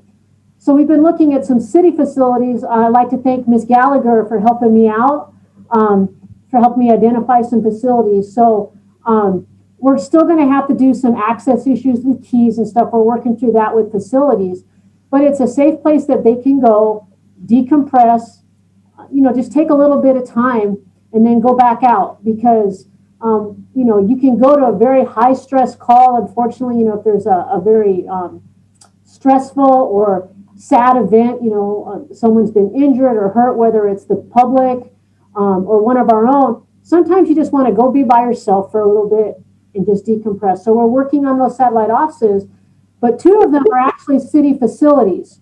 So that also gives those facilities a little more access at night. They'll see like to the mayor's point again, you see an officer's car there. So that's nice too. So we've been working with some of the senior centers, the Sage Cafe and the East Side Center. And also we have some community stakeholders that have been willing to offer their facilities, as where like some of the hospitals and such. So we're working on that. Again, we also want to make sure the access is tracked and accessible. And then but it gives them someplace else to go other than just the PD, because sometimes you just want to get away for 5 or 10 minutes and it's not your unit, it's not the PD. So that's what we're working on, excuse me. And so we're looking forward to that, just working through some logistical access issues, but I'm looking forward to reporting that hopefully later on in the year. Pardon me. Thank you, Mayor and Council. Thank you, DC Daines. And just pointing out those satellite offices, we had them in the past, 1 per district. Whatever reason, they went away. They were an apartment complex. They had a building for us, and we went away from that satellite office structure. But speaking with Councilor Beta Stubi, she brought it up. Thought it was a great idea. We implemented some of the ideas. I remember having that discussion with her that you could go to a domestic call. You have a gory accident, and you have another call where you have to take a child out of the house. And that's the first half of your shift. You have to be able to go somewhere and get right back in your mind. And to your credit, Councilor Beta Stubi, thank you for bringing that up and making it a priority of ours. Chief, can you take a few questions? Looks like there's three council members that have questions up. Absolutely, man. Okay, so we got Councilor Sword, Mayor Pro Tem, and then Councilor Beta Stubi. Thank you, Mr. Mayor. I just simply wanted to ask Chief Dominguez, you mentioned a couple of officers that have gotten injured in the last year. I think I remember one being shot out there on Interstate 10. How are they doing? Are they getting well? Mayor, Councilor Sword, we had 3 officers. We've had several officers get hurt, but significant injuries due to being run over and being shot. Officer Herrera was run over in an incident that happened in 1900 North Solano. He's recovering from his injuries. He's currently back at the station on light duty status, so that's great. He's still amongst us and doing better and recovering. Officer Soto, who was run over at the Sonic on North Main, still doing some rehab and should be coming back approximately 3 weeks after I talked with him a couple of days ago. But his recovery is coming along. And then Officer De La Garza, who was shot on I-10, he's doing well. He's coming back. He's still on light duty status, still hasn't cleared the medical procedures and stuff that he's going through, but he was on our last council meeting receiving an award from the mayor. But he is on light duty status Okay, well, just send them, all of them, our best wishes to return to normal. Mayor, Councilor Sword, thank you for remembering. I appreciate it. You bet. That's all, Mr. Mayor. Thank you. Thanks, Councilor. Mayor Pro Tem? Thank you. Kudos to you guys. This is amazing. In terms of the wellness interview, Chief, I think you said 90 or Lieutenant Story, 90 to 95% of your officers have done some sort of interview with Bernie. Yes. Mayor Pro Tem, that's correct, and with our psychiatrist, Dr. DeBach, leading up the department. Mayor, I'm sorry. I'm hearing a lot of feedback from your from your office or you? Really? Okay, I'll Really? mute. I'll mute. Say the name of the psychiatrist again, Chief? We have Dr. Pete DeVasto, who's our psychiatrist, and then Bernie McCants with EAP. Both of them have been superstars about doing this and getting this taken care of for us. But they've really gone above and beyond to help us out. And then the Cordico Shield app, how do you know that those are being used, or are they effective? Is there like some sort of evaluation of sorts that is conducted by the officers to really to just get an understanding that they're being used and effective? So, Councilor or Mayor Pro Tem, there really isn't a way, because part of the selling point of the app is that it's completely anonymous. So they do not store data, and there's no way for them to even access how many people are using it. I think what it's meant to be is a piece of the puzzle. So if we try to depend on that to be the thing that's officer wellness, then we're missing the point of the app. The app is just supposed to be one resource they have in a larger wellness plan where it's encouraged. Officer wellness is a priority, and it's not meant just to be a by itself standalone thing. So I think it's just meant to be. I'm not, sorry, Lieutenant Story, I'm not suggesting that it should be a standalone. I'm pretty aware of wellness programs. I've put them together myself in my administrative days, but Cordico is only one app of hundreds and thousands of apps that are available. I want to know that our officers are getting the best app. If it's not, and I don't want them telling me who you are, but anonymously you can still get information about whether this is an effective app or we need to go to a different app. So I'm hearing you say that there isn't one, that you don't do anything to determine the effectiveness of the apps.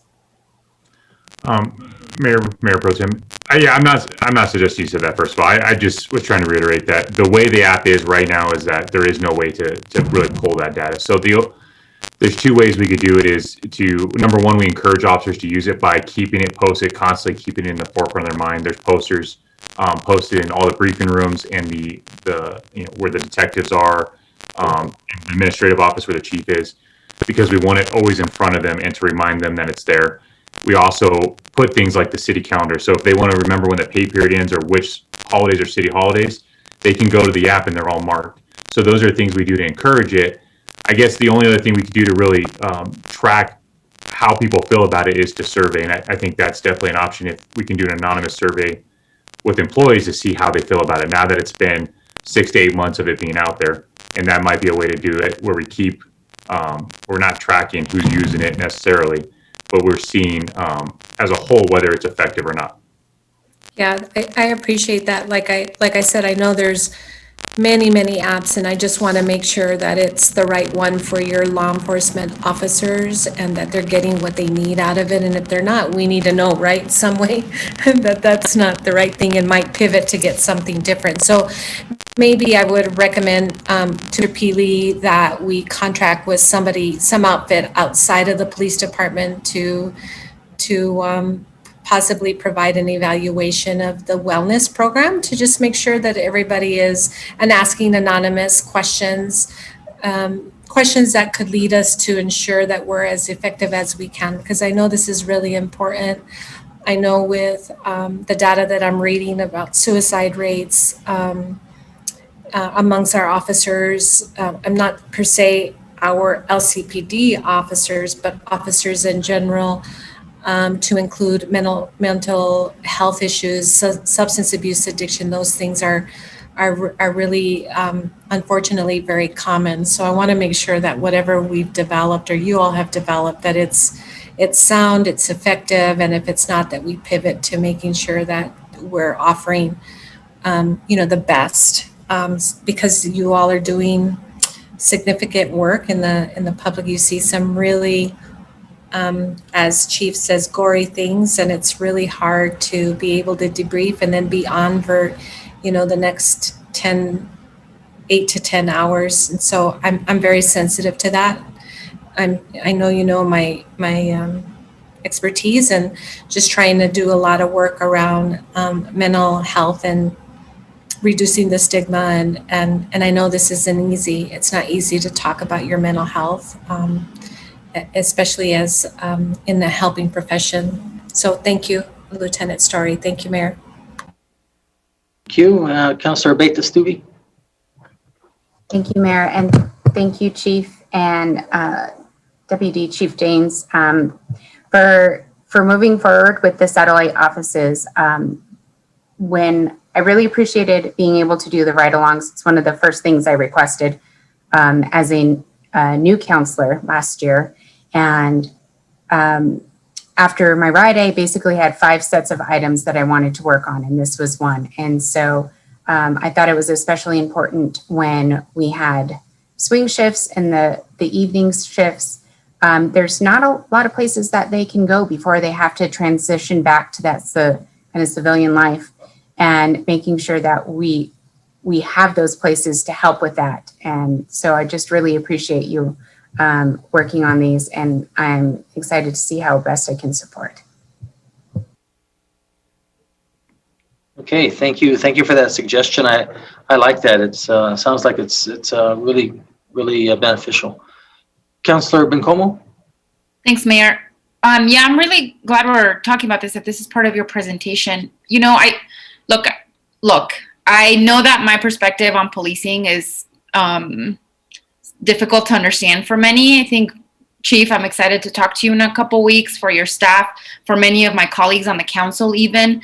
But my empathy doesn't have limits, right? I actually think officer wellness, or the wellness of public safety officers, to include police and fire, is incredibly important. Really, anybody. IFA always says this: the biggest asset we have at the city is our staff. And so I think this is incredibly important. I am curious about some of these wellness programs. Are they similar to fire? Well, the fire department's wellness programs, and is there coordination that happens between the two departments? Mayor, Councilor Bencomo, this is our wellness program, but we've plagiarized from wherever we can find anything that we can put and be able to implement. We look at all wellness programs. We've looked at fires, and they have a really robust wellness program as well. But we can steal anything from them. We definitely do. Great. Yeah, I mean, I think that's good to hear. I think if there's stuff working, programs that are working elsewhere, there's no need to reinvent the wheel, right? And I do hope that there's ownership, Chief, of this, right? That there's a buy-in around some of this, and that officers aren't feeling like they're being forced to do something like this. That there's a sense of buying as to why this is important. Mayor and Councilor Bencomo, to your point, there's and to Mayor Pro Tem's point, do we know it's working? Do we know they're using it? We try not to ask, because if they want to go anonymously, they have every right to do. But I can tell you that they've come to me, a few officers specifically, about the yoga programs in there, and they were kind of laughing about it, how they thought, oh, yoga, and then they tried it, and they got a really good workout. So I know some officers are reaching out and looking at the different programs that are within that Cortico app. Thanks, Chief. I appreciate that. Thanks, Mayor. Councilor Bencomo, Mr. Mayor, can I add something on really quick? I'm sorry, I didn't mean to, but also, I also want to give kudos out to Parks and Rec, because they sponsor a lot of city wellness, and our officers do take part in that, especially like the basketball tournaments, the volleyball tournaments. You know, we hope to keep beating fire. Just kidding, Chief Smith. But so we also work together, you know, within the city of what we have. And then I know the officers, we're also looking at different things when we look at fitness. We have a lot of officers that like to bicycle.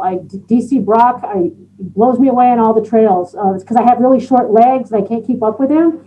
But so we're looking at all those things, like Chief said, with yoga, the bicycling, you know, I like to run. There's other officers that, you know, like to work out, or, you know, play more organized sports like soccer, baseball, those things. So all that's coming together. So please don't feel it's all just stuck in the weight room.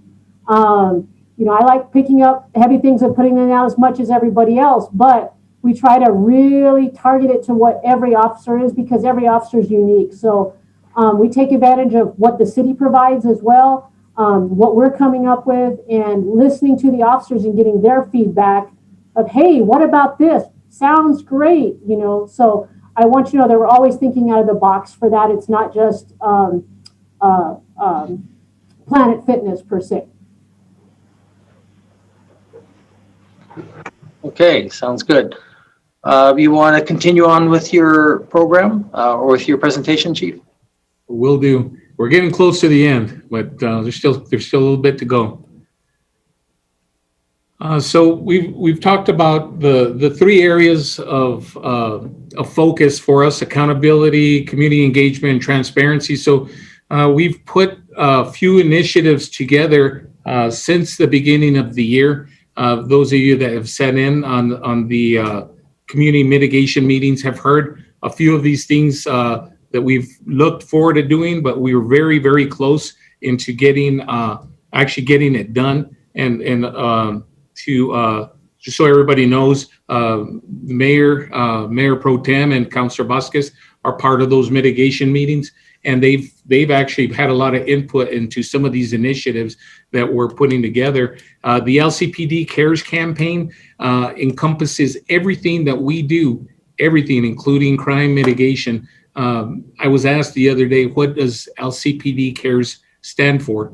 And my answer was, it stands for that we care for the community. They were thinking it was an acronym. CARES is not an acronym. It's a sincere feeling that we have for our community, that we live in, that we belong to, and that we're part of. That's what LCPD Cares, and everything that we do, community engagement wise, crime wise, falls into that category. We're going over some of the community engagement portion of what we do as well here in a couple of slides, but I just wanted to point that out, that you've probably seen that LCPD Cares in a couple of different locations already. We have banners, we have stickers. Lieutenant Weedle is running crazy with this program, and I'm glad she is, because we need to put it out there that we do care and we do want to make this place safe and make it a great community to live in. And we take a lot of responsibility to make sure that that happens. Our compliance sergeant, we thought it important enough to put a focus on our accountability to make sure that we're not just saying that we're doing it, but putting one person in there just to make sure that everything that we're touching, especially IA-wise, policy-wise, training-wise, is looking over everything that we do to make sure that we are in compliance with federal, state, and local laws, that we're using best practices in training, and making sure that our IA investigations are being covered, and making sure, in essence, that's our own internal auditor. We want to make sure that we're compliant to ourselves and to our community before we even get audited. So that was one of the things that we wanted to put together. Our community advocates, which we're this close, Mayor Pro Tem, of actually getting it out there. I know you've heard about this. The community navigators, which we kind of modeled this after in Minneapolis. The community advocates, we should be very close to posting a couple of positions, which will actually be social workers that will be going out there, very similar to victims advocates, but they're community advocates. Oftentimes we go to calls, we have critical incidents, we have unintended victims that were affected because of whatever it is that was going on in the street. Something happens to a juvenile suicide. Somebody brought that up earlier. Oftentimes our victims assistants go out there, or victims advocates go out and assist the family and the victims of said suicide. But everybody on that street knew that kid. Everybody on that street had a friend or knew the family, and our community advocates are going to go out there and fill the gaps. They'll be able to go out there and make contact with the entire neighborhood, not just the house where it actually occurred. Same thing with the critical incidents, things of that nature. But our community advocates will also have, they'll have uniforms, LCPD Cares, and they'll be a true representative of our department, as well as liaisons. They'll be able to go into the underserved communities where we need a softer approach to somebody's, Councilor Vasquez brought that up a long time ago in one of our mitigation meetings. We need a softer approach to be able to go in there and reach these domestic victims that won't come to us because they're afraid. But our community advocates would be able to serve as a midway point into getting them the police services or restraining orders, things of that nature that we can help them with without actually calling the police because there's mistrust or they fear retaliation, things of that nature. So that's what our community advocates will be doing. Our customer service software, this is something that we're very excited about. We just finished the procurement process. We're putting it together. Should be up hopefully within a month. They said 3 to 6 weeks. I'm going to push them for 3 weeks.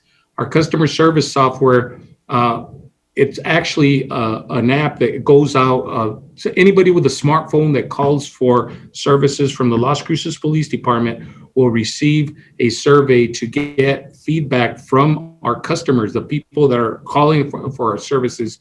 How timely was our service? Did we expect, did you get everything that you expected when you called? There'll be it's a survey that we'll be sending out to every one of our customers that has a smartphone. So out of 168,000 calls for service, that's a lot of surveys that we will be getting almost instantly. They'll be able to provide information to us, the company will, on a monthly basis to where we have graphs so we can adjust our services, we can adjust the way our resource allocation, things of that nature. It also has it has 3 modules. One's the patrol module, which actually goes out and gets that information, but it also goes into a detective or investigation module. So after the crime occurred, they receive the officers on their cell phone. They'll get a text message, gives them the case number. This is what the officer closed the call out, is a burglary. This is the elements of the crime of burglary. This is who was assigned the case. And then it goes over to the investigative unit. The detective gets it. Every time the detective does anything with that case, they get an update. The victim gets an update on their phone. It's a win-win for us. It's a way to improve our service tremendously. Excuse me. I talk too much and talk myself into a coughing fit here. But it's right. We still haven't named it yet, but again, it's going to be implemented here in the next couple of weeks. Our virtual reality training, which Lieutenant Story covered in depth already, and our updated transparency page. If you haven't been on it in a while, I invite you to look at our transparency page. When we first started, Mayor Pro Tem looked at it and she found issues with it. And if she found issues with it, I guarantee you every one of our citizens found issues with it. To her point and to the mayor's point, we jumped all over it and we started getting it better. We've added a lot of information on there to include our policies, our IA reports. We've also added our survey, the last survey that we did, and we will be putting out another survey that hasn't gone away. We'll still do our yearly survey just because we have this customer service software. We still will be doing the yearly survey as well. So those are some of the initiatives that we continue to work on, and we have many more, but they're still kind of in the infancy stage. But as we move forward with this LCPD Cares campaign, we want our community to know that we are taking this seriously, and we want to make sure that they feel comfortable with us in our efforts. Excuse me. This is a perfect time to move into our LCPD Cares campaign. I'm going to have Lieutenant Joy Wiedela and DC Daines cover the community engagement portion of this presentation. Good afternoon, Mayor. Hold on one second. Good afternoon, Mayor, City Councilors. I'm still getting feedback on you.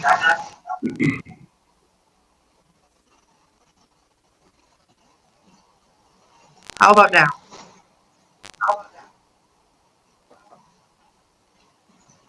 Seems better, Joy. Okay. Well, good afternoon once again. It's Lieutenant Joy Wiedela. I'm still getting some feedback.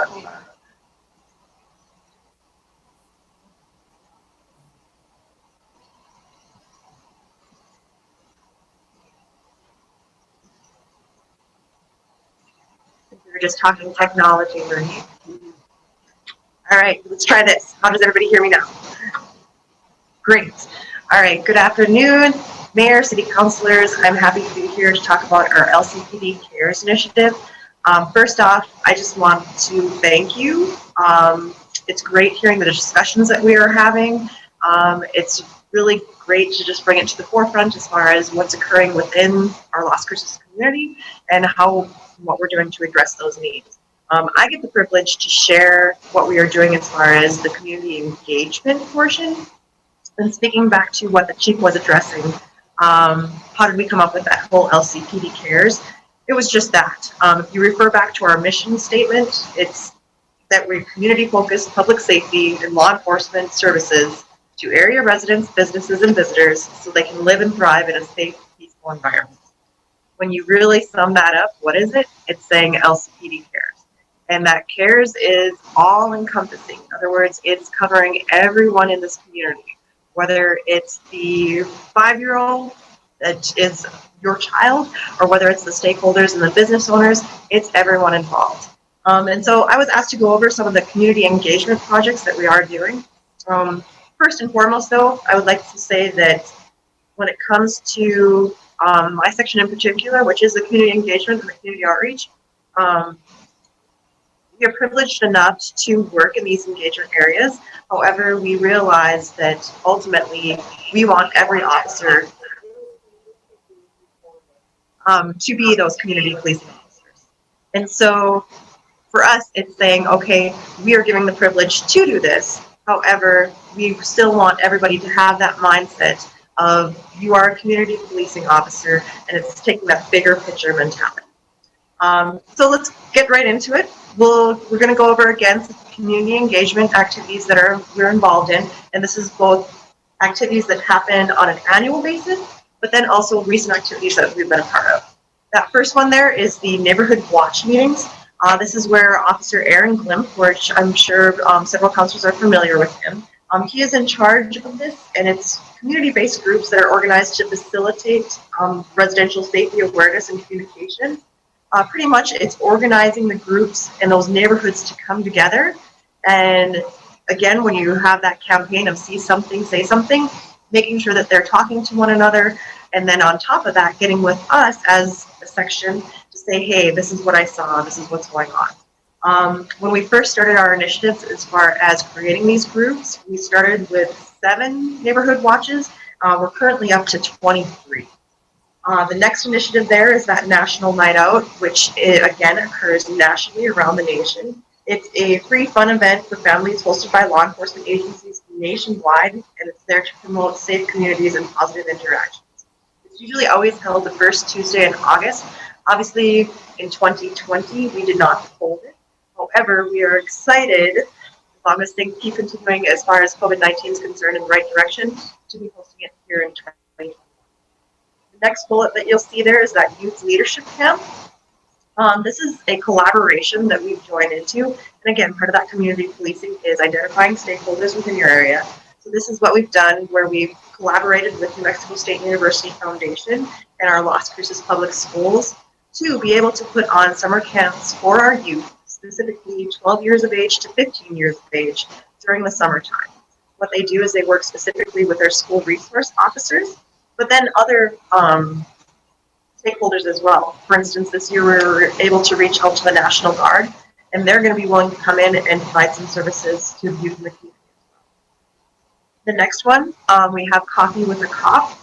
This is something that probably everybody is familiar with. What we've discovered is this is a great way to be a catalyst into other events and other opportunities and relationships within the community. And I know DC Danes wanted to particularly address this one. Hello, thank you. I guess we're going to use Lieutenant Huitzila's computer. So Coffee with a Cop, we made some connections when I was still the lieutenant of community outreach with our local Southwest New Mexico Islamic Center. We made some great connections there, and through that, they've been reaching out to us, and I was able to attend one of the Ramadan celebrations, and so that was very nice. We've been able to make them feel like they're supported by LCPD. We work with them for some of their security issues and things of that nature. And also with our Coffee with a Cop, we've been able to reach out with our senior services, specifically that Lieutenant Huitala can go over. But those little things, just having a cup of coffee with someone has developed into, hey, can you guys come over here and do this? Can we all do that? And it's just over, a cup of coffee. So, and that worked out really well because we've been able to try to use local restaurants and local coffee houses. Not that we don't like our chains, we love them to death, but we've also really worked hard in trying to keep it local. So. Exactly, similar to what DC Baines was saying, a lot of times these events, although simple sounding, where it is just having a cup of coffee, what it leads into is, again, identifying more stakeholders and more resources, and again, having that collaboration as far as discovering what issues are in that neighborhood or what are some problems that are occurring, and again, how we can address those issues. I know we've had a great time even going into assisted living facilities. Yeah, and so it's been very beneficial. Moving on to the next bullet, we have the safety presentations. This entails quite a wide variety of safety presentations. Officers can be asked to go into daycares, pre-Ks, elementary schools, middle schools, high schools, and even colleges in reference to safety presentations. Officers have given anything from a safety presentation to pre-Ks in reference to, hey, what do street signs mean? Like, what does a stop sign mean? To all the way up to college and having discussions in reference to restorative justice. And so again, branching out into the community, give those safety presentations, but then also putting a face on your officers and who are the officers in your area. That next bullet down is the Mobile Operation Command event. So this event is specific to the areas in the city where we are having area constituents reaching out and saying, hey, we need police presence here. Or we're saying, okay, we think that it would be good to host it here in order to address certain issues or certain problems or concerns that we are having. We try to do these at least 4 per year.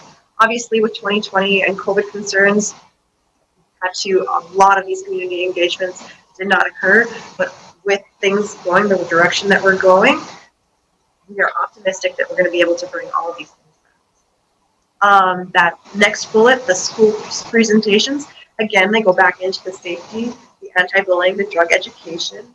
Again, it can be anywhere from even things like peer pressure, or it can be teachers reaching out to us and saying, hey, do you have an officer that could address an issue in reference to the bullying? Next slide, please. Okay, so the next one, the Special Olympics Torch Run.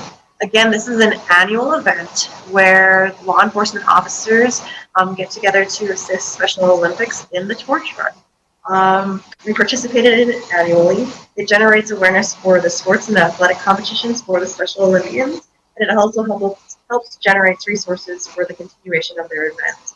And it's important to note that this one is recognized not only nationally, but worldwide, where you literally have law enforcement officers from around the world participating in the Torch Run. Next one down is the Golden Shield program.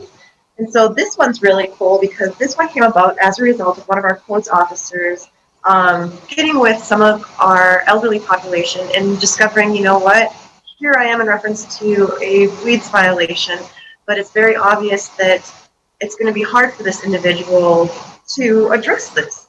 And so what this does is we partnered with senior programs to help seniors in our community with light yard maintenance. The program is designed to assist seniors that live in the residence, currently reside there, and could use help with their yard, whether that's overgrown vegetation, weeds, or trash. Initially, the program was used to be in lieu of a citation, but we're hoping to develop it more so that we can use it as a way of creating stakeholders within our communities to not only address the codes violations, but possibly other community concerns as well. The next one there is we have the El Paseo cleanup. Now this one was really cool because what happened is we had a lot of business owners from the El Paseo corridor reaching out to us in reference to concerns they They were talking about how they wanted to improve their structures, but they were worried about safety concerns. They were worried about criminal damage to property and graffiti. So community outreach officers assisted in this project by reaching out to those business and property owners and willing to say, okay, what can we do to help out as far as creating a better environment for you? So it initially started with working a lot with our homeless population. And it's interesting because sometimes I have a hard time calling them homeless. I think of one incident in particular where I was working, and the beautiful lady that I was, one of my witnesses that I was working with, how we would normally address her as homeless. She looked at me and she said, please do not refer to me as homeless.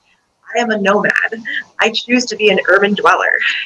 And so for this slide, yes, I am saying homeless, but just realize that like some of these individuals are choosing this, and they choose maybe to be referred to as something different, such as a nomad. So for this one in particular, the Alpha Sale Cleanup Project, we again worked with that urban dweller population group in order to provide potential services to them, and also to educate them that, hey, guess what, this is the business's owner's property, and they're trying to, again, like establish a cleanup in reference to their business.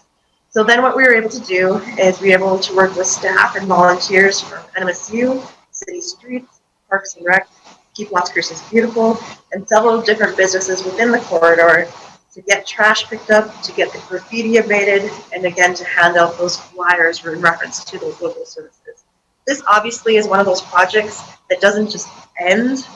It's going to be an ongoing project that we address for potentially a year or more to come. The next one we had there was our Burn Lake Cleanup Project. So this project was started after concerns came in stating that the park was no longer, quote, a family park. Officers were discovering that there was legitimate concerns around littering, graffiti, and lewd acts. Flyers again were handed out to our urban dweller community with emphasis on providing services to them and providing them a place to go. Trash was picked up, and there was over 60 volunteers that assisted that day. Many of whom talked about stories of Burn Lake and had really sentimental value associated with that whole park. Again, this is going to be another one of those projects that doesn't just stop and is ongoing to this day.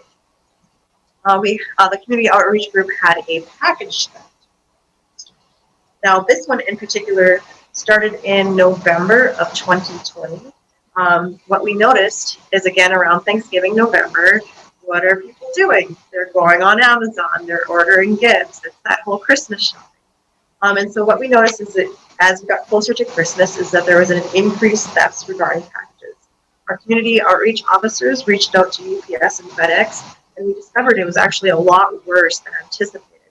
We discovered through UPS and FedEx that there were several times where packages were taken that it wasn't reported to the police. It was just reported as a missing or not delivered package. Thus, community outreach created a whole project surrounding this, where it was working hand in hand with UPS, FedEx. There was surveillance, there was undercover work, there was us, dressing up as UPS drivers. Ultimately, we ended up identifying individuals that were involved. It led to several different felony charges. We were asked to keep this project active and to continue it throughout the year. So again, that's a good example of when it comes to that community policing officer, how different than potentially a patrol officer where we're having to go to 911 call and go to another 911 call and go to another 911 call. When it comes to those community policing officers, we're able to take a situation like this and invest in it thoroughly where we can do the follow-up and actually then have the results. The next one after that was the student welfare project.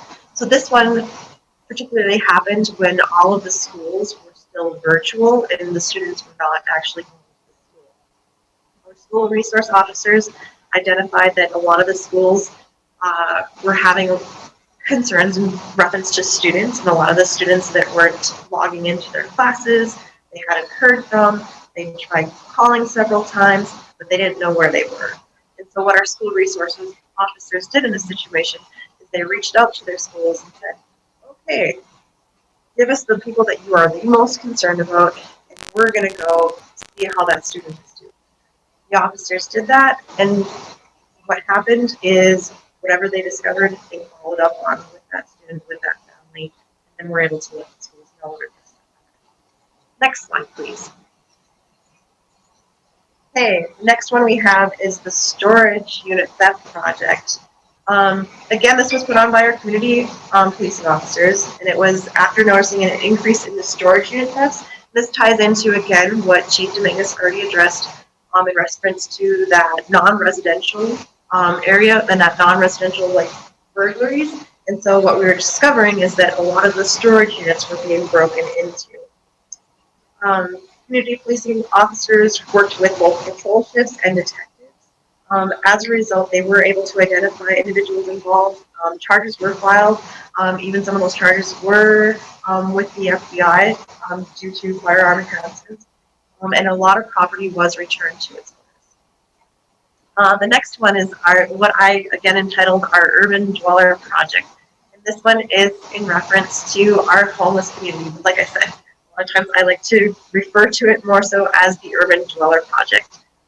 This is going to be ongoing, where we work closely with Community of Hope to get the services of those that want the services. We've assisted in getting housing to several of the urban dwellers that want the housing in Las Cruces. When we encounter somebody in need of that on the streets, we do offer it, but that's just it. If they're choosing not to, obviously it's having to respect them and possibly looking at other options. In most cases, we'll give them a brochure and a list of resources.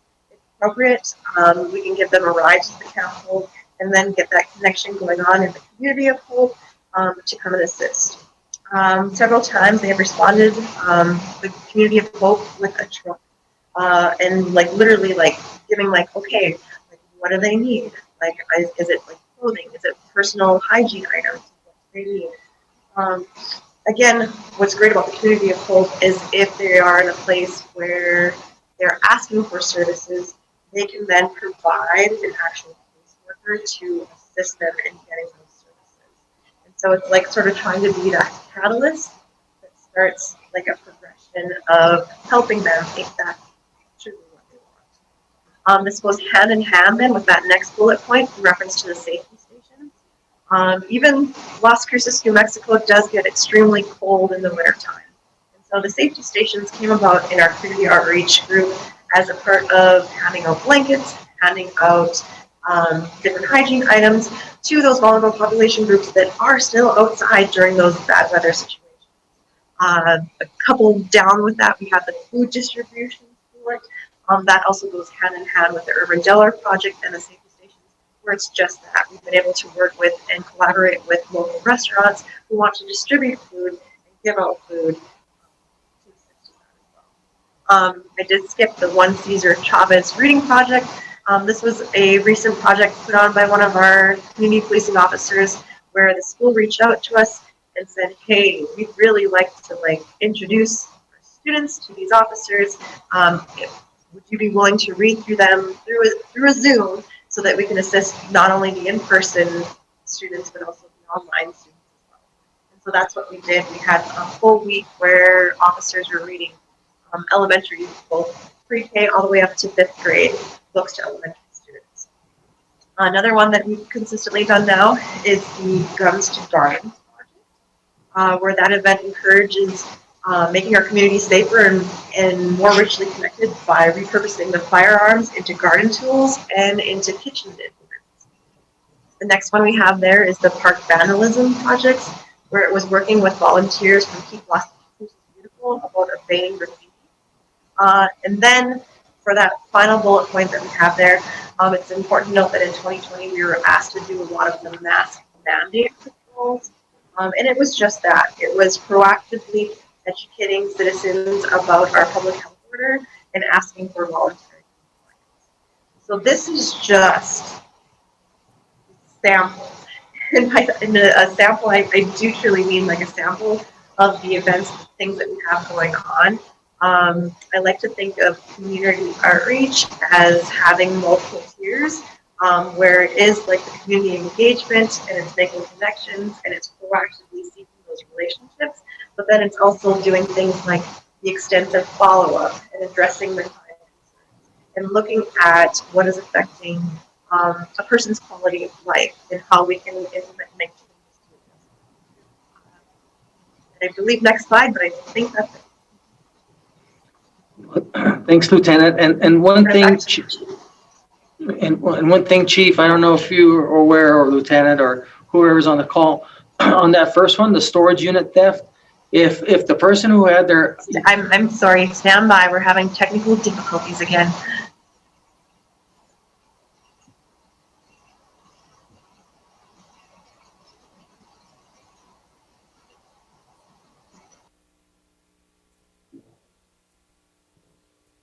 Oh, you muted yourself.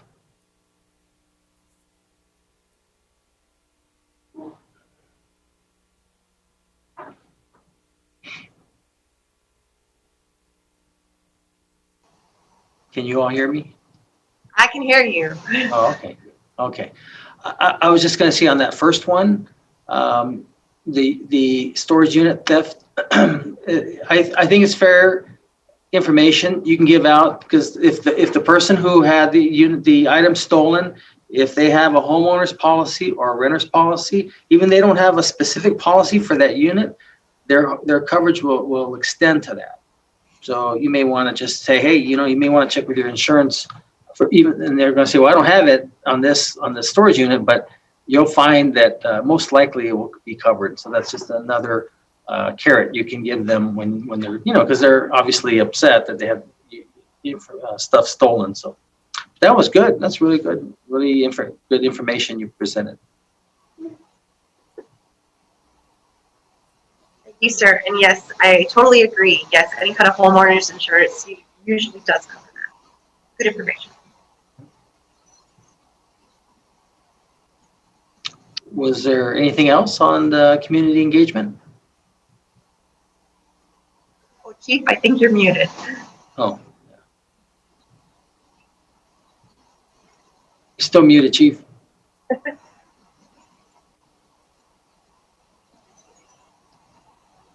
Still muted. We're just going to share offices if need to.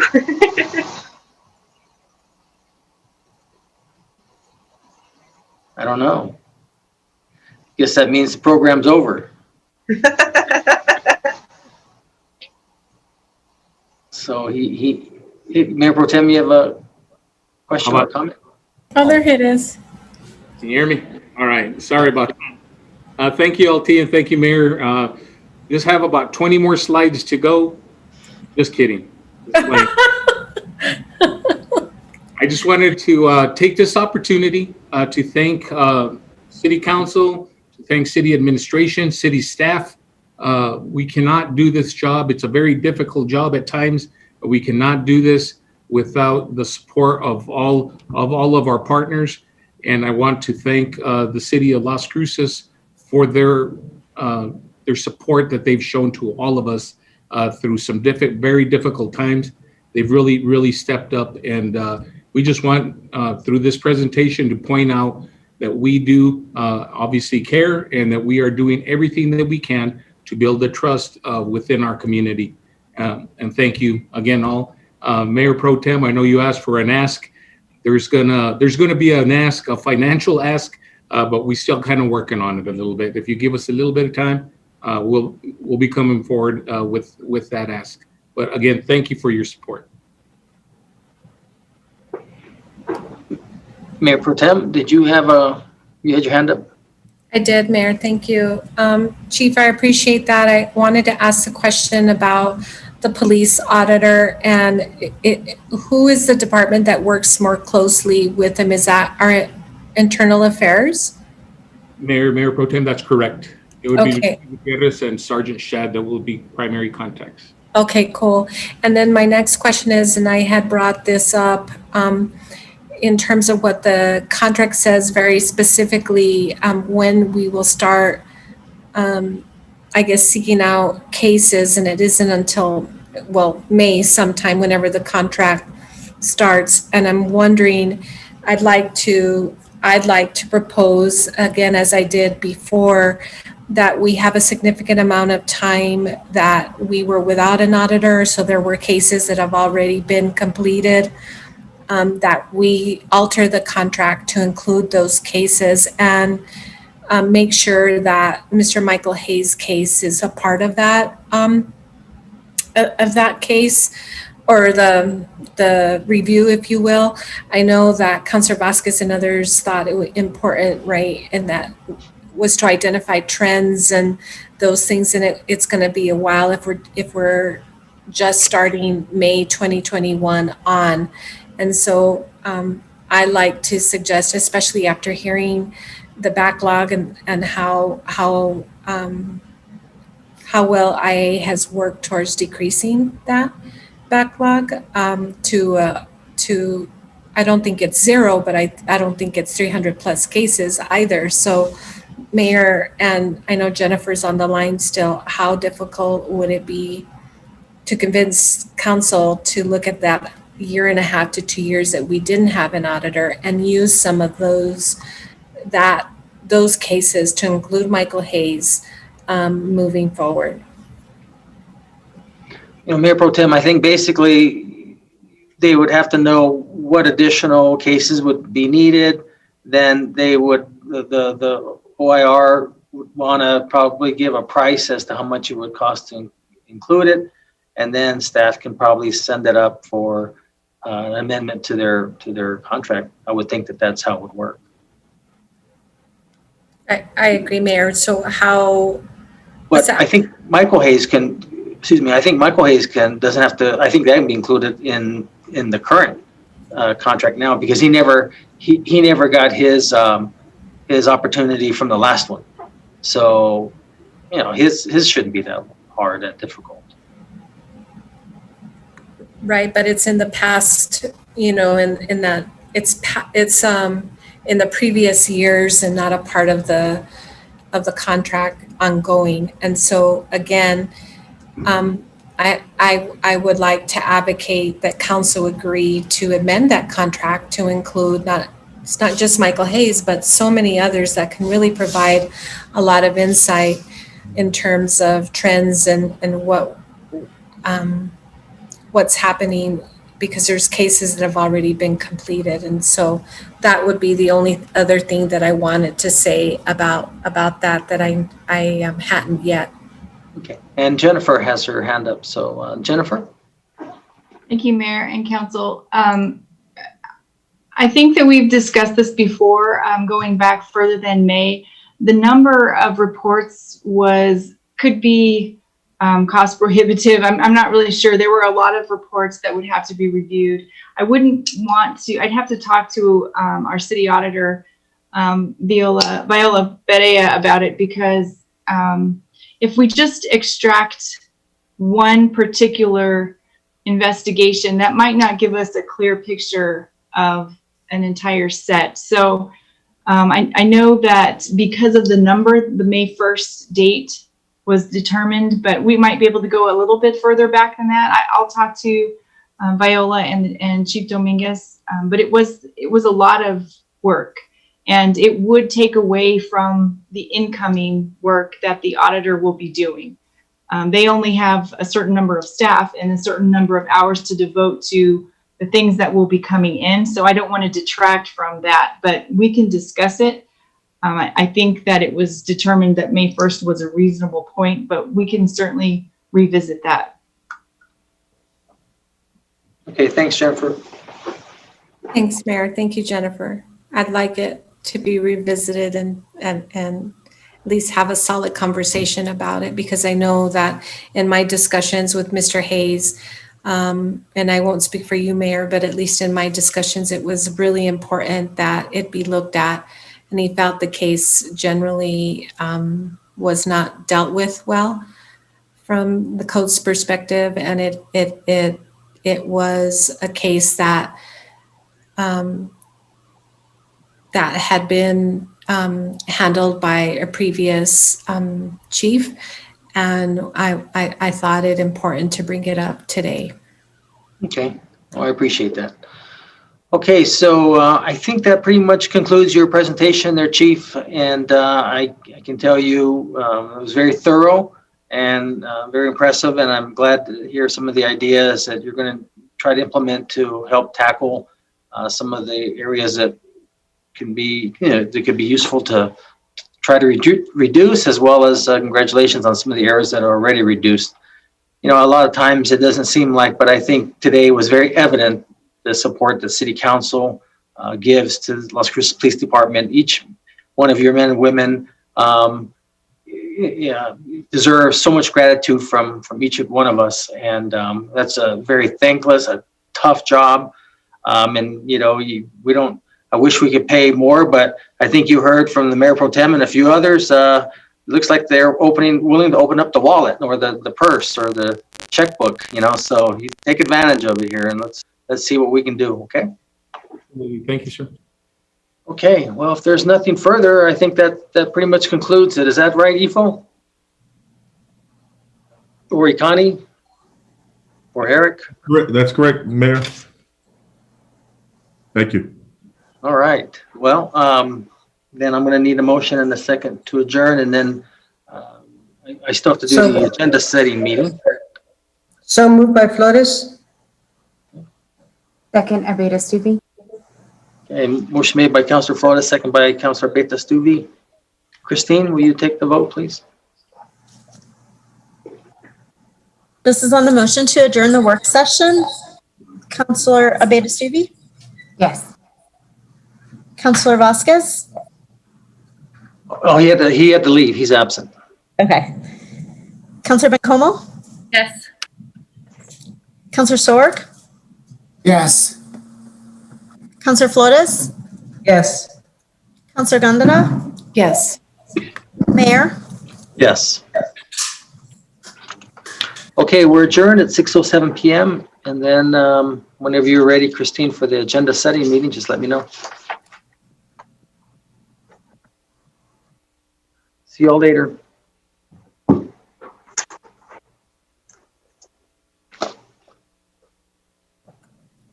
Okay, I'm all set. Okay, so this is the agenda setting meeting for the June 7th, 2021 City Council meeting. Number 1, non-consent. 1 non-consent. 2, non-consent. 2 non-consent. 3, non-consent. 3 non-consent. 4, non-consent.